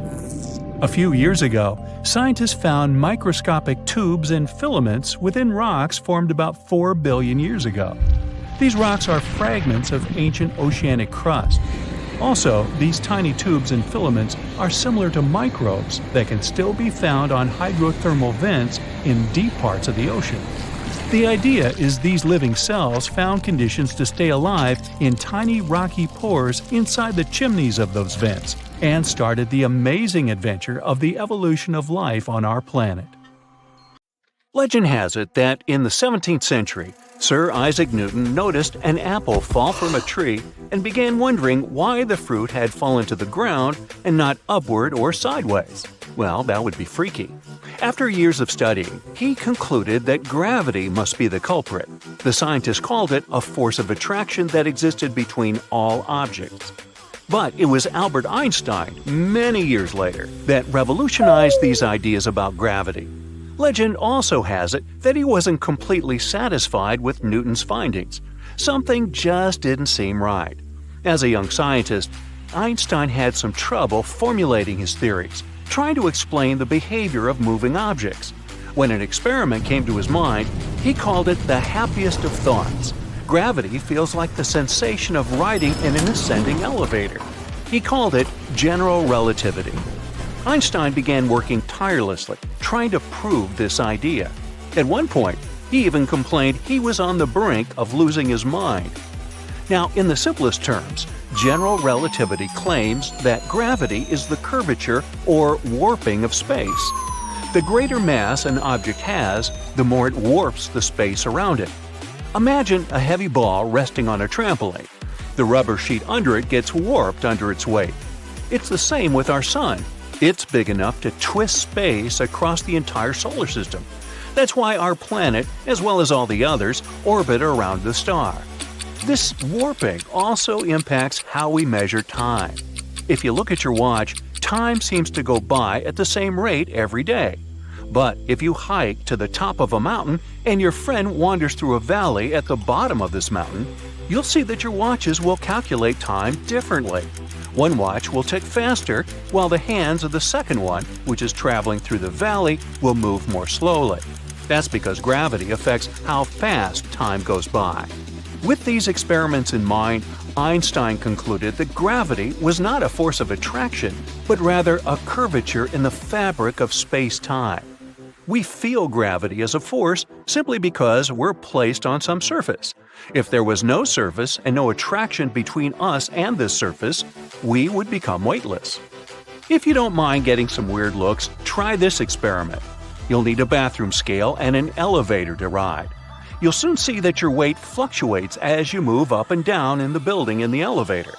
The gravitational force is the same, but your weight is different because the elevator speeds up and slows down. Aboard the International Space Station, astronauts literally move along with the station, so there's nothing to push them against the side of the station so that they have some weight. Even if we still think of gravity as a force, it's the weakest one we know. First of all, it only attracts. There's no negative counterpart that could push things away. And weirdly, even though this force is strong enough to keep galaxies together, we still overcome it every day. Every time you lift an object off the floor, you overcome the force of gravity produced by the entire Earth. Ooh! Just to paint a better picture, Earth's gravitational pull is weaker than the power of a refrigerator magnet. The fact that our planet has gravity also affects the way we look and act. All creatures on Earth are limited in growth by the height of their skeleton and by how much weight it can carry, which is directly proportional to gravity. That's why some marine creatures can grow bigger. The largest animal on our planet right now is the Antarctic blue whale. It's about the size of 2 school buses combined. That's because sea creatures can float, which slightly counteracts gravity. The effects of gravity can be seen in people, too. We are taller in the morning than we are in the evening. Our everyday activities and the added effect of gravity make the cartilage in our ankles, knees, hips, back, and neck compress. Once you have overnight rest, the cartilage swells back to normal. Gravity might also affect your shower routine. That is, if you're an astronaut. They have to rely on the old-fashioned way of bathing up there on the space station. They can't take a shower since the force of gravity up there is different and water doesn't flow as it should. Instead, they use liquid soap, water, and no-rinse shampoo. They first squeeze some liquid soap and water from pre-made water pouches onto their skin. Next, they open the no-rinse shampoo and add a little water to wash their hair. Towels are then used to wipe off the excess water, which is really precious in space. To make sure they recycle it, an airflow system quickly evaporates excess water. Gravity and weight shouldn't be confused. Astronauts on the space station do float, and you may sometimes hear that they are in the state of zero gravity. It's far from the truth, though, since gravity up there is about 90% of its value on our planet. But astronauts look and feel weightless, since weight is the force a certain object exerts on them back on Earth. Most creatures have evolved to sense and adapt to Earth's gravitational pull. In the sea, for instance, some fish have floating calcium carbonate deposits in their heads. Scientists call them ear stones, and they're pulled down by gravity. They act like a fish's internal compass. Now, plants have evolved to grow starch grains in the tips of their roots. They use this amazing feature to force their roots deep down into the soil. As little as we seem to understand it these days, we do need gravity for way more things than we can imagine. For instance, some bacteria become even more dangerous in space where there's little to no gravity. Salmonella, for example, the type of bacteria that is known to cause food poisoning, becomes 3 times nastier in the condition of microgravity. So you really gotta cook your chicken. Our own moon stays where it is because of the effects of gravity, too. If it weren't for this force, our satellite would have floated away by now. But it's held in place by Earth's gravitational pull. Objects with the biggest gravitational pulls in the universe are black holes. Thankfully, our planet is really far away from any of them. Nothing can escape the gravitational pull of a black hole, not even light itself. Similarly, gravity is different on each planet, and because of that, things weigh differently depending on which planet they're on. Take Earth, for example. An object that weighs 100 pounds here would only be 38 pounds on Mercury. But if you're planning on losing weight fast, try booking a trip to Pluto. Someone who weighs 150 pounds on Earth would weigh no more than 10 pounds on Pluto. The same person would weigh considerably more on Jupiter, which is the planet with the most powerful gravity. 150 pounds on Earth would turn into more than 354 pounds there. No thanks. Remember that experiment with watches ticking at different levels of elevation? It turns out that gravity isn't spread evenly on the surface of Earth. Why? Because our planet isn't a perfect sphere. The mass of Earth isn't evenly distributed either. That's why you get variations in gravity in different locations.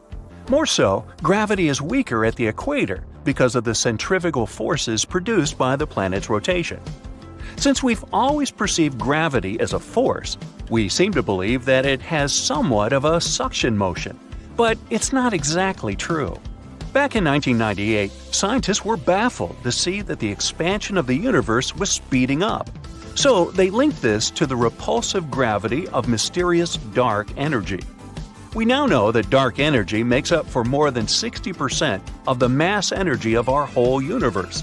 But since nobody knows what it actually is, we can only make assumptions. And one that's largely accepted is quantum theory, which seems to claim that gravity pushes rather than pulls things in. You got all that? I may need to watch this one again. Antarctica is the most remote continent on the planet. It has 90% of the world's ice, but it's considered a desert because the annual rainfall is only about 8 inches. You'd probably never think it was a desert if you look at it, since it's white and full of wildlife. But Antarctica is not only what it appears to be on the surface. There is so much hidden beneath it, and even above it. Atlantis has long been a mystery for humankind. Did it ever exist? And if yes, where was it located? One of the theories supports that the Atlantean civilization could have thrived and flourished in the Antarctic continent when it was still uncovered by ice. Due to the Earth's cyclical eras, this is the periods of ice and interglacial periods. It was believed that Antarctica was actually a tropical forest. And, well, a recent Google Earth picture found some interesting ruins, buried deep within a lake bed on the icy continent. It's unclear to which civilization these remains belong to, but some theorists believe that it could perfectly be Atlantis. And these frozen Antarctic lakes are holding much more under them. In the 1970s, scientists were surprised to find large lakes under the ice plaques in the frozen continent. Over 400 lake beds are believed to exist under layers of ice. Lake Vostok, for instance, the largest subglacial lake over there, is buried beneath 2 miles of thick ice. There are pristine blue ice caves hidden under there as well. The water in these lakes remains liquid due to the small levels of geothermal heat from the Earth's core. And some scientists believe that some lakes are around 15 million years old. Talk about the old days, huh? Now, amongst the unique phenomena that occur in the continent, let's say Antarctica is home to an extremely weird waterfall. The year was 1911 when Australian geologists wondered about the so-called blood falls. He was extremely puzzled by this red stream of liquid pouring from a small hillside amongst the Antarctic ice. After years of studying it, it was understood what caused the redness was the high iron content in the water. The last piece of the puzzle came when scientists discovered that there was an underground lake with water full of oxidized iron nearby, which was what caused the blood fall to exist in the first place. And speaking of puzzles, this image might be quite puzzling. After all, why on earth would anyone need to take cash to Antarctica? Well, a little history first. Back in 1956, the US founded McMurdo Research Station, which is the biggest science hub in the continent to date. At its peak, the McMurdo Station hosts from 200 to 1,000 scientists. And these people need money to buy coffee, pizza, and other things to meet their daily needs. That's when Wells Fargo decided to install an ATM there, Oh, and they even set a Guinness World Record this way. The Wells Fargo ATM at McMurdo Station is the most southern one in the world. And it's the loneliest ATM in the world as well, as there isn't another one for hundreds and hundreds of miles. The freezing temperatures in Antarctica can make the continent hostile to human life. Actually, Antarctica is the coldest, driest, and windiest continent on our planet. The average temperature along the coast is around 14 degrees Fahrenheit, but as you head towards the Antarctic hinterlands, it gets even colder than that. The interior of the continent can register temperatures of around -71 degrees Fahrenheit. On the bright side, these freezing conditions can account for some mesmerizing phenomena, such as ice bubbles. These bubbles frozen inside some Antarctic lakes are bubbles of methane gas. The gas released from the melting of glaciers ends up freezing midway and makes for a beautiful and exotic scene. I guess methane never looked this pretty before, did it? A few years ago, scientists were taken aback by a giant hole the size of the Netherlands in one Antarctic lake. For scale, that's more or less the size of Lake Michigan. These holes are called polynyas, and they are a natural phenomenon in the continent. However, this one is the biggest scientists have ever seen since the 1970s. So you'll understand, polynyas are massive holes in a sea of ice. Most of them occur along the continent's coast, but this new one was found in the Weddell Sea, much farther from the shore. Scientists are still trying to understand how that happened and what its implications are for the climate in the region. There's one feature in the continent that looks completely man-made and has even sparked several theories around the world regarding its origins. I mean, this formation looks exactly like other man-made pyramids, doesn't it? The only difference is that this is actually a natural rock formation and has existed for a very long time.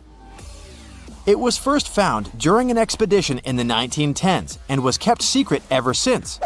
It was nicknamed Pyramid, but its correct scientific name is Nunatak, which is simply a peak of rock sticking out above a glacier or an ice sheet. There are other famous peaks that look pyramid-shaped, such as the Matterhorn in Switzerland. So no, this really isn't a human construction, we're sure of it. And the list of fascinating discoveries on the ice continent goes on. An artificial intelligence program was analyzing a set of data on Antarctica when it came across a stunning discovery. There may be up to 300,000 undiscovered meteorites to be found in the icy field of the continent. The truth is, meteorites have been falling on the continent for millions of years. But it was only 110 years ago that the first one was found. And guess what? Recently, researchers found a Martian meteorite in East Antarctica. It was the biggest one found in the last 25 years, and it weighed about 165 pounds. Now, usually fire and ice are rather a tricky combination, so I'm guessing you wouldn't say that Antarctica hosts an active volcano, right? But it does. The volcano, known as Mount Erebus, is the southernmost active volcano in the world with liquid magma and lava boiling for eons. Actually, Mount Erebus has been active for over 1 million years, and it's Antarctica's second highest volcano with a height of 12,000 feet. We've mentioned before that Antarctica wasn't always icy, but could you imagine a huge rainforest covering the entire continent? This isn't science fiction, it's actually true. Leaf impressions and fossilized wood clearly show signs of tropical trees in the region. Fossil research has also revealed something magnificent. Antarctica is home to the oldest worm in the world. According to National Geographic, sperm fossils found in Antarctica reveal a long-extinct species of worm that is around 50 million years old. Scientists claim that this discovery is beyond important to studying some evolutionary relationships and say that this was only possible due to the freezing of such samples for thousands of years. Antarctica is a continent rich in biodiversity. Penguins, polar bears, and seals are just some of the animals we know that exist down there. But there is also a rare and fascinating species of fish that inhabits Antarctic waters. Popularly known as the see-through fish, this species is as bizarre as it is beautiful. This fish had to adapt to survive the cold water temperature in Antarctica, so much so that it evolved into a unique being. As well as a transparent body, this fish has transparent blood, making it completely see-through. This is because they lack the protein hemoglobin, which gives blood its red color. Pretty neat, huh? When you think of Antarctica, you probably think of icebergs, right?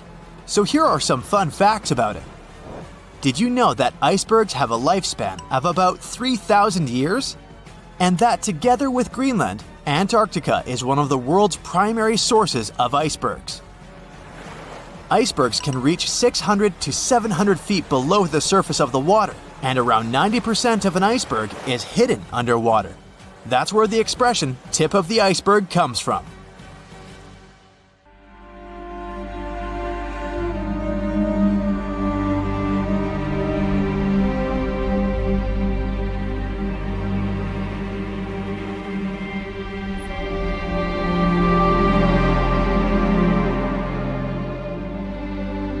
It's winter 1980. We're in the small town of Lyngby. 19-year-old Jean Hilliard is driving home after meeting with a friend. She takes a shortcut and turns into an icy, slippery road. In the dark, she loses control of the rear-wheel drive car. The vehicle crashes into a ditch. Emergency lights, snowfall, night, and a hard frost. Jean gets out of the vehicle. She's wearing only a light winter coat, mittens, and cowboy boots. The air temperature is much lower than in a freezer. Jean is sure that her friend lives nearby, so she goes that way. She climbs a high hill and realizes she's taken the wrong route. It seems she's gotten lost. The girl wanders a couple more miles and notices her other friend's house in the distance. Freezing, she walks there. Then everything turns black. Jean loses consciousness.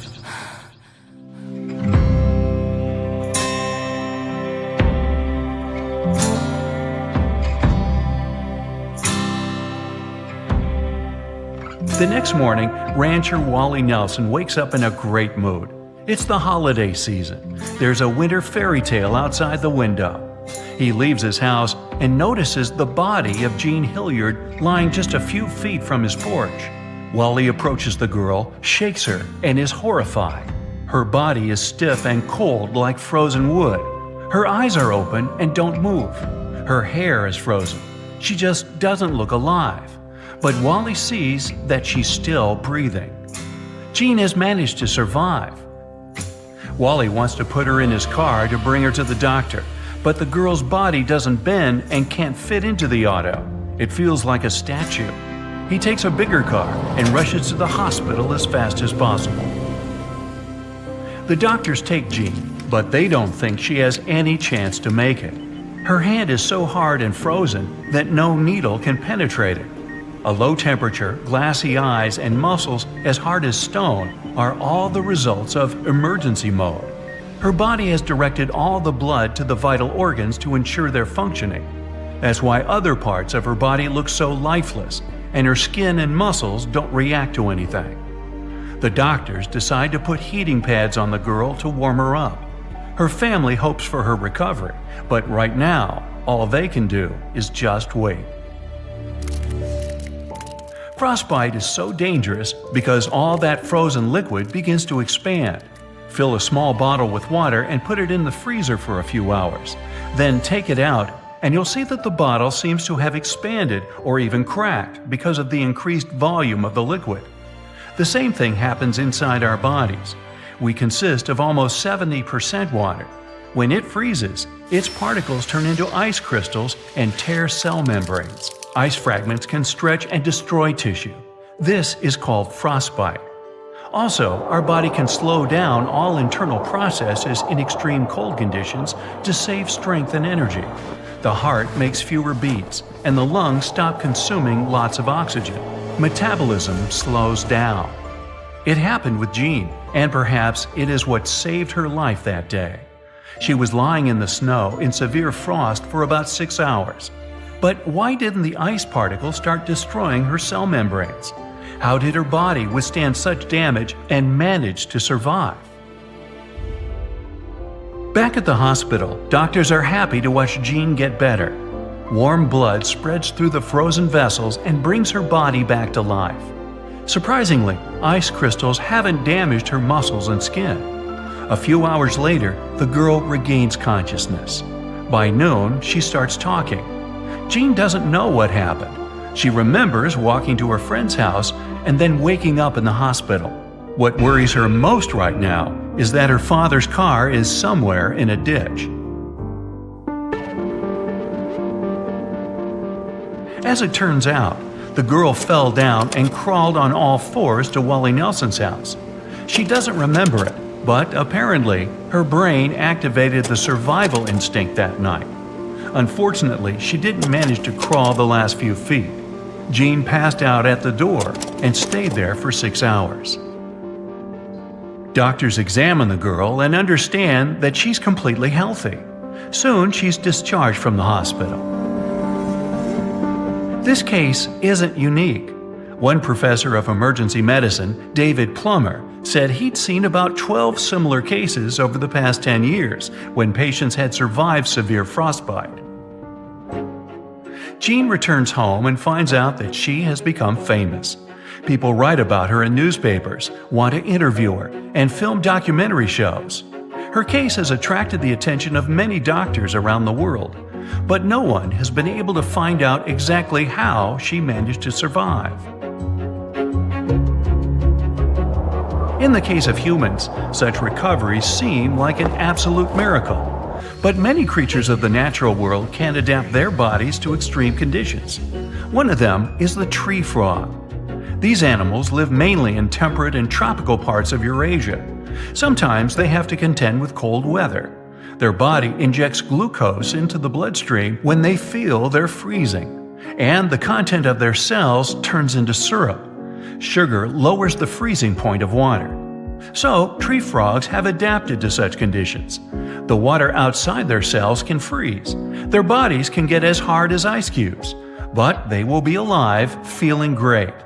Then, when it gets warmer, they fully recover. The blood fills their body and puts all their muscles in motion. But one of the most amazing animals that can withstand freezing temperatures is the ghoulish icefish. It's transparent and somewhat like a jellyfish. It swims in the dark, cold Antarctic waters. The ghoulish icefish feels comfortable there because of the antifreeze in its body. More precisely, it's a unique substance that is like antifreeze in its functions. This liquid doesn't allow the animal's cells, organs, and the whole body to freeze. There are no red blood cells in the fish's blood that transport oxygen throughout its body. This is the only vertebrate with such a superpower. There are organisms on our planet that use the cold to prolong their life. Scientists have found some of them in the ice of Siberia. Those are microscopic, multi-celled creatures, like small worms, that can live in a freezer for about 10 years. But the worms from Siberia were about 24,000 years old. The scientists transported them to the laboratory and thawed them. The worms came to life and began to multiply immediately after all those centuries of sleep. Their bodies can go into cryptobiosis.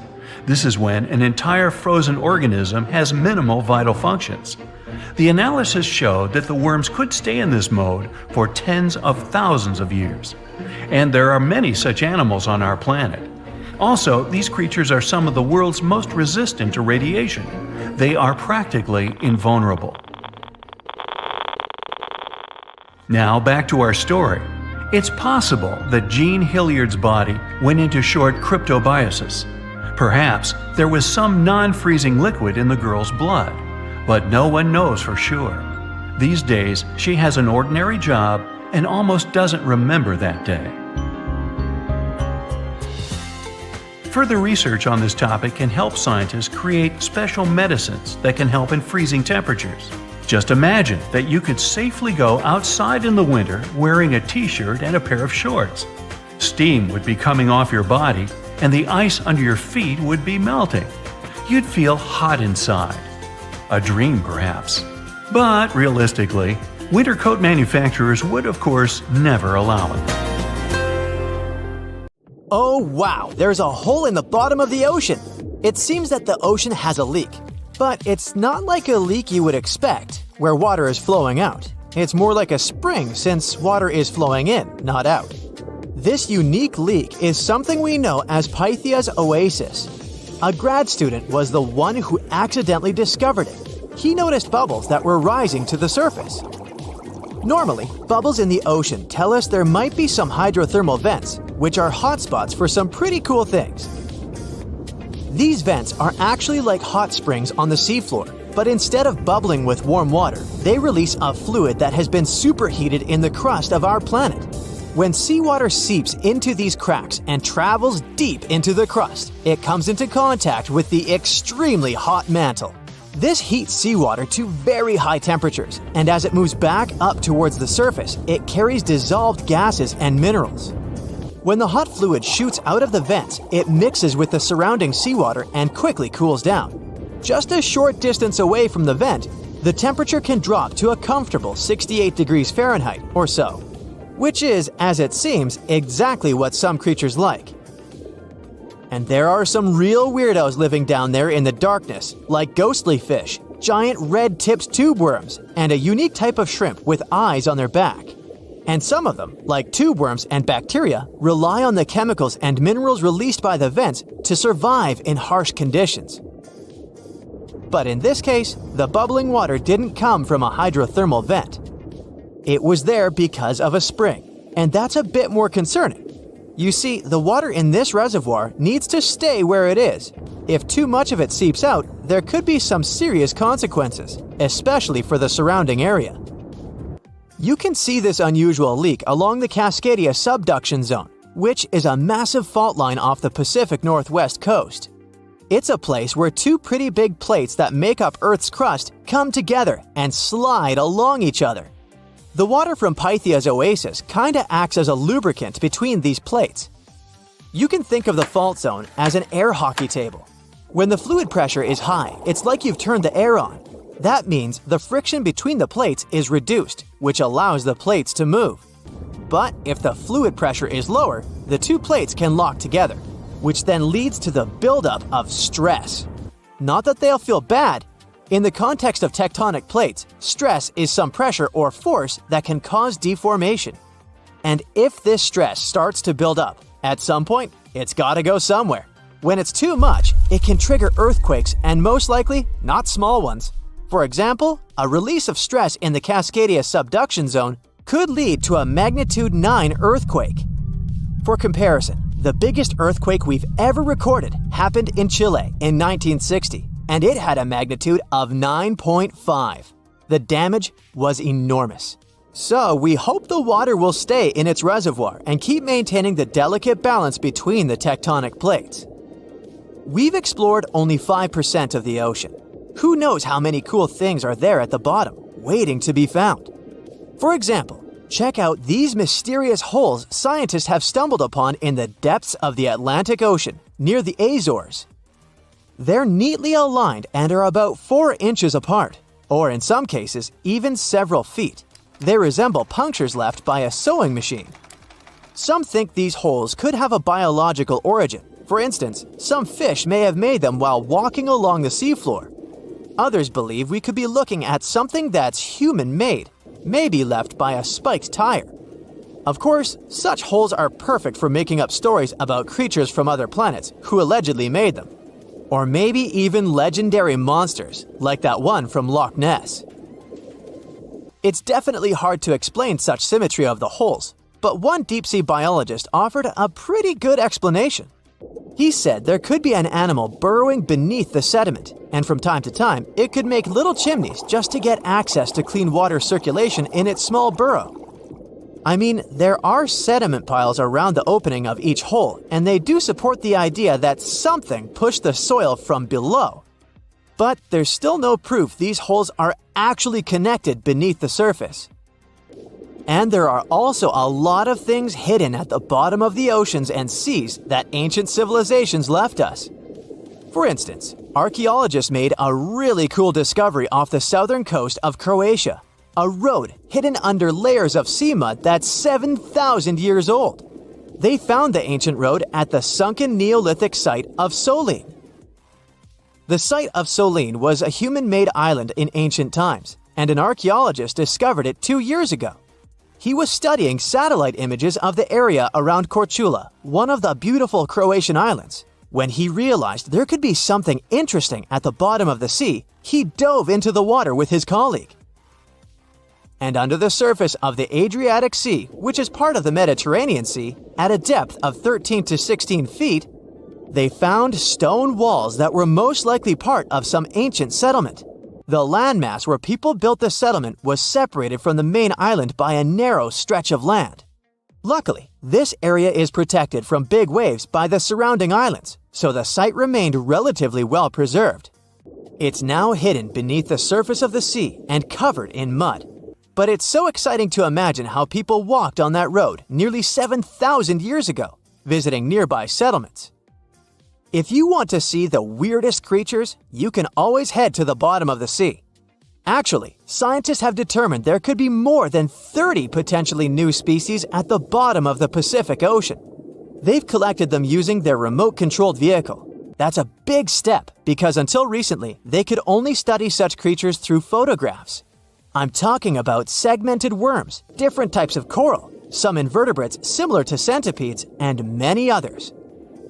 But there are also many old freaky creatures that we already know about that look like they came from sci-fi movies. Red octopus, blobfish. Okay, this one kinda looks normal until you raise it to the surface. The goblin shark, Sloane's viperfish, zombie worms. Ugh. Yeah, I hear ya. Let's move on. The seafloor hides things from space too. There are traces of rare forms of plutonium and iron at the bottom of the Pacific Ocean. And what's awesome is that all this has come from space. These radioactive materials probably formed during some kind of cataclysmic event in space and eventually made their way out to our beautiful home planet. And this extraterrestrial debris most likely appeared on Earth within the past 10 million years. After it fell to the Pacific Ocean and settled at a depth of almost a mile, it became part of all those layers of rock down there. Plutonium is especially exciting for scientists. I mean, only tiny amounts of it have been found. Hundreds of atoms maybe. But it's still remarkable because these atoms are created by exploding stars. Things like this can help us better understand how the universe produces elements heavier than iron, like plutonium, gold, uranium, and platinum. We're still not sure about the origins of these elements. For a long time, scientists believed that supernovae, which is when a star comes to its end in a fabulous explosion, were responsible for creating these heavy elements. But it seems it's not just that. Some other cosmic events, such as the collision of neutron stars, which are super dense collapsed stars, or some rare types of supernovae, could also be involved. Whoa, let me get my popcorn! For years, scientists have been struggling to explain bizarre sounds, some repeating, some heard only once, that come from the dark depths of the ocean. From bewildering hums to worrying bloops, the water transmits outlandish acoustic phenomena. One of these mysterious noises got named the Upsweep. For the first time, this long train of sounds was registered in 1991 in the Pacific Ocean. One of the most unusual things about this signal is that it keeps changing, as if trying to confuse researchers even more. Like some unearthly howl, it varies from high to low frequencies and then back again, and you can hear it better in the spring and fall than in the winter and summer. Why the upsweep? It's simple. The sound travels from the bottom of the ocean towards its surface, as if sweeping up. Scientists do have a theory explaining this phenomenon: the activity of undersea volcanoes. Hot lava pouring into ice-cold ocean water could theoretically create such noises, but there's no proof found yet. Plus, the sound has been declining since 1991, even though it can still be detected. The bloop is the name given to an ultra-low frequency and incredibly powerful underwater sound that was recorded in 1997 by the U.S. National Oceanic and Atmospheric Administration. The bloop continued for approximately 1 minute. Having started from a low rumble, it gradually rose in frequency. It also kinda mimicked the noise created by marine animals, but its volume was so great that no living creature known to science could have made it. When the bloop occurred, underwater microphones managed to record it from a distance of 3,000 miles away.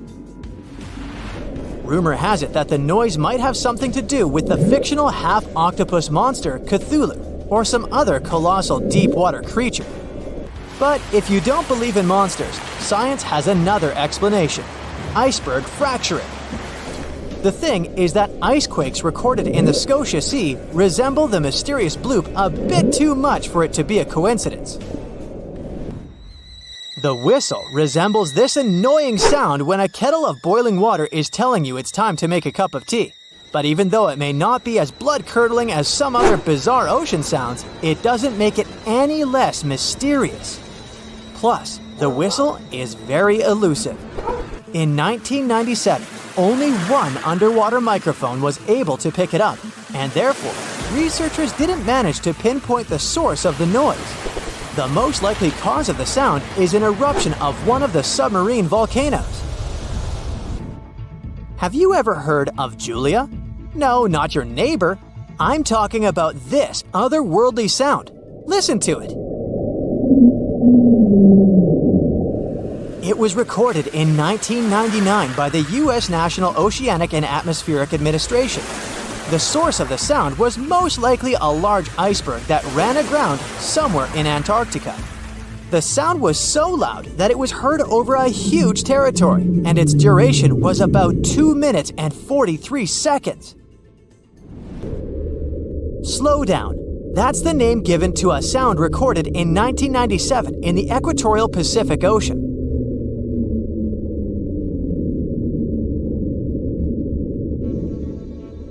The sound was called this way because it slowly decreased in frequency over 7 minutes or so. It's been picked out a few more times since it was recorded for the first time. The source of the sound isn't very mysterious. Most likely, it was produced by a massive iceberg that became grounded in Antarctica, or it was caused by moving ice. By that, I mean the friction produced by a large ice sheet moving over land. The loneliest whale sound is often called the 52 Hz whale because the animal that creates it calls at a unique for these creatures frequency. When you listen to this sound, it sounds like a low bass note. At the same time, it's much higher than the normal frequency of the whale call, which rings between 10 and 40 Hz. Interestingly, scientists have been listening to the world's loneliest whale for decades, but haven't managed to figure out its precise location. Nobody knows whether the mammal is male or female, what species it is, or if the animal is still alive. After all, for the last time, its call was recorded in 2004. Earth-shaking booming sounds have been reverberating off some parts of North Carolina for more than 150 years. Called Seneca guns, they're most often heard near the coast. The sounds are so powerful that they often rattle window panes and sometimes vibrate entire buildings. They can last from 1 to almost 10 seconds. Even though scientists haven't cracked this mystery yet, there are some theories. They range from earthquakes to severe distant storms and quarry blasts. But even though the ground trembles every time the phenomenon occurs, no seismic activity coincides with these events. So far, scientists have come to the conclusion that the mysterious sounds happen in the atmosphere, not on or under the surface of our planet. If this theory is true, bolides might be the answer. These extremely bright meteors often explode once they enter Earth's atmosphere. Or Seneca guns might be born in the ocean. Sometimes, when enormous waves collide far away from the shore, you can hear it, even if you're nowhere near the coast. Seneca guns are a type of skyquakes. You don't need to travel to a particular part of the world to hear one of those. Mysterious sonic booms ramble from the sky everywhere, from the US to India and Japan. Just like Seneca guns, this sound phenomenon occurs mostly near the coast or a big body of water. Rattling glassware and windows in the nearby houses, skyquakes could be connected with ultra-fast airplanes breaking the sound barrier. But people started hearing the first skyquakes in 1824. The theories trying to explain this phenomenon include sand dunes shifting, meteors entering the atmosphere, distant volcanoes erupting, Earth's crust cracking during earthquakes, and even gas bursting out of underground vents in the sea or lake bottom.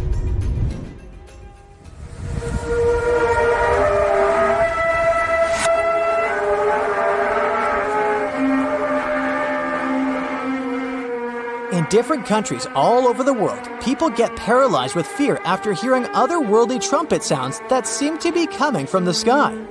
The inhabitants of the US, Canada, Australia, Germany, and the Philippines have already heard this hair-raising noise since it was first recorded in 2008. These sounds are sometimes called the sound of apocalypse. And although until recently, nobody could understand the origin of the sounds, NASA claims that there is nothing to be afraid of. The noise can be coming from our own planet. Usually, it's quiet and thus inaudible to the human ear. But when it gets louder, the outcome is the very trumpet sounds that scare people all over the world. Bristol hum started in the 1970s when hundreds of Bristol inhabitants began to talk about a bizarre noise audible only at night. The noise was a low-level hum, and nobody could identify or trace the source of the sound.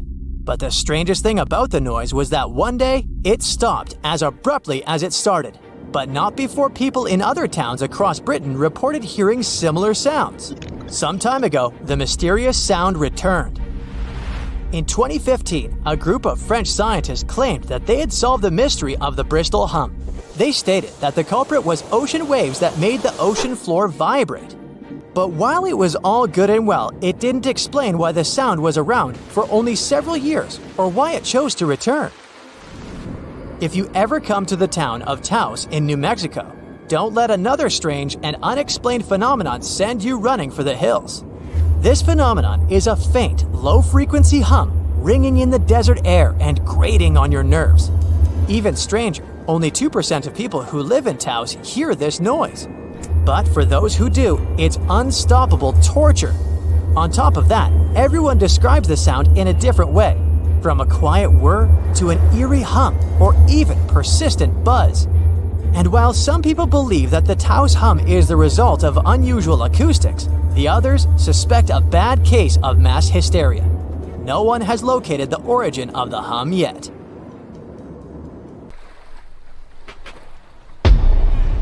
Many terrifying animals live deep beyond the waves, like this vampire squid living 3,000 feet below the surface in almost complete darkness. This animal has a cloak, like a vampire's. That's why it's called the vampire squid. Deep down at the bottom, it can't use ink to defend itself. So this animal has developed an unusual tactic. It glows slightly to scare away predators. If this tactic fails, the vampire squid can turn its body inside out, revealing tiny spikes. When you translate its scientific name, Vampiroteuthis infernalis, it literally means vampire squid from the nether. Despite its terrifying looks, it's a harmless ocean animal. This previous creature was not from space, but this object definitely is. Before Elon Musk found a way to reuse rockets, NASA would simply drop old ones after launching astronauts into space, most of the time in the ocean or deserts. In 2012, Jeff Bezos launched a mission to find the Apollo 11 rocket. They found it by using sonar, but it was in terrible condition. It was sitting on the bottom of the ocean, not far from the predicted site. They were able to rescue the engine and reconstruct 2 of them. The most famous lost city is Atlantis, but sadly, we still haven't discovered it. However, Heraklion was also just a myth until one British pilot saw something that looked like a city while flying over the Mediterranean Sea. He reported it, and 60 years later, a group of divers went there. They were shocked when they found an entire city underwater. It was loaded with artifacts that could tell us a lot about the history of the place. Now it's one of the best underwater archaeological sites in the world. It's believed that the rising sea caused the whole city to go underwater. The Titanic sank in 1912. The wreck was claimed to be officially discovered 74 years later. In reality, though, a fisherman found the Titanic 8 years earlier while fishing in the Atlantic Ocean. He was pulling out his net when he spotted a head stuck in it. Luckily, it was just a doll's head. Years later, after the fisher had passed away, his son sold the doll to a doll collector. She did a lot of digging and research on every person who had a porcelain toy on the Titanic. She found the owner of the doll. Ava Hart was on the Titanic and had a doll with her. Ava survived the catastrophe by a miracle, but her toy didn't. Hart even wrote about the doll in her journal, and every detail matched the toy found by the fisherman. The tripod fish lives deep in the abyssal zone, around 20,000 feet below the surface. It's adapted to such immense depths and uses its tripod fins to stay still on the bottom. This creature doesn't have big eyes, but even if it did, these eyes would be useless in the darkness. Instead, the tripod fish uses its fins like antennas to detect any movement in the water. This creature doesn't have much luck when it comes to its love life, so it had to develop unique tactics to reproduce. One fish can be both male and female. The next bizarre creature is the lizardfish. It has tons of razor-sharp teeth, a huge mouth, and really big eyes, which it uses for hunting. All this makes the animal look freaky. The lizardfish lives at depths of around 11,000 feet in the midnight zone, where there is zero light. This freak of nature basically eats everything it can fit inside its mouth, from small fish to other lizardfish. On the other hand, when they see other reptile fish, they probably fall in love instead, because finding mates at those depths is not an easy task. Like the tripod fish, the lizardfish can be both male and female at the same time. When you think of a river, you usually picture it on land. Still, nature is quite unpredictable, and it created a river flowing under the ocean in California. It's running at a depth of around 2 miles. This river has everything that an ordinary river has: sunken logs, trees, and rocks. And despite its uniqueness, it's not the only one in the world. There are also others in the Amazon and Greenland. A terrifying creature was discovered near Angola's coast by a remote operating vehicle. It looks like it doesn't have a head or a body. It was sitting at a depth of around 4,350 feet below the surface. After doing research, scientists concluded it wasn't anything from a sci-fi movie. It was just a cluster of siphonophores stuck together.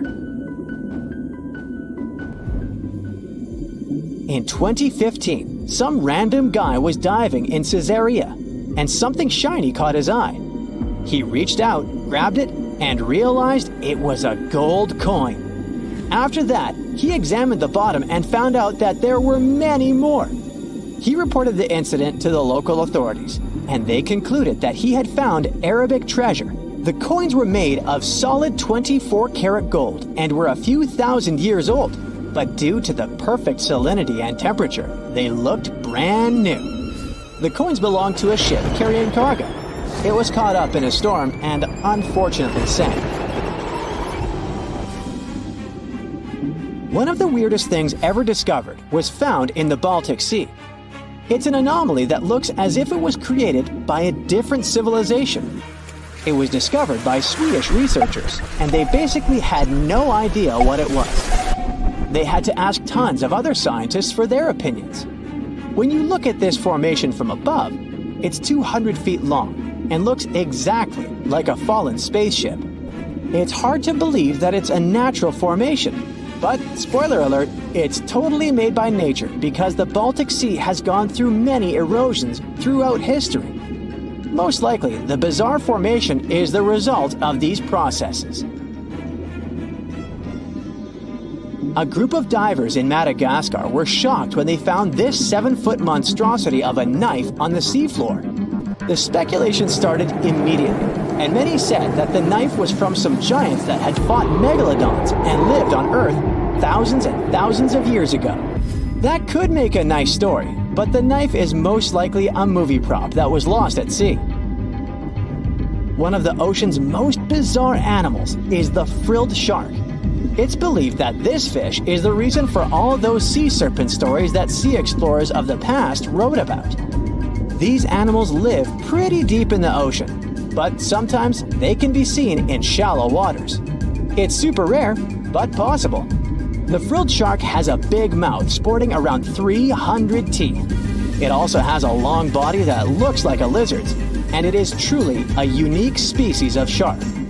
Its prey can be half of its size because this shark's stomach is like that of a snake, and it can swallow huge fish or crustaceans. Spotting a few worms in your garden is no big deal, but after seeing a 26-foot long one in the ocean, you will make your wetsuit a little wetter. This worm is super rare, and it's completely harmless to humans. It's actually not a giant worm. It's a cluster of zooids that are stuck together in a worm-shaped formation. They usually only eat plankton, bacteria, and other tiny things that can be found in the ocean. Probably the scariest thing in the ocean that is 100% real is the Magna Pinna, which can be found at crazy depths of 20,000 feet below the surface. This monster looks like an underwater Slender Man, but it's just a squid with really long tentacles that can reach a terrifying size of 8 feet. This guy has only been seen a few times, and basically, we don't know much about this creature so far. Ever wonder why, despite all our advancements in technology and science, there's a vast expanse of our own planet that we barely know about? Believe it or not, over 80% of our oceans remain uncharted territory. It's as if we've got this massive aquatic playground in our backyard, and we've barely scratched the surface. Also, did you know that only about 7% of our oceans have a special tag called Marine Protected Areas, or MPAs? How come this colossal body of water that envelops most of our planet is also among the most vulnerable and misunderstood spaces in the universe? Pressure has a lot to do with it. Our deep ocean is a beast of a place with no visibility, freezing temperatures, and pressure that's so intense that in certain areas it would make you feel like you're having the weight of 50 jumbo jets on your body. No wonder we're having an easier time sending people into space than to the bottom of the ocean. The deeper you go into the waters, the more pressure piles up. But let's not forget we have tech on our side, right? Scientists now use these cool satellite technologies that track the color of the ocean to check how much phytoplankton is there, for example. Why is this important, you might ask? Because these little plant-like critters are actually pretty major players in our big blue oceans. In the grand scheme of things in the aquatic world, phytoplankton is like the bedrock of the ocean food chain. It gives life to almost everything, from the tiny zooplankton, which are animal-like microorganisms, to those colossal, magnificent whales. When these technologies first came around, satellites could get clear images of the ocean faster than a ship could take the same number of measurements in 10 years. But it's not all about looking at the ocean from space. Sometimes you gotta dive in there and see it for yourself. Thankfully, we've come a long way in ocean exploration tech too. We've got things like floats and drifters that ride the ocean currents while collecting data, and a whole fleet of underwater vehicles, some of which are manned, some remote-controlled, and some even autonomous. Remember James Cameron, the guy who made the movie Titanic? He's super into exploring the ocean, and in 2012, he set a record by going down to the Mariana Trench in a vertical torpedo sub. He thinks there's nothing like being in the ocean and experiencing it firsthand. Other companies use a mix of technologies for their ocean explorations. It led them to discover amazing stuff like a deep-sea coral reef near Morocco, the only one still growing in the Mediterranean Sea. They've also discovered new species and documented ones previously thought to live only in the Atlantic. These efforts have convinced local authorities to declare some places as marine parks. As with most scientific areas, the road isn't without its bumps. These expeditions can cost quite a lot, and the lack of detailed maps and data only adds to the challenge. We can't always rely on bathymetric information, meaning the study of the ocean floor, because it's often not available. And that's the tricky part. We need to explore more to know more, but getting the funds for these kinds of projects can be tough when there are so many unknown variables. One particular company's explorations have helped protect nearly 4 million square miles of ocean so far. The data they collect during their expeditions is invaluable. It's used to identify new species, locate vulnerable habitats, and even show where threatened species are being overlooked. Their work helps dismiss excuses from local authorities who claim they lack the necessary information to establish more MPAs.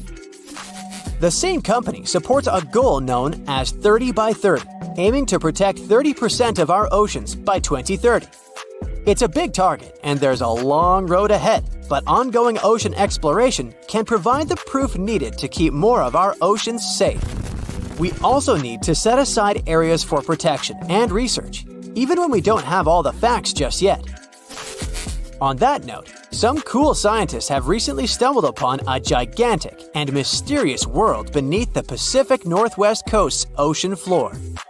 The best part is, this massive realm of life is pretty much cut off from the rest of the world above, making it like a secret underground club that only the best microbiologists have access to.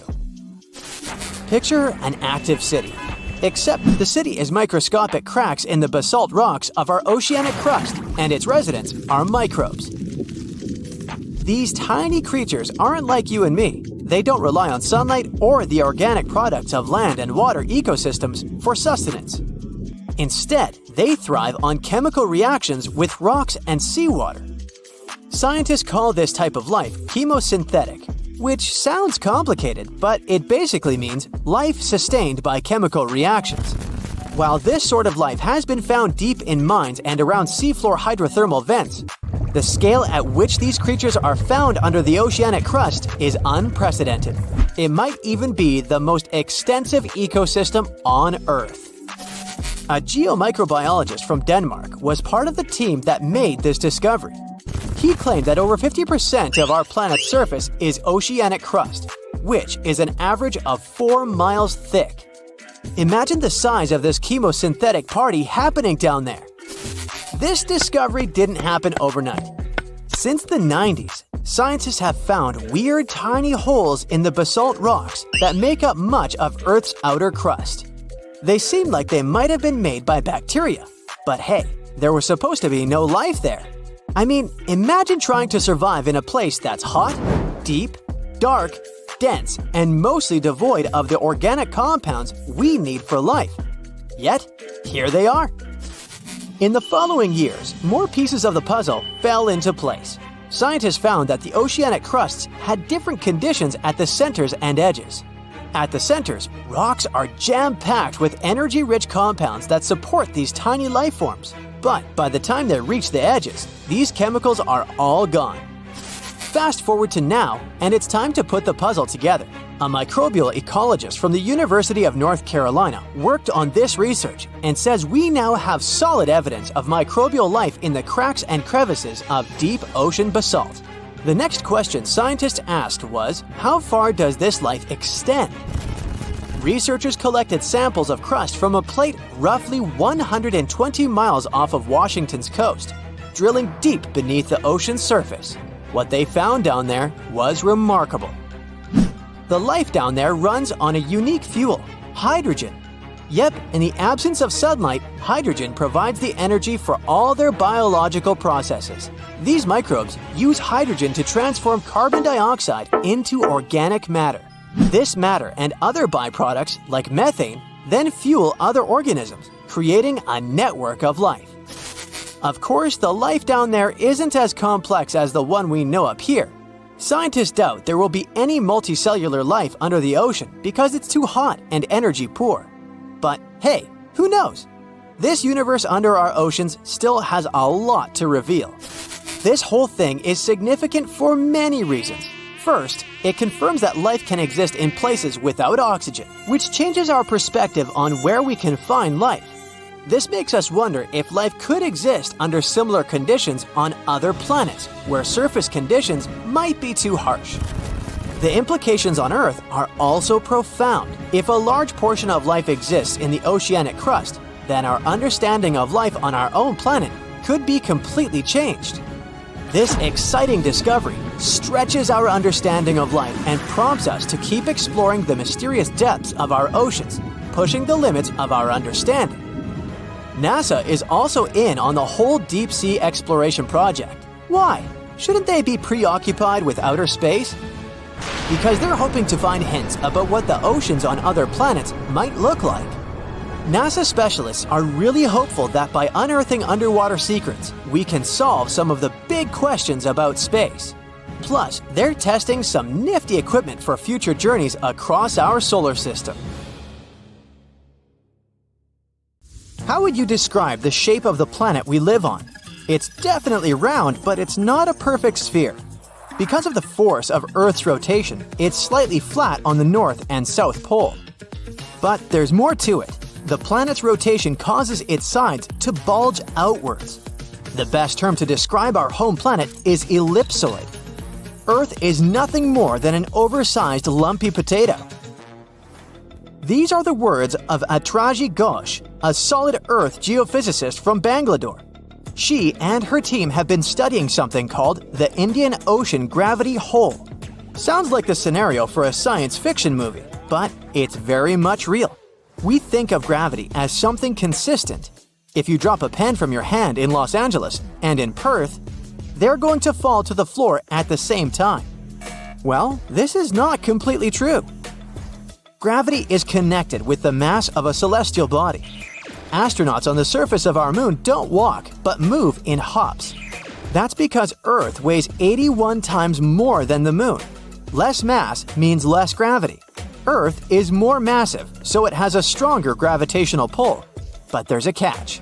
All this mass isn't distributed evenly across the planet. As a result, gravity varies as well. NASA has been mapping Earth's gravity field since 2002 using twin GRACE satellites. The maps they produced show where gravity is stronger and where it's weaker. Mountain ranges such as the Himalayas contain a lot of mass. This means they generate a stronger gravity field. The opposite happens in ocean trenches. The deepest of them is the Mariana Trench in the Pacific Ocean. You could almost stack 2 Mount Kilimanjaros inside it. The low concentration of Earth's mass below it means that the gravity field here is weaker. Places on the globe where huge chunks of mass are missing are called geoid lows. A geoid is an imaginary surface that follows the outline of sea levels around our planet. Imagine the Earth without any land. That shouldn't be too hard since the nickname of our home is Blue Planet. Now draw a curvy line along the surface of the oceans, and you get a geoid. In reality, the line stretches across oceans, as well as land masses. Scientists use this imaginary line to calculate the depth of tremors or objects that occur underground. When the wavy line goes down, that's a geoid low. The biggest of them sits at the bottom of the Indian Ocean. The first to discover it was a Dutch geophysicist in 1948. He was performing a gravity survey from a ship. The man noticed that sea levels dipped over 320 feet below the global average. The gravity hole got the official name Indian Ocean Geoid Low. It spans well over 1 million square miles off the southern coast of India. If you went out at sea in the middle of the gravity hole, you wouldn't notice much, just an endless ocean as far as the eye could see. The only way to measure the dip in gravity is through extensive geophysical measurements and calculations. The concept of a gravitational hole existed for nearly 2 centuries in the scientific community, but researchers could study it in high detail only after satellite measurements became possible in the late 20th century. A team of Indian scientists was determined to explain the anomaly that had been puzzling geologists for decades. They used supercomputers to simulate the seismic activity that formed our planet. A total of 19 simulations revealed how tectonic plates moved across the span of over 140 million years. This was during the Cretaceous period, the time when T-Rex roamed the Earth. Nearly a third of the possible scenarios produced a geoid low, similar to the one in the Indian Ocean. The most important factor in these models was the presence of magma plumes. These are places inside the Earth's mantle where lava flows upwards. The mantle sits between the planet's outer core and the thin crust we walk upon. The magma in the mantle plume is hotter than the surrounding rocks. The heat it generates melts and thins the crust. This creates hotspots that are brimming with volcanic activity. Yellowstone National Park and the Hawaiian Islands sit atop such hotspots. The Indian team of scientists linked the presence of magma plumes to the formation of the geoid low. Their source was an ancient ocean that disappeared tens of millions of years ago. It was located where the Himalayan mountain range sits today. Evidence of this lie in the marine rocks researchers found on the world's tallest mountains. The oceans ceased to exist when India's landmass separated from the supercontinent called Gondwana. It drifted north and merged with the rest of the Asian continent. At the time, the Eurasian supercontinent was called Laurasia. The Indian tectonic plate went down inside the mantle. It ended up under the African continent. This landmass contained a lot of crystallized material which was quite dense. When the sinking plate of the former ocean reached it, plumes of magma spilled out. As a result, low-density materials ended up closer to Earth's surface. Density is used to calculate mass, and if you remember our lesson in physics from the beginning of the video, less mass translates into a weaker gravity field. Scientists believe this is how the geoid low in the Indian Ocean formed some 20 million years ago. At this point in prehistory, the Earth looked a lot like it does today. There were vast grasslands, and whales swam in the seas. Geophysicists who created the computer model cannot tell for sure what will happen in the future. Ghosh thinks it's possible that the gravity hole in the Indian Ocean will remain in place for a long time. But plate movements can also cause the anomaly to fully disappear in the coming eons. Earth's tectonic plates are constantly shifting. They define the shape of our continents and oceans. Experts study plate movements to get a picture of how our world looked millions of years ago. However, telling Earth's geologic future is much more complex. The gravity hole in the Indian Ocean is the biggest, but it's not the only one in the world. Other areas with low gravity include the island of Cuba and the Bahamas. On the opposite side of the spectrum are the Philippines. Here, gravity is stronger than normal, but the poles are the places with the strongest pull to them. They are the closest to the center of the Earth. If you stand directly on the North or the South Pole, you are 3,950 miles from the planet's core. At sea level on the equator, this distance increases by more than 13 miles. Earth's gravitational field also has an effect on your weight. At the equator, you weigh 1% less than you do on the poles. The South Pole is maybe more suitable for this experiment because there is actually ground there. But gravity is the strongest at the North Pole in the middle of the Arctic Ocean. This is where scientists in 2013 recorded the highest gravitational acceleration on the planet. This is the rate a falling object speeds up in free fall. The acceleration depends on the strength of gravity. When a team of researchers from a university in Perth set out to map these gravity changes, they discovered something interesting. Gravitational acceleration was the highest at the surface of the Arctic Ocean. This is something they expect to find, but the location of the lowest acceleration point amazed them. It wasn't on the equator as they assumed.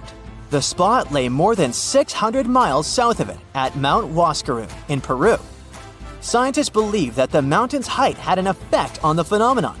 This peak in the Andes is the highest point in the South American country. Hypothetically speaking, if a human falls from a height of 330 feet here, they will reach the ground 16 milliseconds later than if they performed the same stunt in the Arctic. On a sunny day, a man was diving in shallow waters near South Africa. At one point, he saw something that didn't catch his eye at first. A pile of shells that looked as if it had been put together. Maybe by some other diver, he must have told himself. But out of all these shells came the most unusual of creatures, an octopus. The gorgeous underwater animal looked straight at the man before swimming away. Impressed by his new acquaintance, the diver started visiting the octopus every day. He watched it use shells and seaweed to protect itself and learned how it hunted and cared for its eggs. All these encounters became the basis for a now famous documentary. In the movie, the diver wanted to study the relationship between a wild octopus and its observer. Initially, the octopus was a bit too shy to let the man get close. But over time, it began to trust him and even explored his body. At one point, the octopus even rested on the diver's chest. The man soon began to look at the underwater creature as his octopus friend.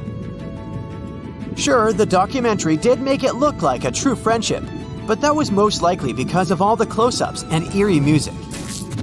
But you can't really know what the octopus is thinking. Maybe what looks like tenderness is just curiosity or confusion. Maybe an apparent hug is really just a defense mechanism. Some people may love octopuses, but can they really be friends with a human? Until they learn to talk, I guess we'll never know. That doesn't make an octopus less of an interesting creature, though. Apart from those quirky sets of tentacles, obviously, octopuses have another characteristic that sets them apart from other sea creatures. A recent study that involved studying the footage of octopuses living underwater shows that they sometimes develop this unusual behavior. They seem to throw things at each other on purpose. It can be anything from dirt from the bottom of the sea to shells or rocks. Octopuses are known to be solitary creatures, so when something or someone, like an underwater camera person, gets too close to them, they might lash out.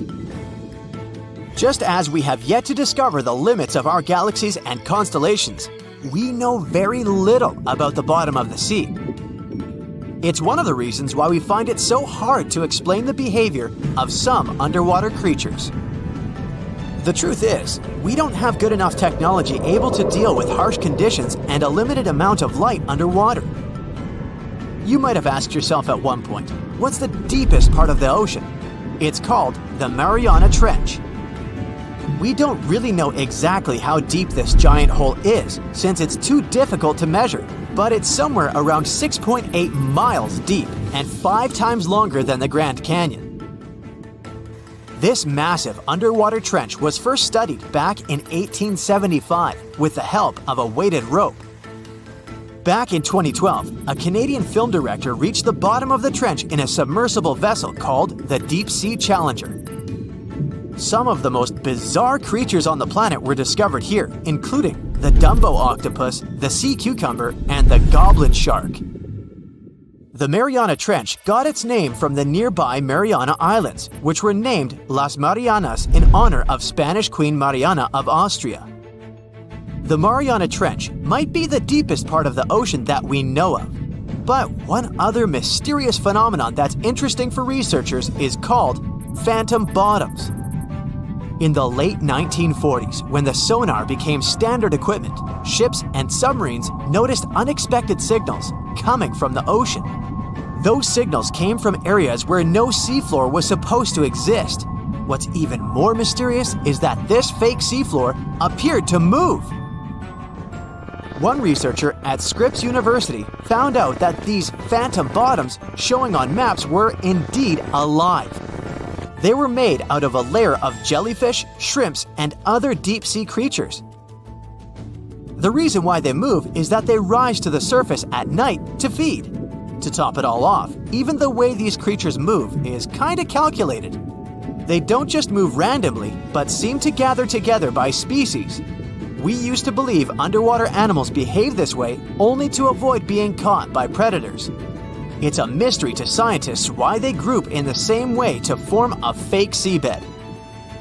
Our curiosity about the deep waters doesn't stop at the seafloor. If you went on a vacation to the beach when you were young, you probably remember the fun of digging in the sand.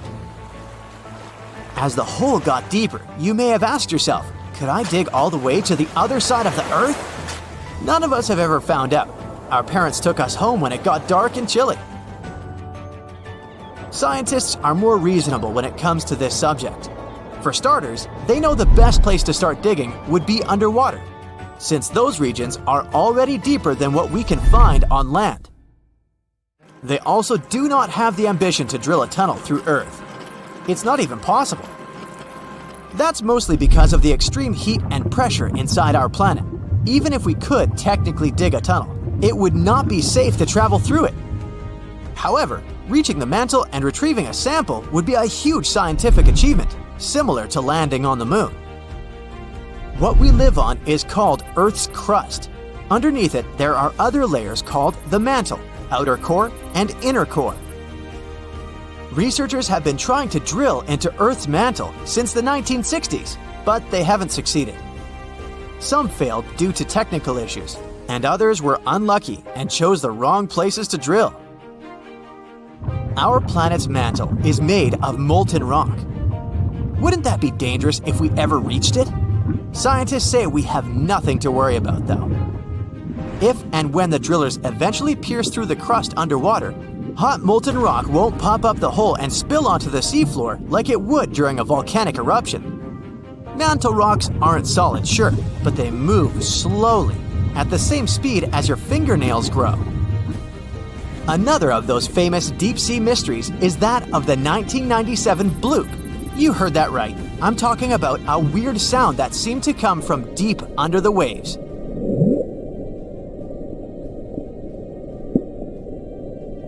People heard it in the South Pacific.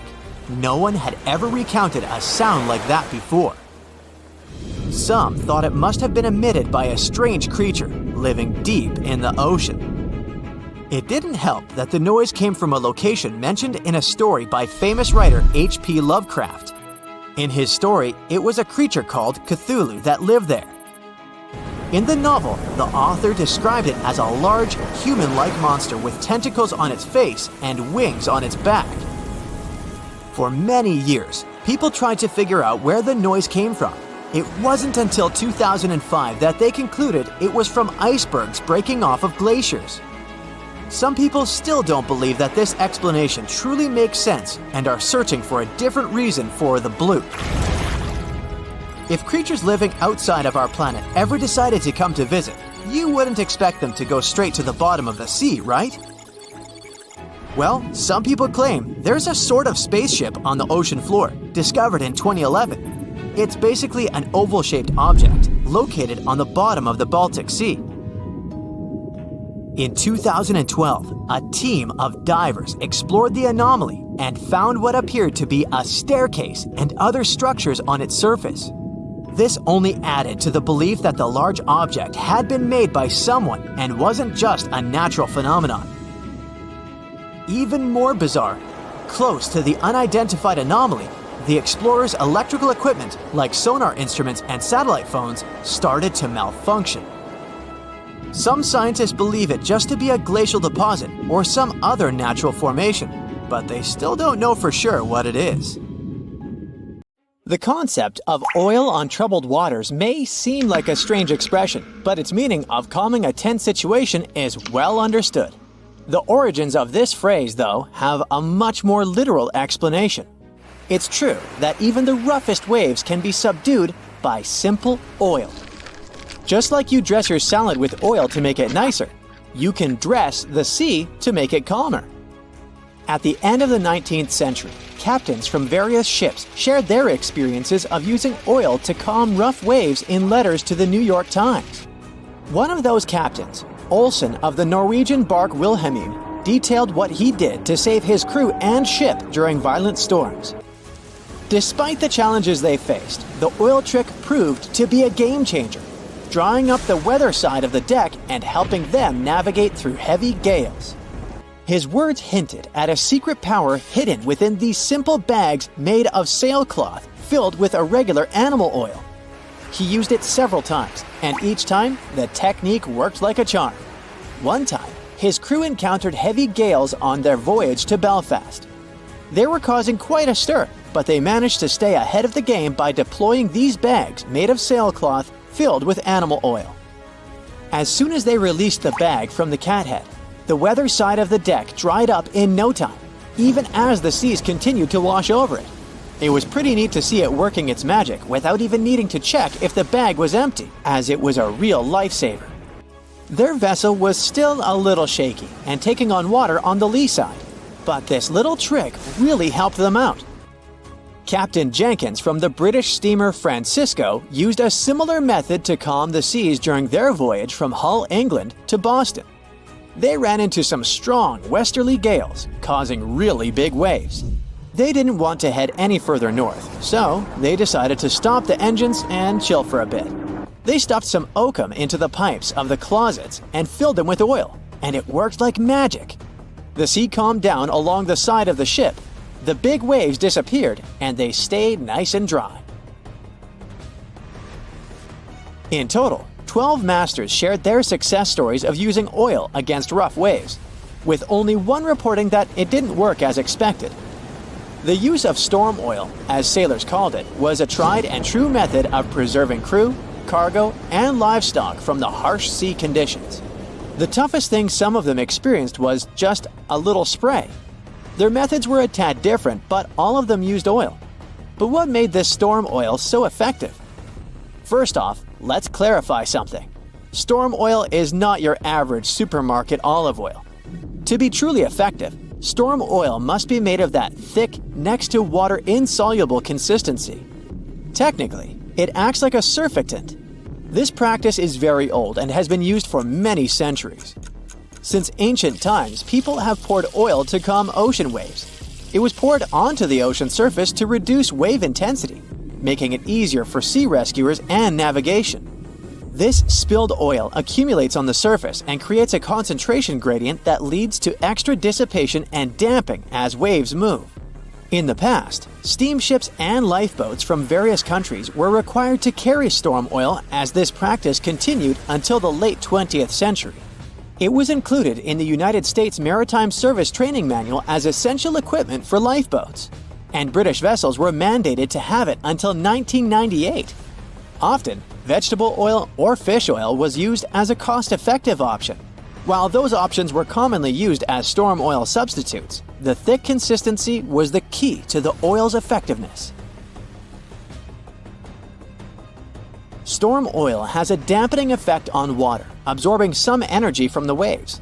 It quickly forms a thin layer over a large area of the water surface, preventing wind from creating waves easily. The use of oil to calm ocean waves dates back to ancient times, with Aristotle and Pliny the Elder discussing its effects. Benjamin Franklin famously studied the calming properties of oil on waves during his trips to England in the 18th century. Communication between Franklin, William Brownrigg, and Sir John Pringle led to further exploration of this phenomenon. Agnes Pockels also made significant contributions to the study of storm oils through her experiments in Germany. She suggested that the calming effect of oil on water involved more than just reducing surface tension. Oil is definitely a game changer when it comes to calming rough seas. But it's not just any oil that does the trick. You gotta use the right kind of oil and apply it the right way. Forget engine oil and other petroleum products, they won't do much. Fish oils are where it's at, especially the thick ones. The problem is, modern ships and boats don't really carry fish oils, so folks end up using engine oils and bunker oils instead. Not surprising that they don't see the calming effects they were hoping for. Back in the day, the Coast Guard used to carry a little tank of oil for rescue missions in choppy waters, but they stopped that practice ages ago. You can't just pour the oil on the water. You gotta let it leak out gradually, drop by drop. The best way is to hang a bag of cod liver oil or something like that over the side of the boat. The oil seeps out through the bag onto the water surface and smooths out the waves. Not only does the oil calm things down, but it also stops the wind from messing with the surface. Just a bit of the right oil, like a gallon or so, can flatten out a huge area around the boat. Believe it or not, tossing oil into the sea used to be allowed. Steamships and lifeboats were actually required to have equipment to slowly release oil during storms. The lifeboats on the Titanic fell under British law from 1894, which said they had to carry oil for bad weather. Now for the science part, as oil decreases water's surface tension, preventing those pesky waves from breaking. It's like adding an invisible layer over the water that makes it super smooth.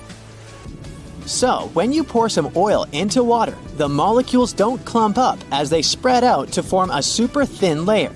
These oil molecules kind of do a somersault, standing on their heads and aligning with the water molecules like magnets. This creates a film on the water surface that is just one molecule thick.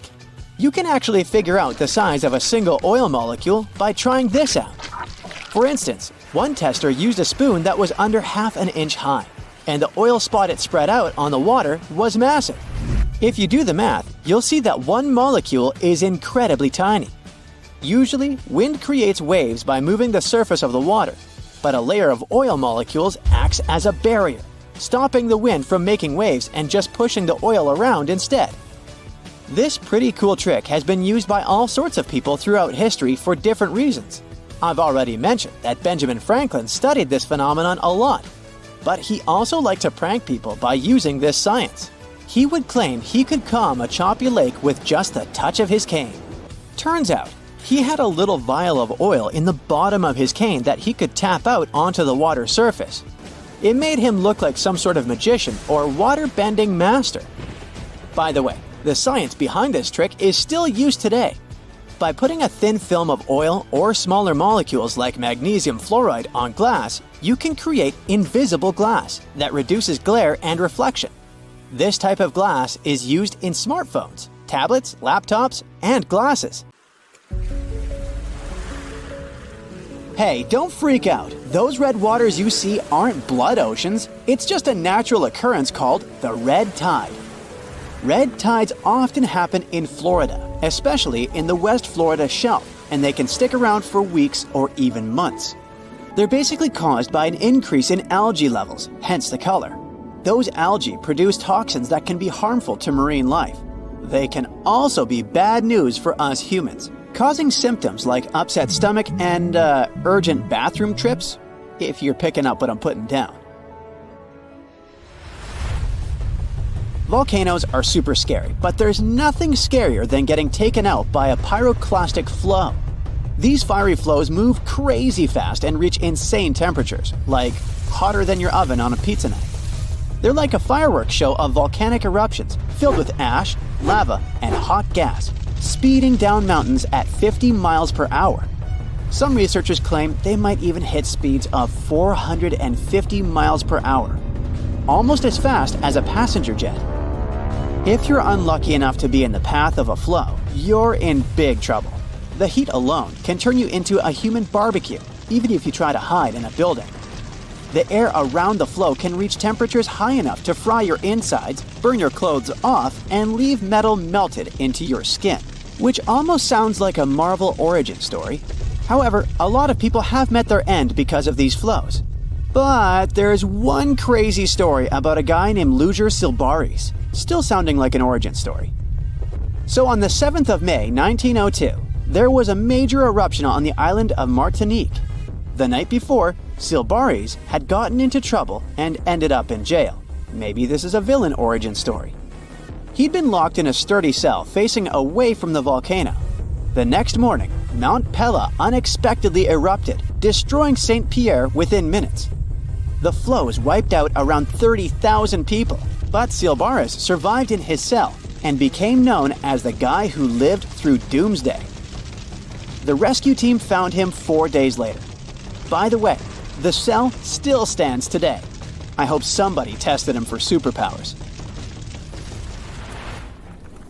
Back on August 21st, 1986, a guy stumbled upon some animals showing no signs of life on his way to Nios village in Cameroon. To his shock, he later found out that everyone in the village had mysteriously passed away. The same thing happened at Lake Manoun in 1984. Turns out, those tragic incidents were caused by something called limnic eruptions, which are pretty rare disasters where carbon dioxide suddenly bursts out of lake waters, creating a hazardous gas cloud. These type of eruptions usually happen in lakes with high levels of CO2, which can be caused by things like volcanic gases and high pressure. Any little change in temperature or pressure can set off an eruption.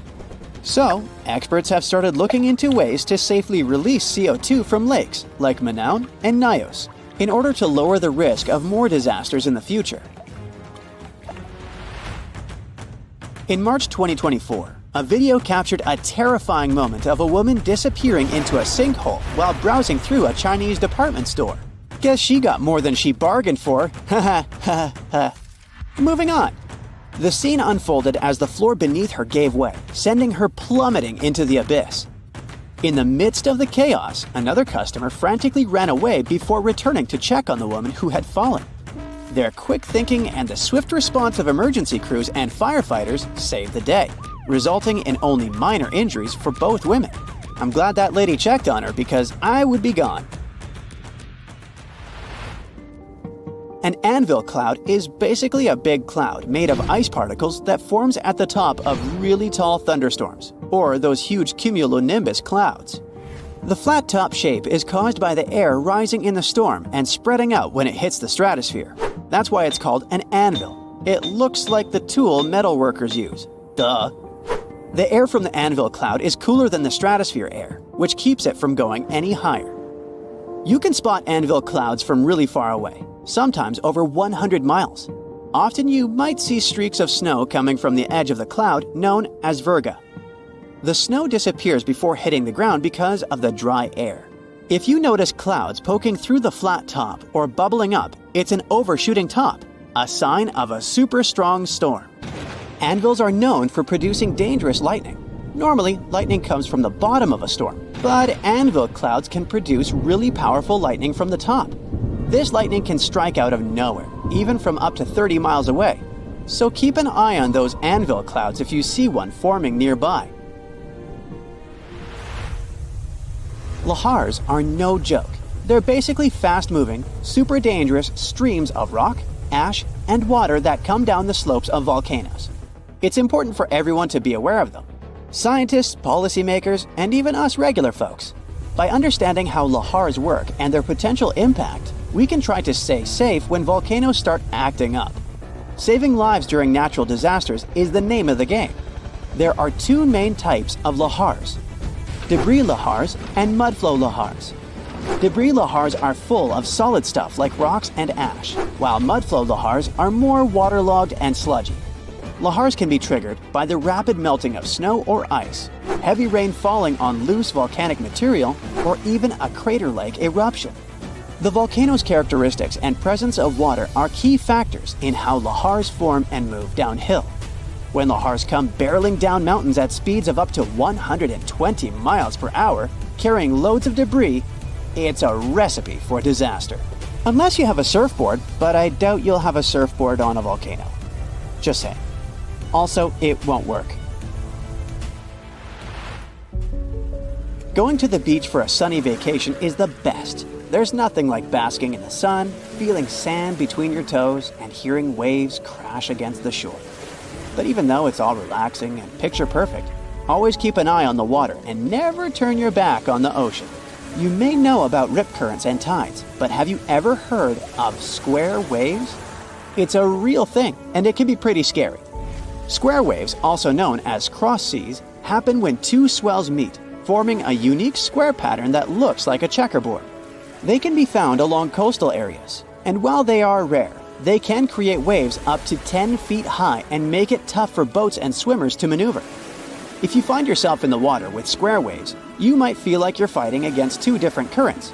The best thing to do is to not go too far out to begin with, and get out of the water as soon as the waves become too strong. Square waves are more dangerous for boats and ships, so it's best to stick to the shallow waters and stay safe. Whirlpools and maelstroms are powerful natural forces that have scared sailors for years. They happen when certain weather and current conditions come together just right. Most of them are safe if you stay away, but let's see what they really are and how they form. A whirlpool is basically water that starts spinning when two currents meet, or one current hits something solid like a wall. They can be big or small, depending on the speed of the water and waves. Most aren't dangerous, but there are also maelstroms, which are large, forceful, and violent whirlpools, caused by ocean tides and narrow straits. Tidal currents in places like Norway's Saltstraumen and Mockstraumen can create massive whirlpools. Scotland's Corribrecken whirlpool is one of the world's largest. Other examples of whirlpools can be found in Japan, Canada, and New Zealand. Are they portals? They're definitely not portals. Researchers have recently looked into ancient underwater volcanic eruptions and how they affected Earth's climate. They studied materials from Bronze Age eruptions to learn more about their scale, dangers, and impact on climate. For example, one eruption about 3,600 years ago in the Aegean Sea caused chaos in Santorini. The study focused on this event to understand its importance. By analyzing volcanic deposits, the researchers gained insights into how future eruptions could affect climate. They discovered that sediment waves from shallow underwater eruptions could lead to tsunamis and impact the ocean floor. These findings help us understand how underwater volcanic eruptions relate to the marine environment, which can help us predict climate changes in the future.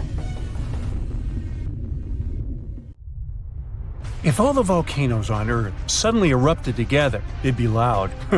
We'd also have around 1,500 of these formations bursting at once. Now normally it's just 10 to 20 volcanoes that are active each day. But what would the world look like if they all blew their tops simultaneously? Geologists think it wouldn't be pretty. Even if only the land volcanoes erupted together, it would set off a chain reaction way worse than anything we've ever seen before. The two big problems would be ash and volcanic gases. While the explosions in lava would be damaging for people nearby, the real danger lies in what happens next. A thick layer of ash would cover the planet, blocking out sunlight completely. No sunlight means no photosynthesis, which means crops would fade away and temperatures would drop considerably. And all this ash cloud could remain in our atmosphere for up to 10 years. Now, ash aside, there's also acid rain to worry about. Volcanic gases like hydrochloric acid and sulfur dioxide would mix with the atmosphere and fall back down as acid rain. This type of weather would harm the groundwater and ocean surfaces. Even if humans would find a way to survive up to this point, we'd have no corals and no other sea creatures around. Scientists have seen similar events in Earth's history at a smaller scale. Big volcanic eruptions have been linked to mass extinctions. When Mount Pinatubo erupted in 1991, it cooled parts of the world for 2 years. But the extra carbon dioxide from these eruptions could also heat the planet, the same way we turn our stoves to broil for that extra crispy layer on our casserole. Geologists also mentioned that there's evidence in our atmosphere that stuff like this may have happened in the distant past. During the Cretaceous period, carbon dioxide levels were way higher than today, which made it difficult for marine life to thrive. Who would survive all this? Probably just some extremophiles, these organisms that survive in harsh conditions like hot springs or deep undersea vents. As for humans, we could all lay low in underground bunkers until things clear up, or build multiple space stations that could fit us all. Yeah, right. The chances of all volcanoes erupting at once, though, are very slim. Whew! That's because there isn't one giant source supplying all the volcanoes on Earth. Each one of these openings has its own deposit of magma, except for a few cases where they indeed share the supply. For example, in 1912, Nova Rupta in Alaska erupted alongside another volcano sharing magma. Scientists have also found evidence of magma hiding under volcanic areas, like under the Taupau volcanic zone in New Zealand. This magma can spread out horizontally for long distances, but is still just a local feature. Even if we consider all the magma under Taupau as one system, it's not connected to other volcanic areas like Indonesia or the Philippines. Because the great majority are isolated, volcanoes can't sync up to erupt at once. The magma comes from different processes like mantle decompression, or adding water to the mantle through subduction. There's no way to make all these different volcanoes erupt together because of how tectonics work. Now, that doesn't mean we won't see interesting volcano activity in the future. Take an underwater area near British Columbia, where recently about 200 small earthquakes per hour have been noted. Deep beneath the Pacific Ocean floor, off the coast of Vancouver Island, magma is set to erupt, heating the water so much that it'll bubble like soda. However, this event will likely go unnoticed by anyone other than scientists.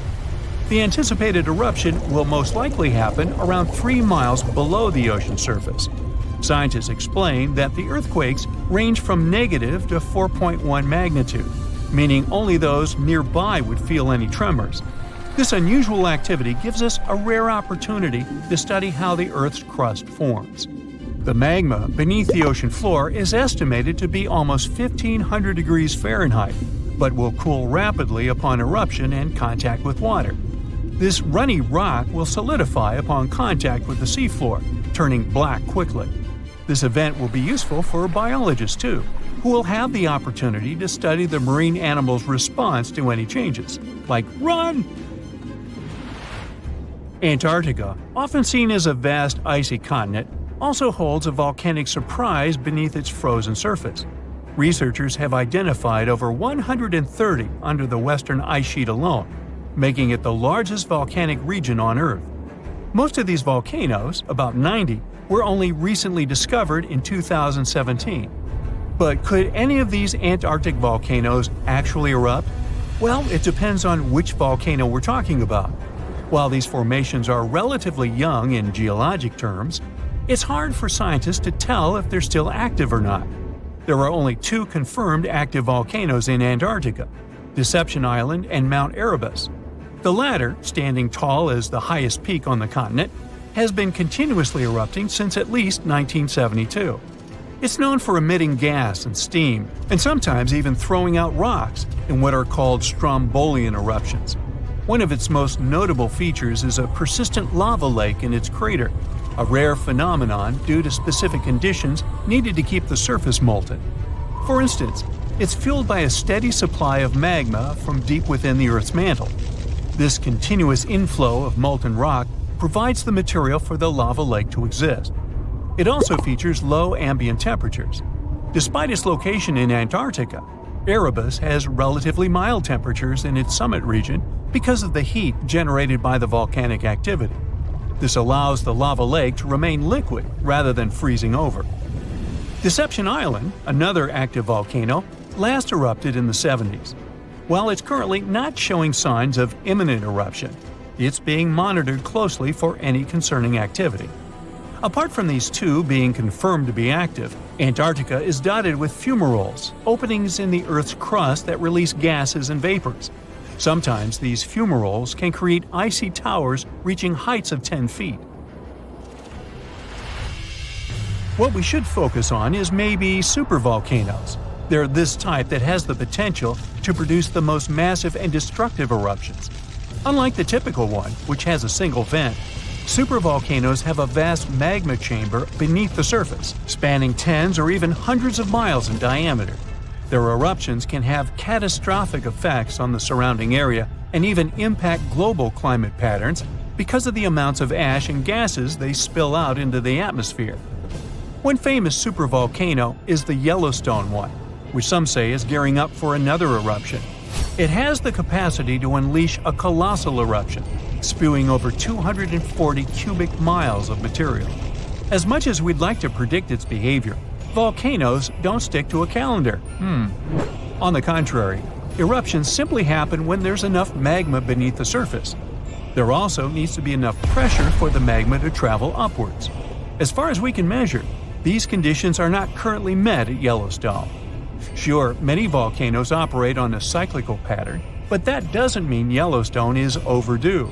In fact, Yellowstone has had just 3 major eruptions over the past 2.1 million years. Also, the term supervolcano refers to the formation's size, not necessarily how fussy it is. Yellowstone's monitoring is extensive, tracking seismicity, ground deformation, thermal emissions, gas, water chemistry, and surface changes. Signs of an eruption would include thousands of earthquakes over a short period. We'd also see deformation on the ground and weird gas emissions ahead of time. Stable, as it might look like for now, the consequences of it having a major eruption could look ugly. Ash dispersion could blanket a 500-mile radius, potentially disrupting Midwest agriculture and clogging waterways. Ash and gas emissions into the stratosphere could induce global climatic effects, making our planet colder for several years. And yes, we've seen some research that it shows there's more liquid molten rock under the Yellowstone volcano than scientists believe. But that doesn't translate to imminent danger.